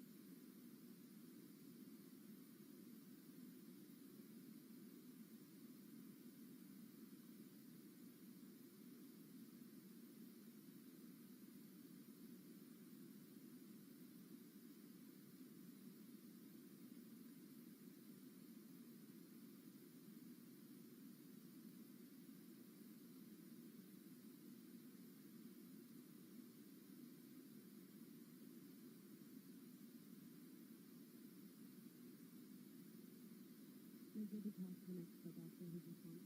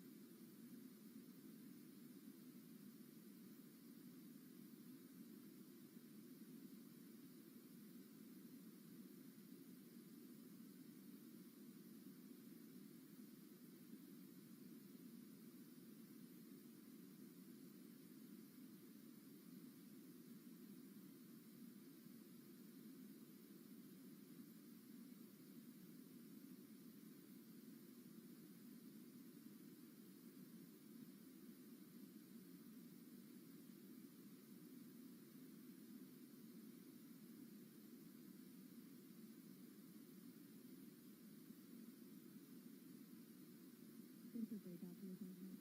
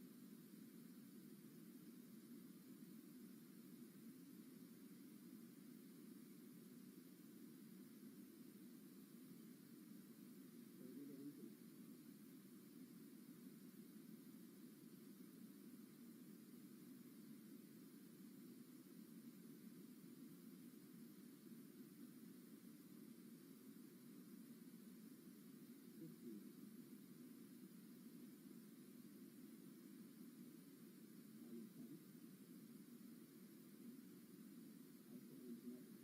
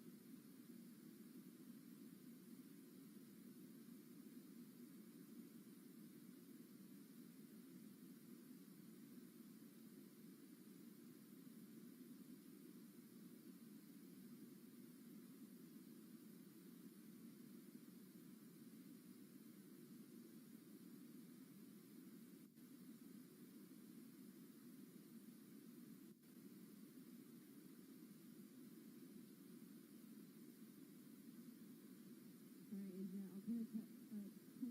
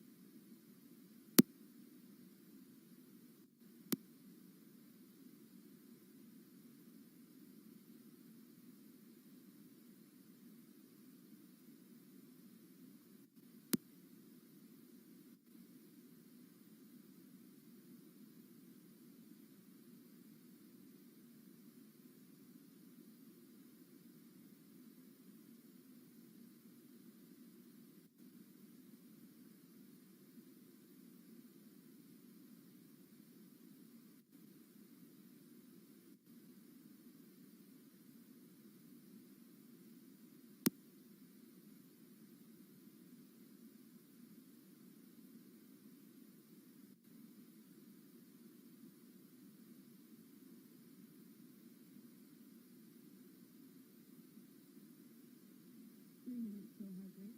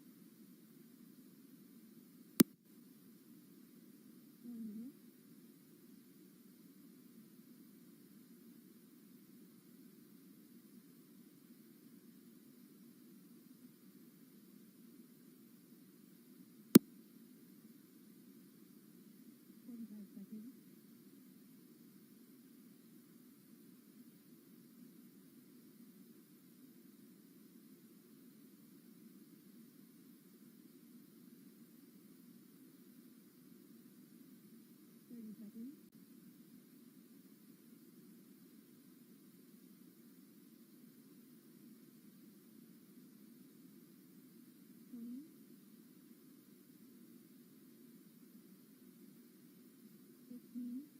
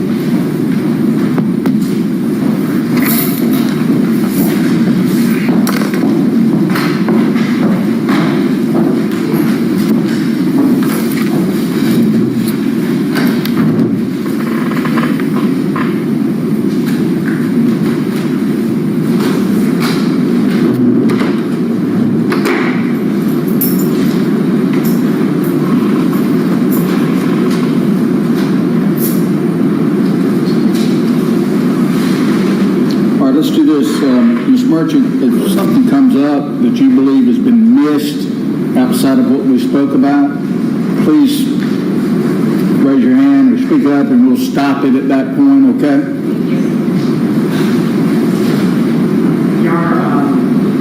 Sarah was kind enough to make a copy of the summary chart we did of the statements and cross through your rulings. We made an extra copy. Would the court like to review that as we go forward? Yes. We got our notes.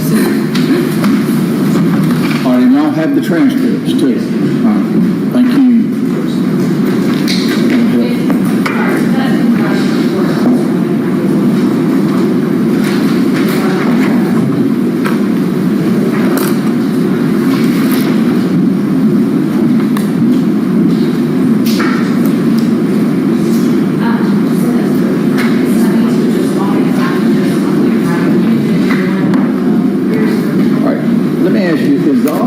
Coming from the television, or will it come through the speakers as well on the wall? This is its own thing, so it's going to come through the speakers. So that's the only audio is from the television. So. Correct.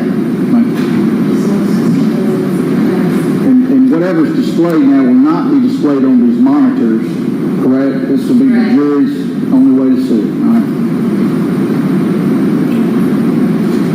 You ready, Judge? Ready.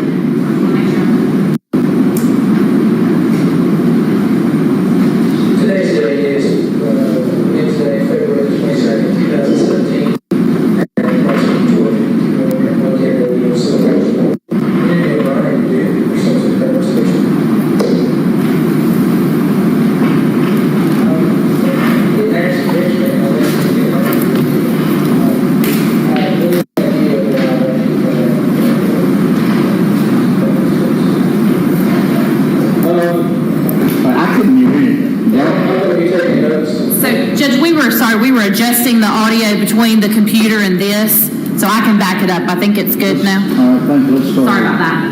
Somebody, do you mind sitting over here, Judge, in the jury box, and just, you got pretty good hearing, don't you? All right, we'll just somebody with bad hearing. I'm good. Sit on the back row, please, and yeah. Let me know what you can hear.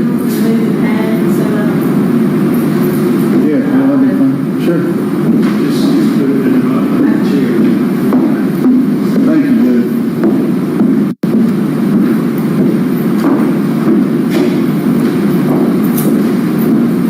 All right, we're ready, Ms. Roy.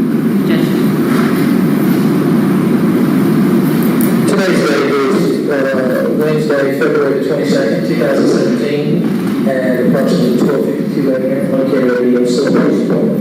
Interview of Brian Duke, pursuant to the criminal station. You didn't ask the question, I guess we can get away from it. Do you have any idea of why that should be?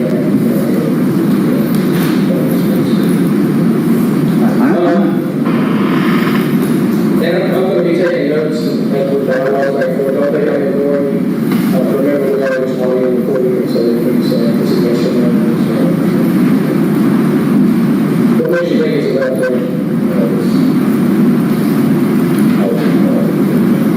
Okay. Tell me what happened.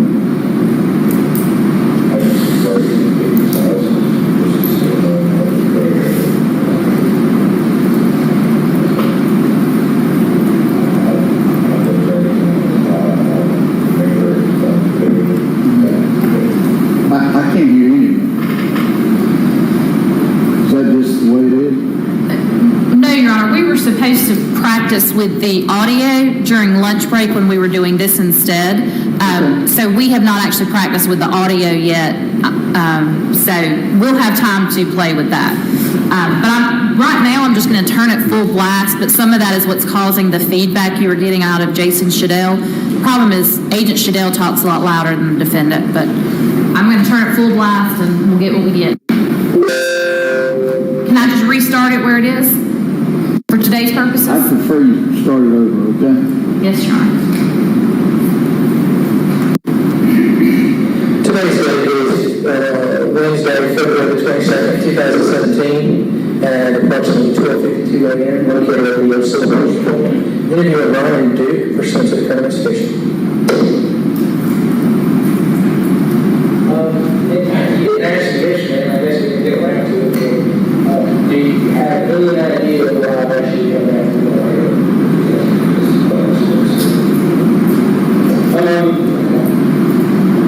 Now, I'm going to be taking notes as we go along, like for the nobody having remember the letters already included, so that he's saying this is yes or no. What makes you think it's about that?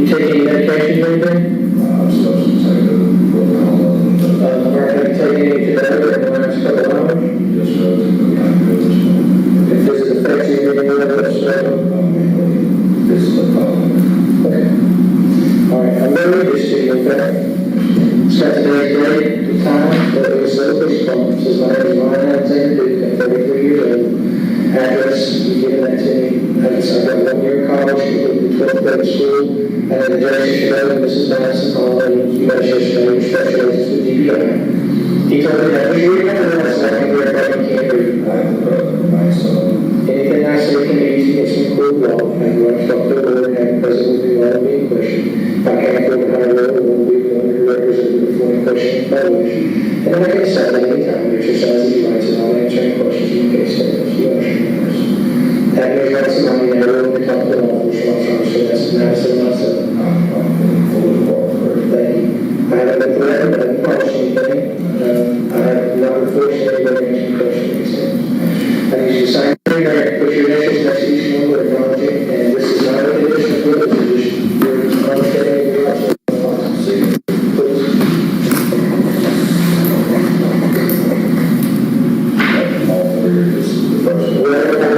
your interest. It's just acknowledging that we went through those together and you understand.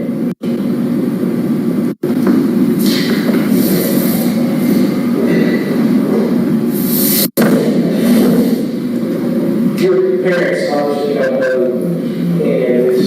Okay. Does anybody else know? Be honest with me.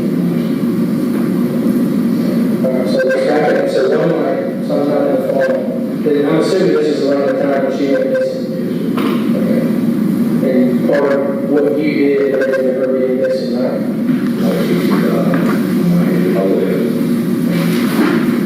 I got so scared on the home, but I didn't even go inside, turn around and live, and there wasn't cops around or anything like that. I knew she hurt, and I went back in, she was gone. I'll be honest with you, I know a little bit more than that.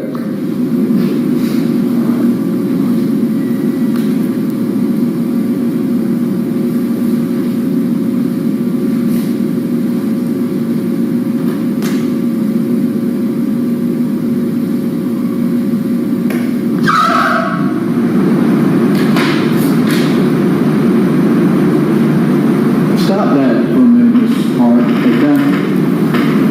Yes, Sean. You know, this air conditioning system, we cannot control because some company that's going to save all the county's money and it's great. We got to figure out how to keep that all in while this is going to be played out.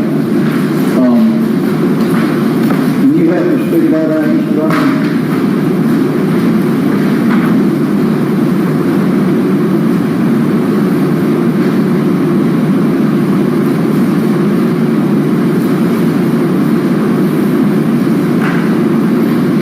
So we can control it?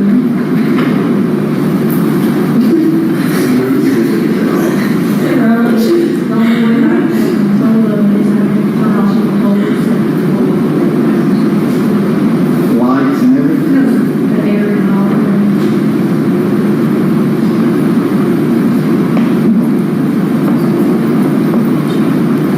Well, I think it makes a significant interference with the jury's and everybody else's ability to hear. So,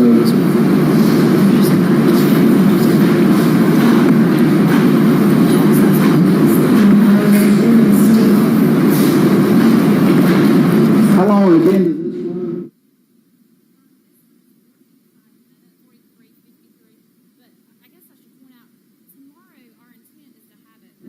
Closer to the jury. We weren't leaving it back here. We just had it here because it's easier for the people who are in the courtroom today. We can't put it in front of these. I think we're going to have to for it to be, I mean, obviously they're able to move if they need to move, but I think using this system, that's the only way it's going to be loud enough. The problem is Agent Shadell is so much louder than the defendant. I can't change that. That's just how it was that day. And so our intention when we were speaking about it was that this was actually going to be closer to the jury. We didn't do that today because there's no jury. But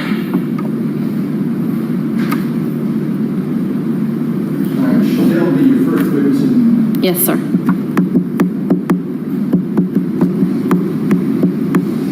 All right, so let's get it as cool as we can, first thing in the morning.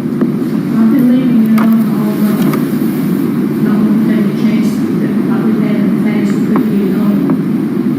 It'll be on tonight, all night. All right, and we'll just cut it off at 9 o'clock when we start or when we get ready to turn this on and leave it off until we're finished. Okay.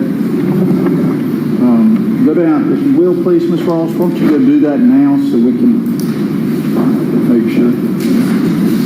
And if anybody warms up, you're welcome to take off your jackets. Anything like that. Thank you. Just the last part, we've already had an issue. All right, good. Well, I wasn't paying attention. Refer to the transcript, please. Okay, on the transcript, on page 9, Right? line 6, Ms. Harper agreed to take out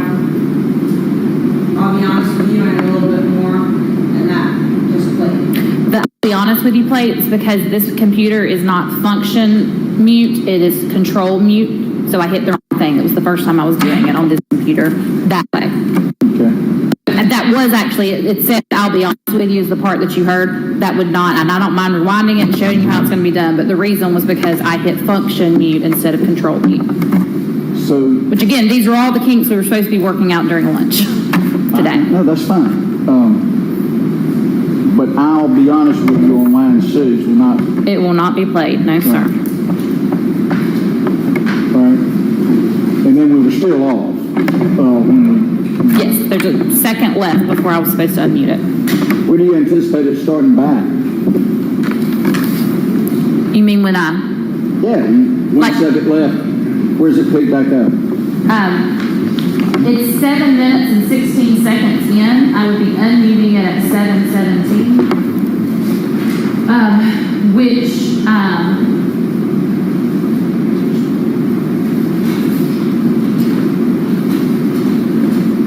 I can't remember exactly where we agreed right this second, Judge, because that one we had agreed to, so we didn't discuss, so I haven't marked on the transcript.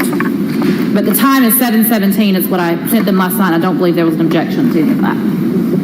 All right, let's.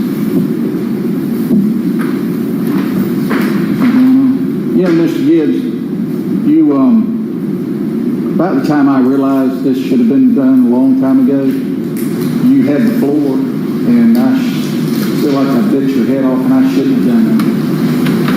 I apologize. Okay, no worries, no worries.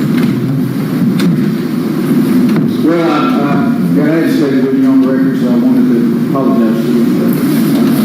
I appreciate it.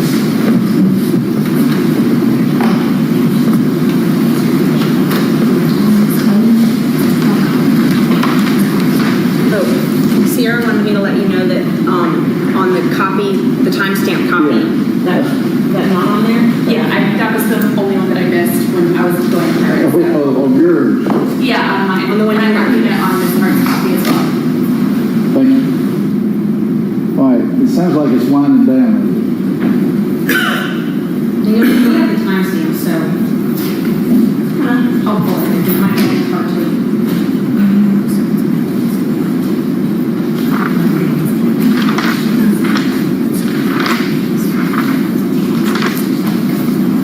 When you're turning back on this clock? Your Honor, it was paused at 7:16. 7:17 is the time that I had to unmute it. It would probably be better. It was paused at when? 7:16. 7 minutes and 16 seconds in is where I paused it. Would it be better if I just rewind it to before the muting? Probably, yeah. Thank you, Ms. Ross.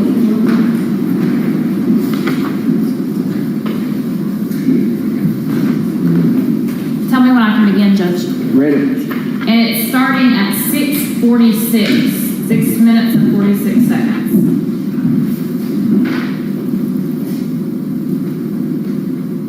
Except I muted it. Let's try that again. 6:40. There wasn't no cops around or anything like that.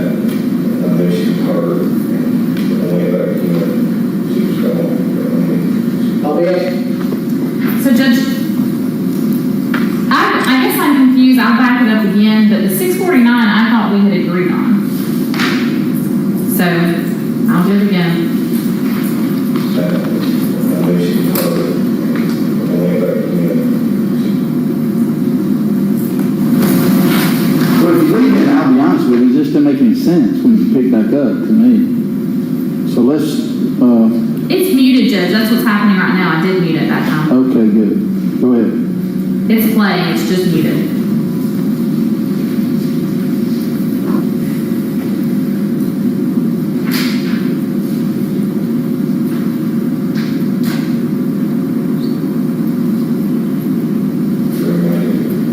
Let's back up, okay? You were at the house, you go in, you said you should crack over to the house. You were getting through the bush, and she struck. And you immediately turned around and you pushed her, okay, over here. She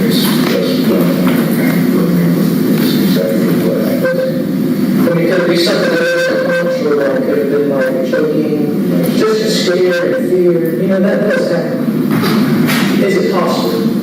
I'm certainly going to say. Okay. That's not I didn't give her, yes. You hit her and she fell to the ground. Was there any blood or anything? Not that I want to look like I ran since it happened. And you said, how did you get there? That's what I have a hard time remembering, because I've been drinking, and I don't even get into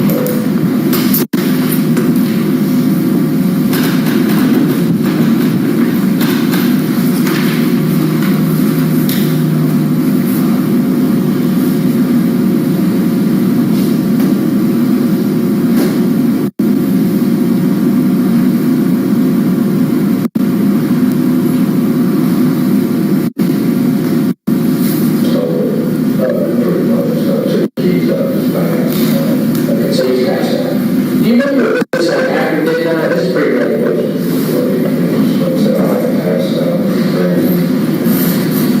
Do you remember any animals in the house or outside of the house?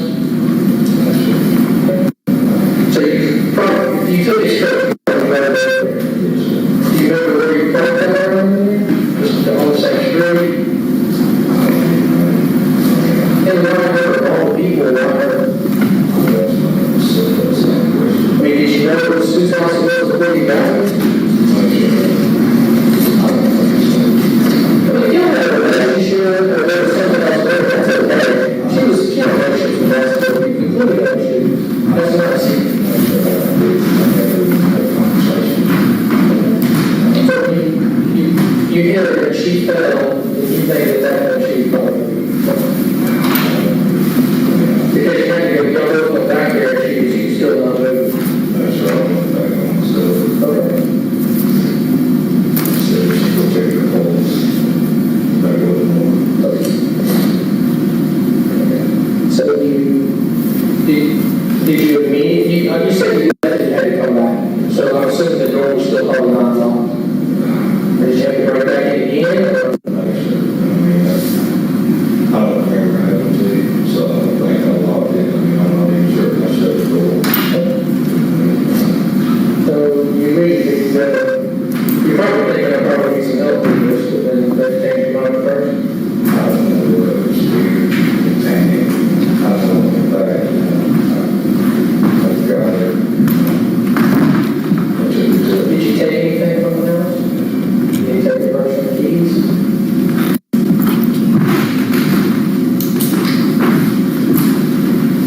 What's your number way over there? Thank you for all that. So you were going to do a first, so obviously that was the initial, probably copy lesson. I was just, when I brought it up, I said, but I was away, obviously I realized it.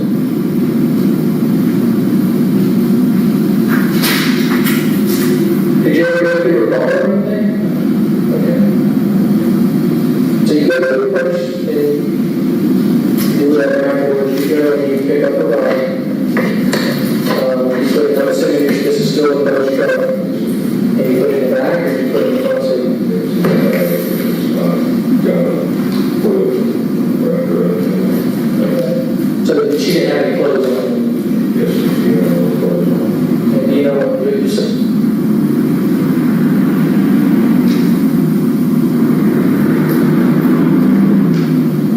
This is afterwards, so, you know, you probably come down from whatever you're on.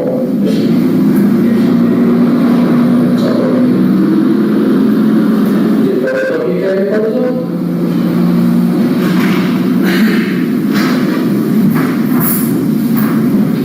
Okay, so you take her out to where? Your ring? Places where road, you know, there, I guess you can park into out there from time to time.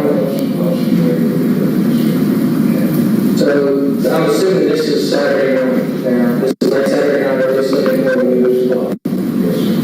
Okay. So now we're rolling. And you left it there, because you didn't burn on the same day you got body. And your conscience got better, you know those things you can do. After you picked her up, did you ever go back again? Did you ever make any phone Okay. So we know it's a phone call that made to our house early Sunday. That's called. I called. I was hoping it was okay. How did you call? What did you do? I called that. Okay.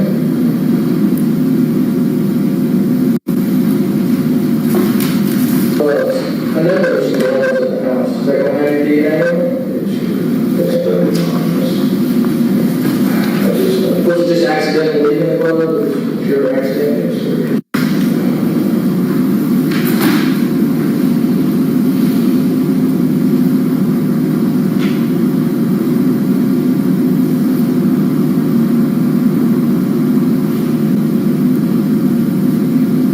Crazy, right?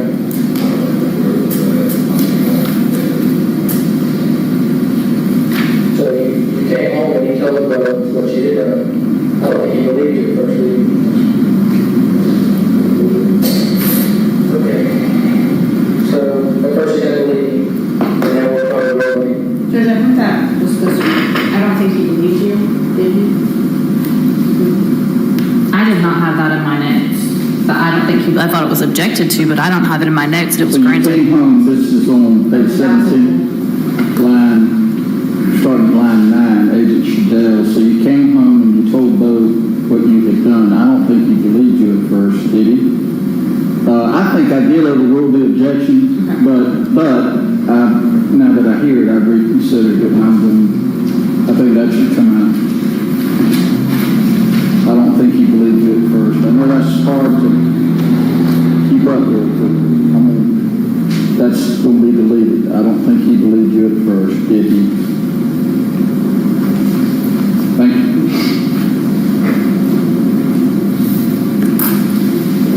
Well, Judge, I don't have those times yet, so I'm just going to go ahead and play it right now, and I'll have to make note of those times. Thank you. I'm restarting it at 14:02. It was muted. Pretty sure everything's better too. You go pick that up, and you go right back up, and you told him what you'd done again. And he probably still didn't believe you, but you kind of had proof of it. And got there, and nobody still there, you left it correct. And Judge, line 15 on that page, Sunday, Monday is what he says. It's lines 13 through 15. Okay, so at first he doesn't believe you, and now we're probably rolling into like Sunday, Monday is what he says. All right, Ms. Hart.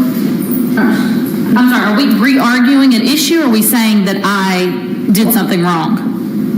Is what he says. I don't remember us discussing that. If we did, I missed it. I'm sorry. I don't have it marked down, I'm not sure if it. I'm trying to back it up because I'm paying attention to times and not what's being said.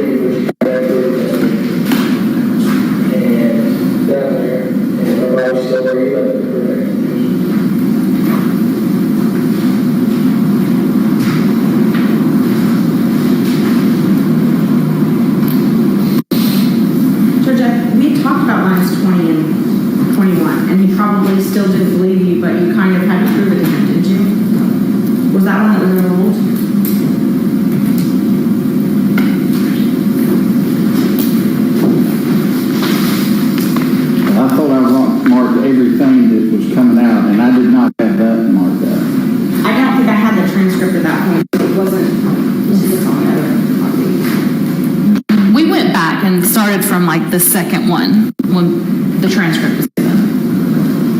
Ms. Hart, do you have the timestamp on that one? 1424 to 1437, because we actually changed it. The judge did add some that was not there originally. Originally it was 1424 to 1429, I believe. So you and the two of you, that's 14. Let me get caught up on the timestamp here, please.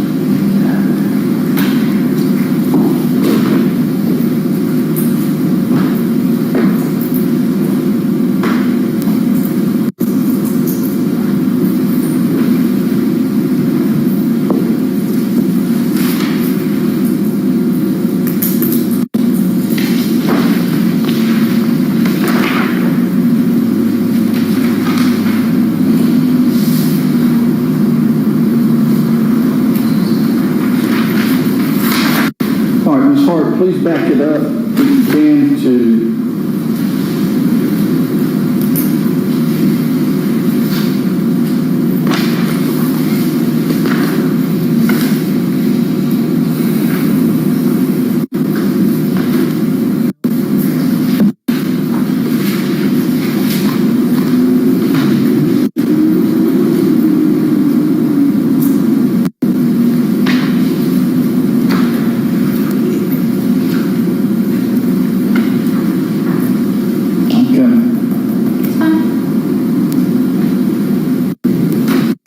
I have this on the email from Ms. Harper. I have the email pulled up. all right. 1405 to 1408. I did 1405 to 1408. That's what he says. That was me. I didn't hear that. We were at 1424, and I had muted at 1424. He said at this time she was new. That's where we are in the transcript. Right. That's what I have. But let's back up, please, to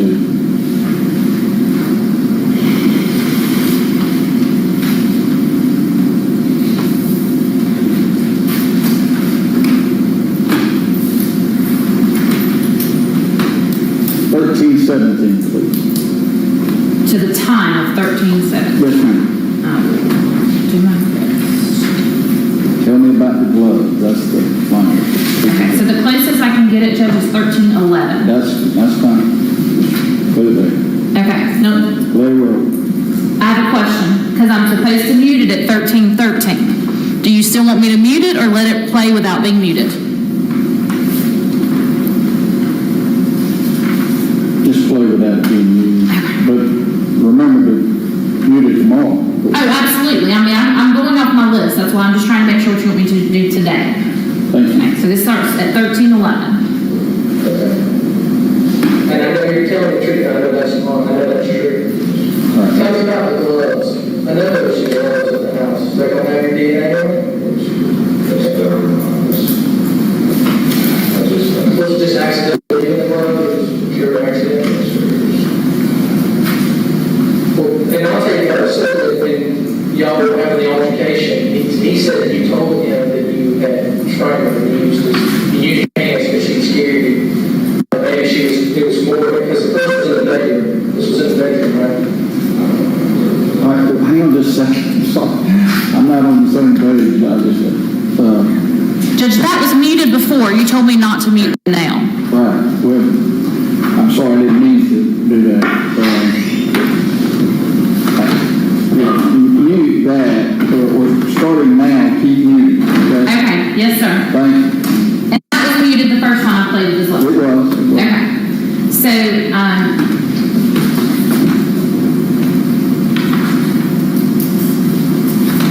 give me just a second. So you came home. Was I don't think he believed you at first. correct. Did So, he? I'm going to have to get those exact times. All right. So I muted it at 1401, which was originally 1405. So I'm going to restart it. It's muted right now.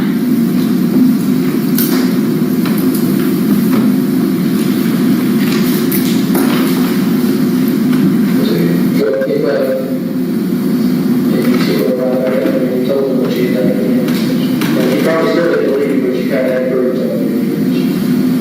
And down here, and I'm probably still where you left it, correct?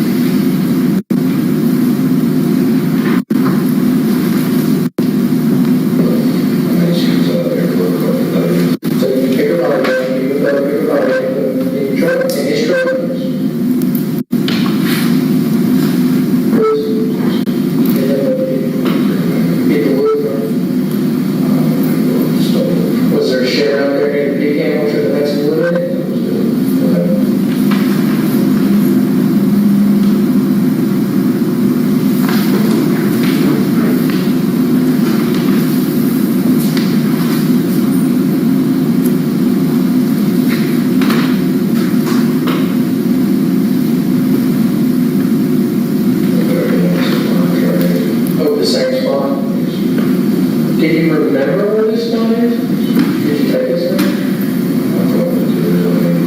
Yeah, Dykes. Is this been the only time that anything like this has ever happened before? Like, if there's anybody else that we need to worry about or looking into? I never heard nothing.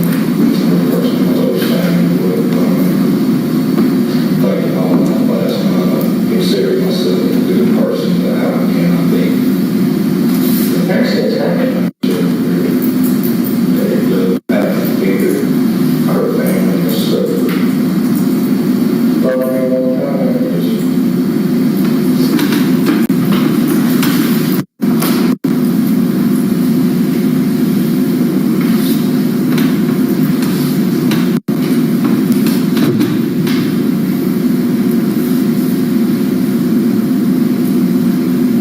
Nobody else?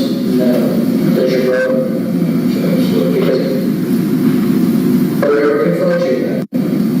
He probably thought he was straight. It's like he's straight up down guy. He gave me my thought. Okay. I mean, we'll still talk with him just because you have to. You know that. I never done anything to jeopardize his future. We're going to go ahead and get a sample of your DNA while we're here. What I was thinking about doing was, because your parents don't know, what I was thinking about doing is maybe bring your parents in here. So you want me to be the one to tell them this? Well, they're probably still out there. You understand this? Well, I'll tell you what we'll do is, we're going to go ahead and collect your DNA, and I just want to let you know that I want to show you these, just so I can say that we did it. Is that the person we're talking about? That's the same person we actually went to. That's the same person that we're just going to call it as you killed. You know what's going on. We have a search warrant. We already have it. This is for your DNA. But this is your copy. We have to give this to you, okay? And no matter what, I want you to understand that we're not here today to make you to be some monster. You're not. Things happen in life. Other things happen. I know your heart already showing right now that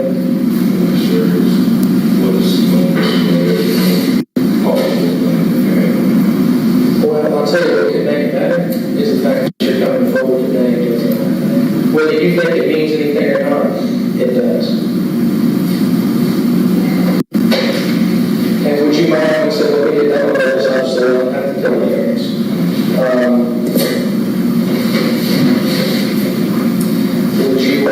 Would you mind writing out there with us and kind of showing us?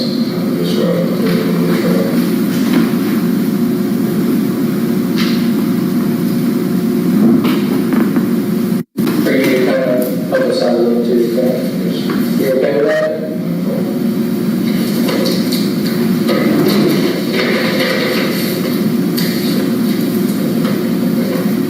And what I'm going to do is when I'm out here talking with you folks, I'm going to let them stay here with you and when I'm out there, and I'm going to give you my notepad.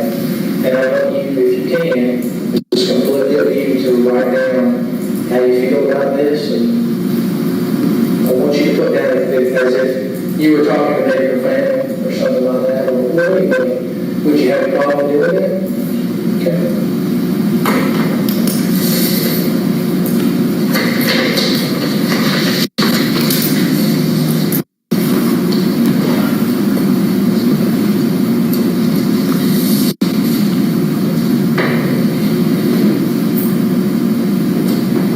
Give me that section.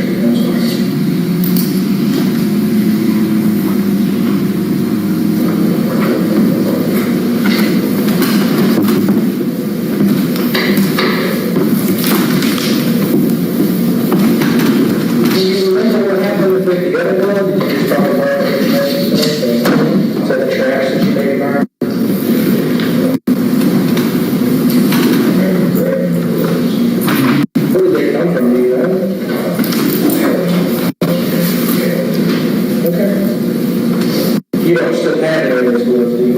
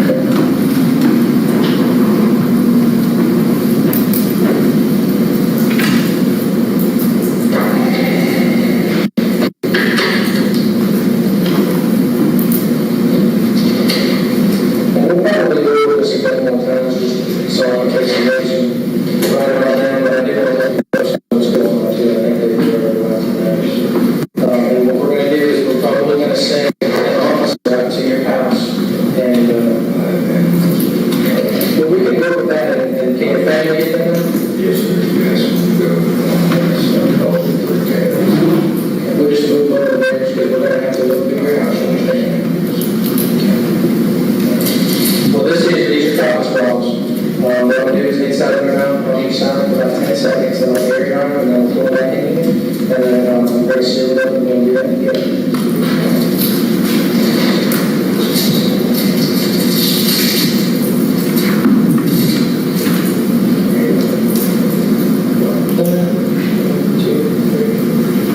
Probably what I'm going to do too is I'm going to set up my recorder and we'll do this on video too, okay?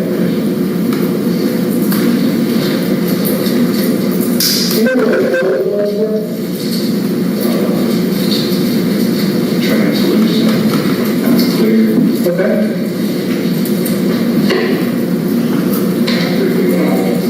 So you just use the glove when you move the body? I don't think it's a good use. I'm going to get it. So it's kind of possibly you did, possibly you did. I just.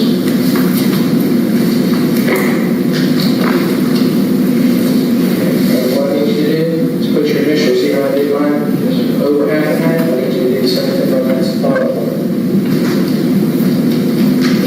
We'll do that one more time, okay?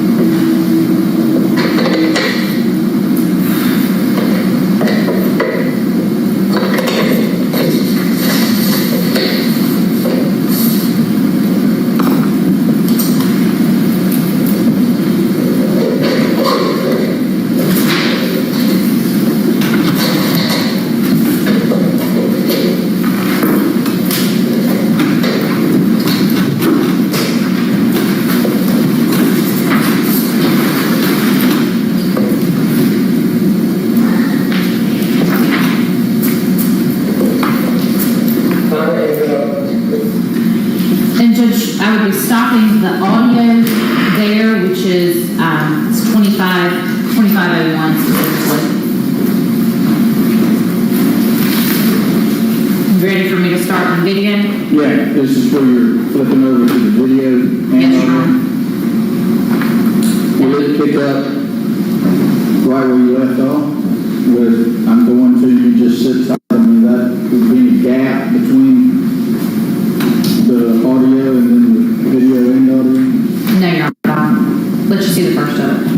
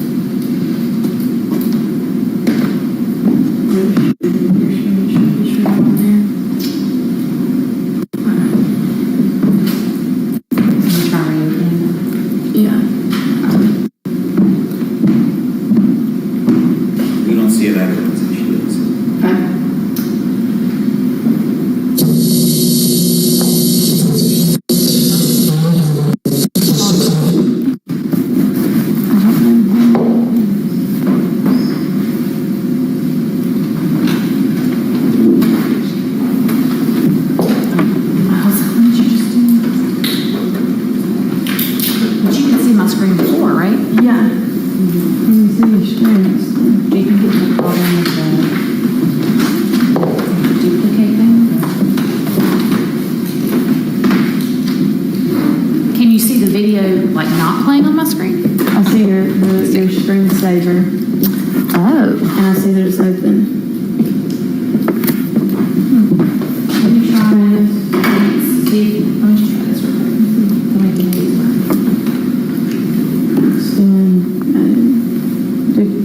Try duplicate. There we go. That's what it was.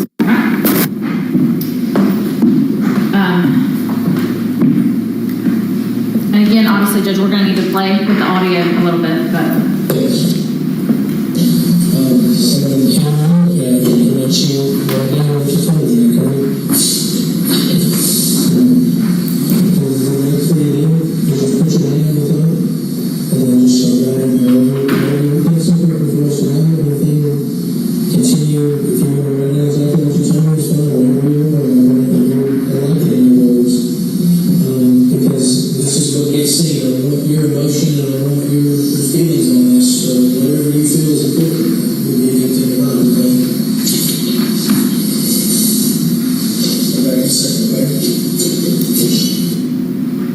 Judge, do you want me to play through the portion where he's actually just sitting there writing, or skip forward to the talking? I don't think you're not planning on playing that in front of the jury though. A portion of it, so they can observe him, but not the whole, like it's like 20 minutes or something, not the whole 20 minutes. No. Just play what you intend to play. Yes, sir. Thank you.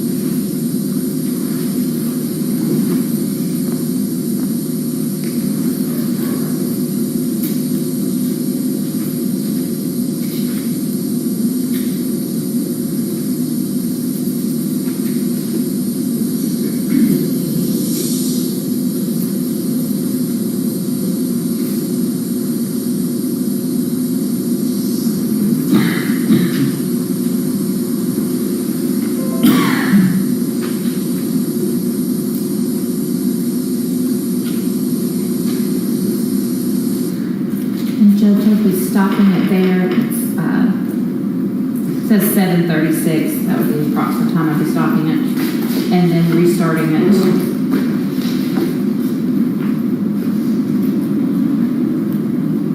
When Agent Chevelle enters the room.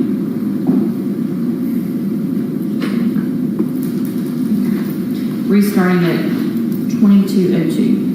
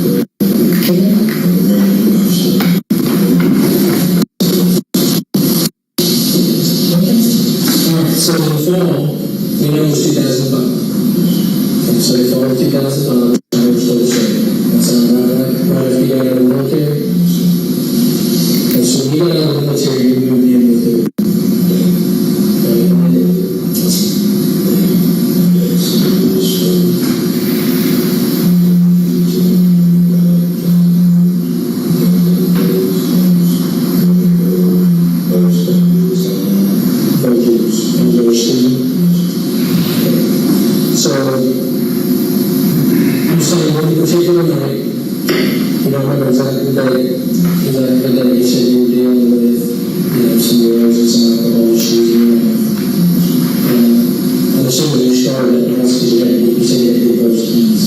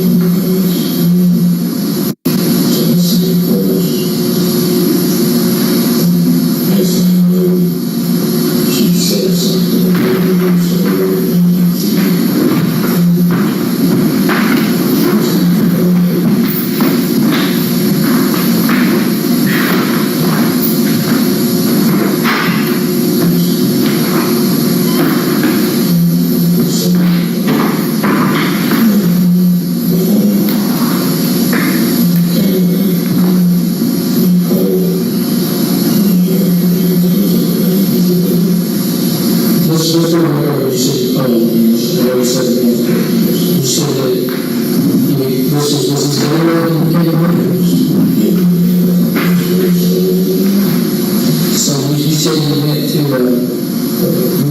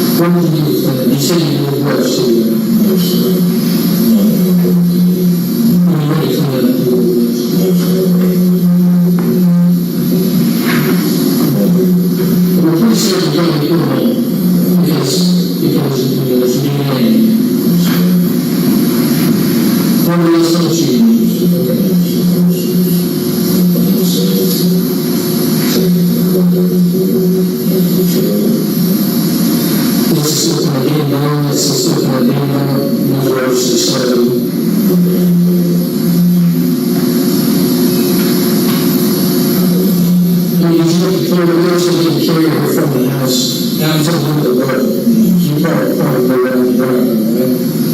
That's pretty close.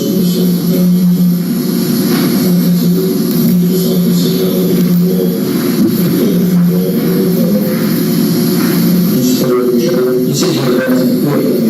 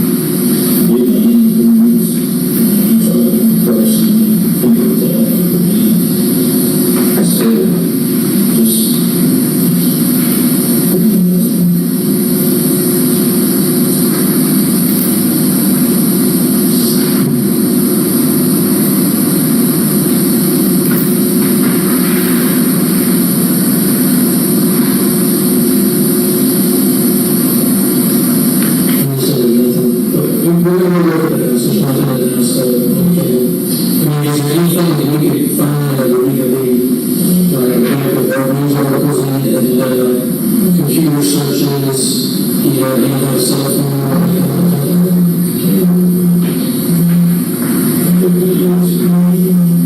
Is there anything on there related to this?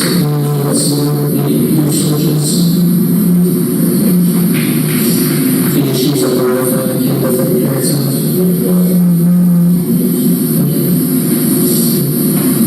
There's not going to be like a bird, you know, getting a use for a bird. You were going to try to distance yourself from it every time?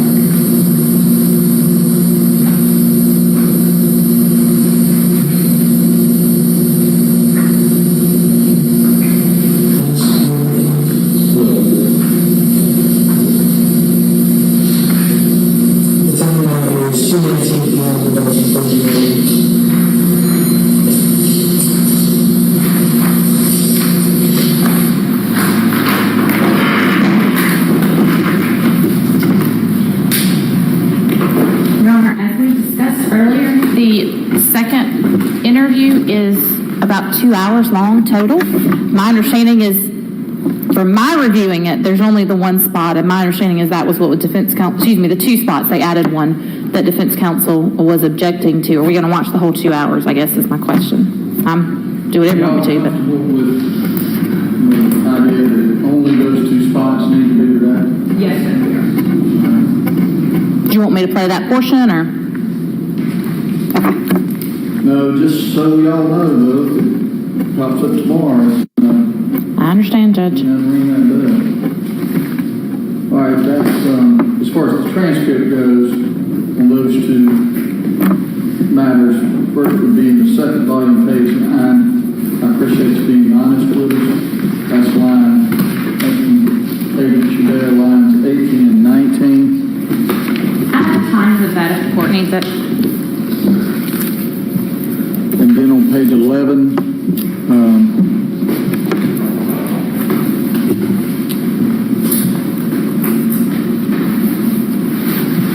line 6, but when Bo tells me that he sees those marks on the neck, I tend to believe him. That's coming out. That's lines 7 and 8. Yes, sir. On page 11.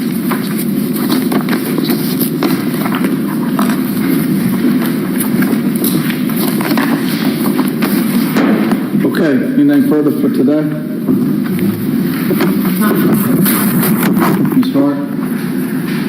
No, Your Honor. I apologize. I said that quicker than my brain could think.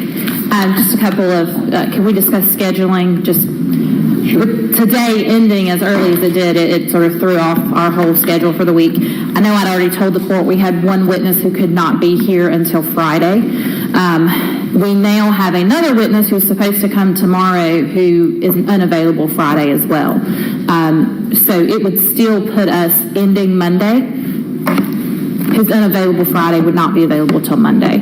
And so that would put us still ending Monday morning, but I just wanted to let the court know because I'm afraid what's going to happen now with everything shifting is that we probably only have about half a day's worth of evidence on Friday to present.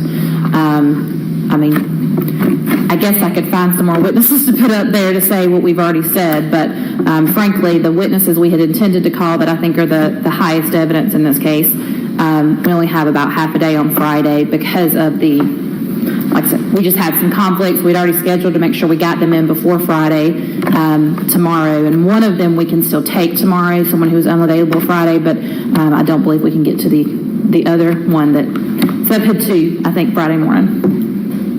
Okay, you're still protected until Monday. Okay. One more thing, Judge, and this is, I'll go and tell the court, this is discretionary, but I did tell the person that I would ask. One of the, actually, it's the agent who was in the room during the confession that we've watched, Agent Madison Holland. He's actually not an agent anymore. He is now, has a business of his own.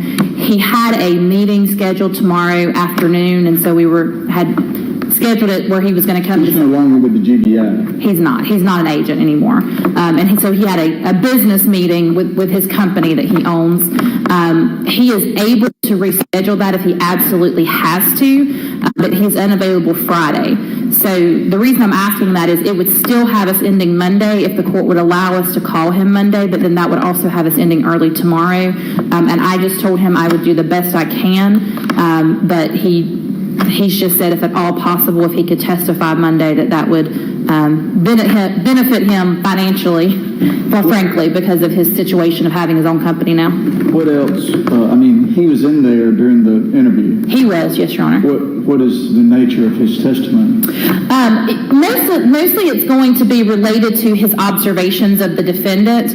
And then also he is out there in the other video that we'll see. He's with them as they're walking around and the defendant's pointing things out. Mostly has to do with his observations of the defendant. We also anticipate that there may be, and again, this just comes from, I think, the bond hearing. I don't recall, but there was at least some allegations at some point that Agent Shadell spoke with the defendant before this confession we've just seen and made some comments to sort of scare him into saying this.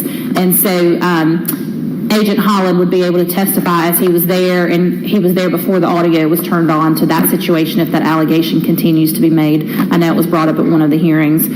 So essentially it would just be going to his observations from this. Now he did some other acts in this case. He also obtained the defendant's, or he did the search warrant for the defendant's palm prints. So there are some things he has to testify to for our case in chief, especially the palm prints obviously is a big part of that. And again, he said if he has to, he will make it work, but I just, given that he's not in law enforcement anymore, out of courtesy, I told him I would at least ask and see what I could do. It would still have us ending Monday morning. It's not going to change that, but.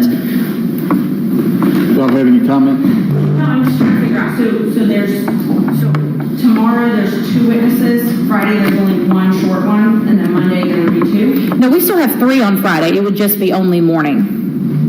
So tomorrow, obviously, will be Agent Shadell. That was who was supposed to be here today. It's 3 hours worth of interviews, so that's going to take up most of the morning, and then questioning and cross-examination. So I think that will take most of the day. And then we have another agent who would be here tomorrow afternoon, but still with the GBI. Yeah, but Holland can't be available Friday either. So. No, Your Honor. If he has to be here, he'll be here tomorrow because the other conflicts he have are not something that he could reschedule. Again, we had scheduled him to come this afternoon, and we felt like we were going to be able to get into his testimony. So I don't have any problems with him coming Monday. Is it possible, can the Friday people fill in the gap then tomorrow? We don't have 3 half days? I don't think we're going to have a half day tomorrow. I think Agent Shadell, again, it's a 3-hour interview. I expect his direct examination to be at least an hour.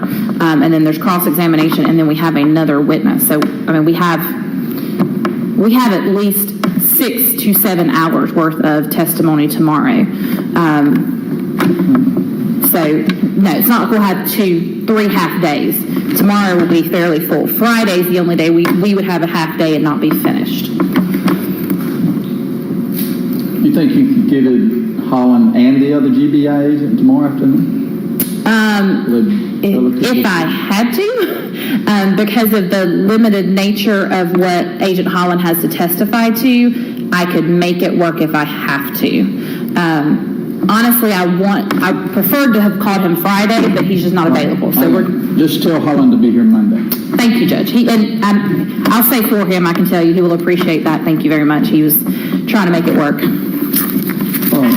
Without knowing who they are, I don't know how long the cross-examination is. Shadell, maybe an hour cross-examination. Holland, very little. I don't know who the other people are on the inside. And I'll say Friday will be, I don't mind saying this, will be Ashley Hinkle, who is Crime Lab. So I expect that direct and cross-examination to last a good long time. Your Honor's already heard some of her testimony.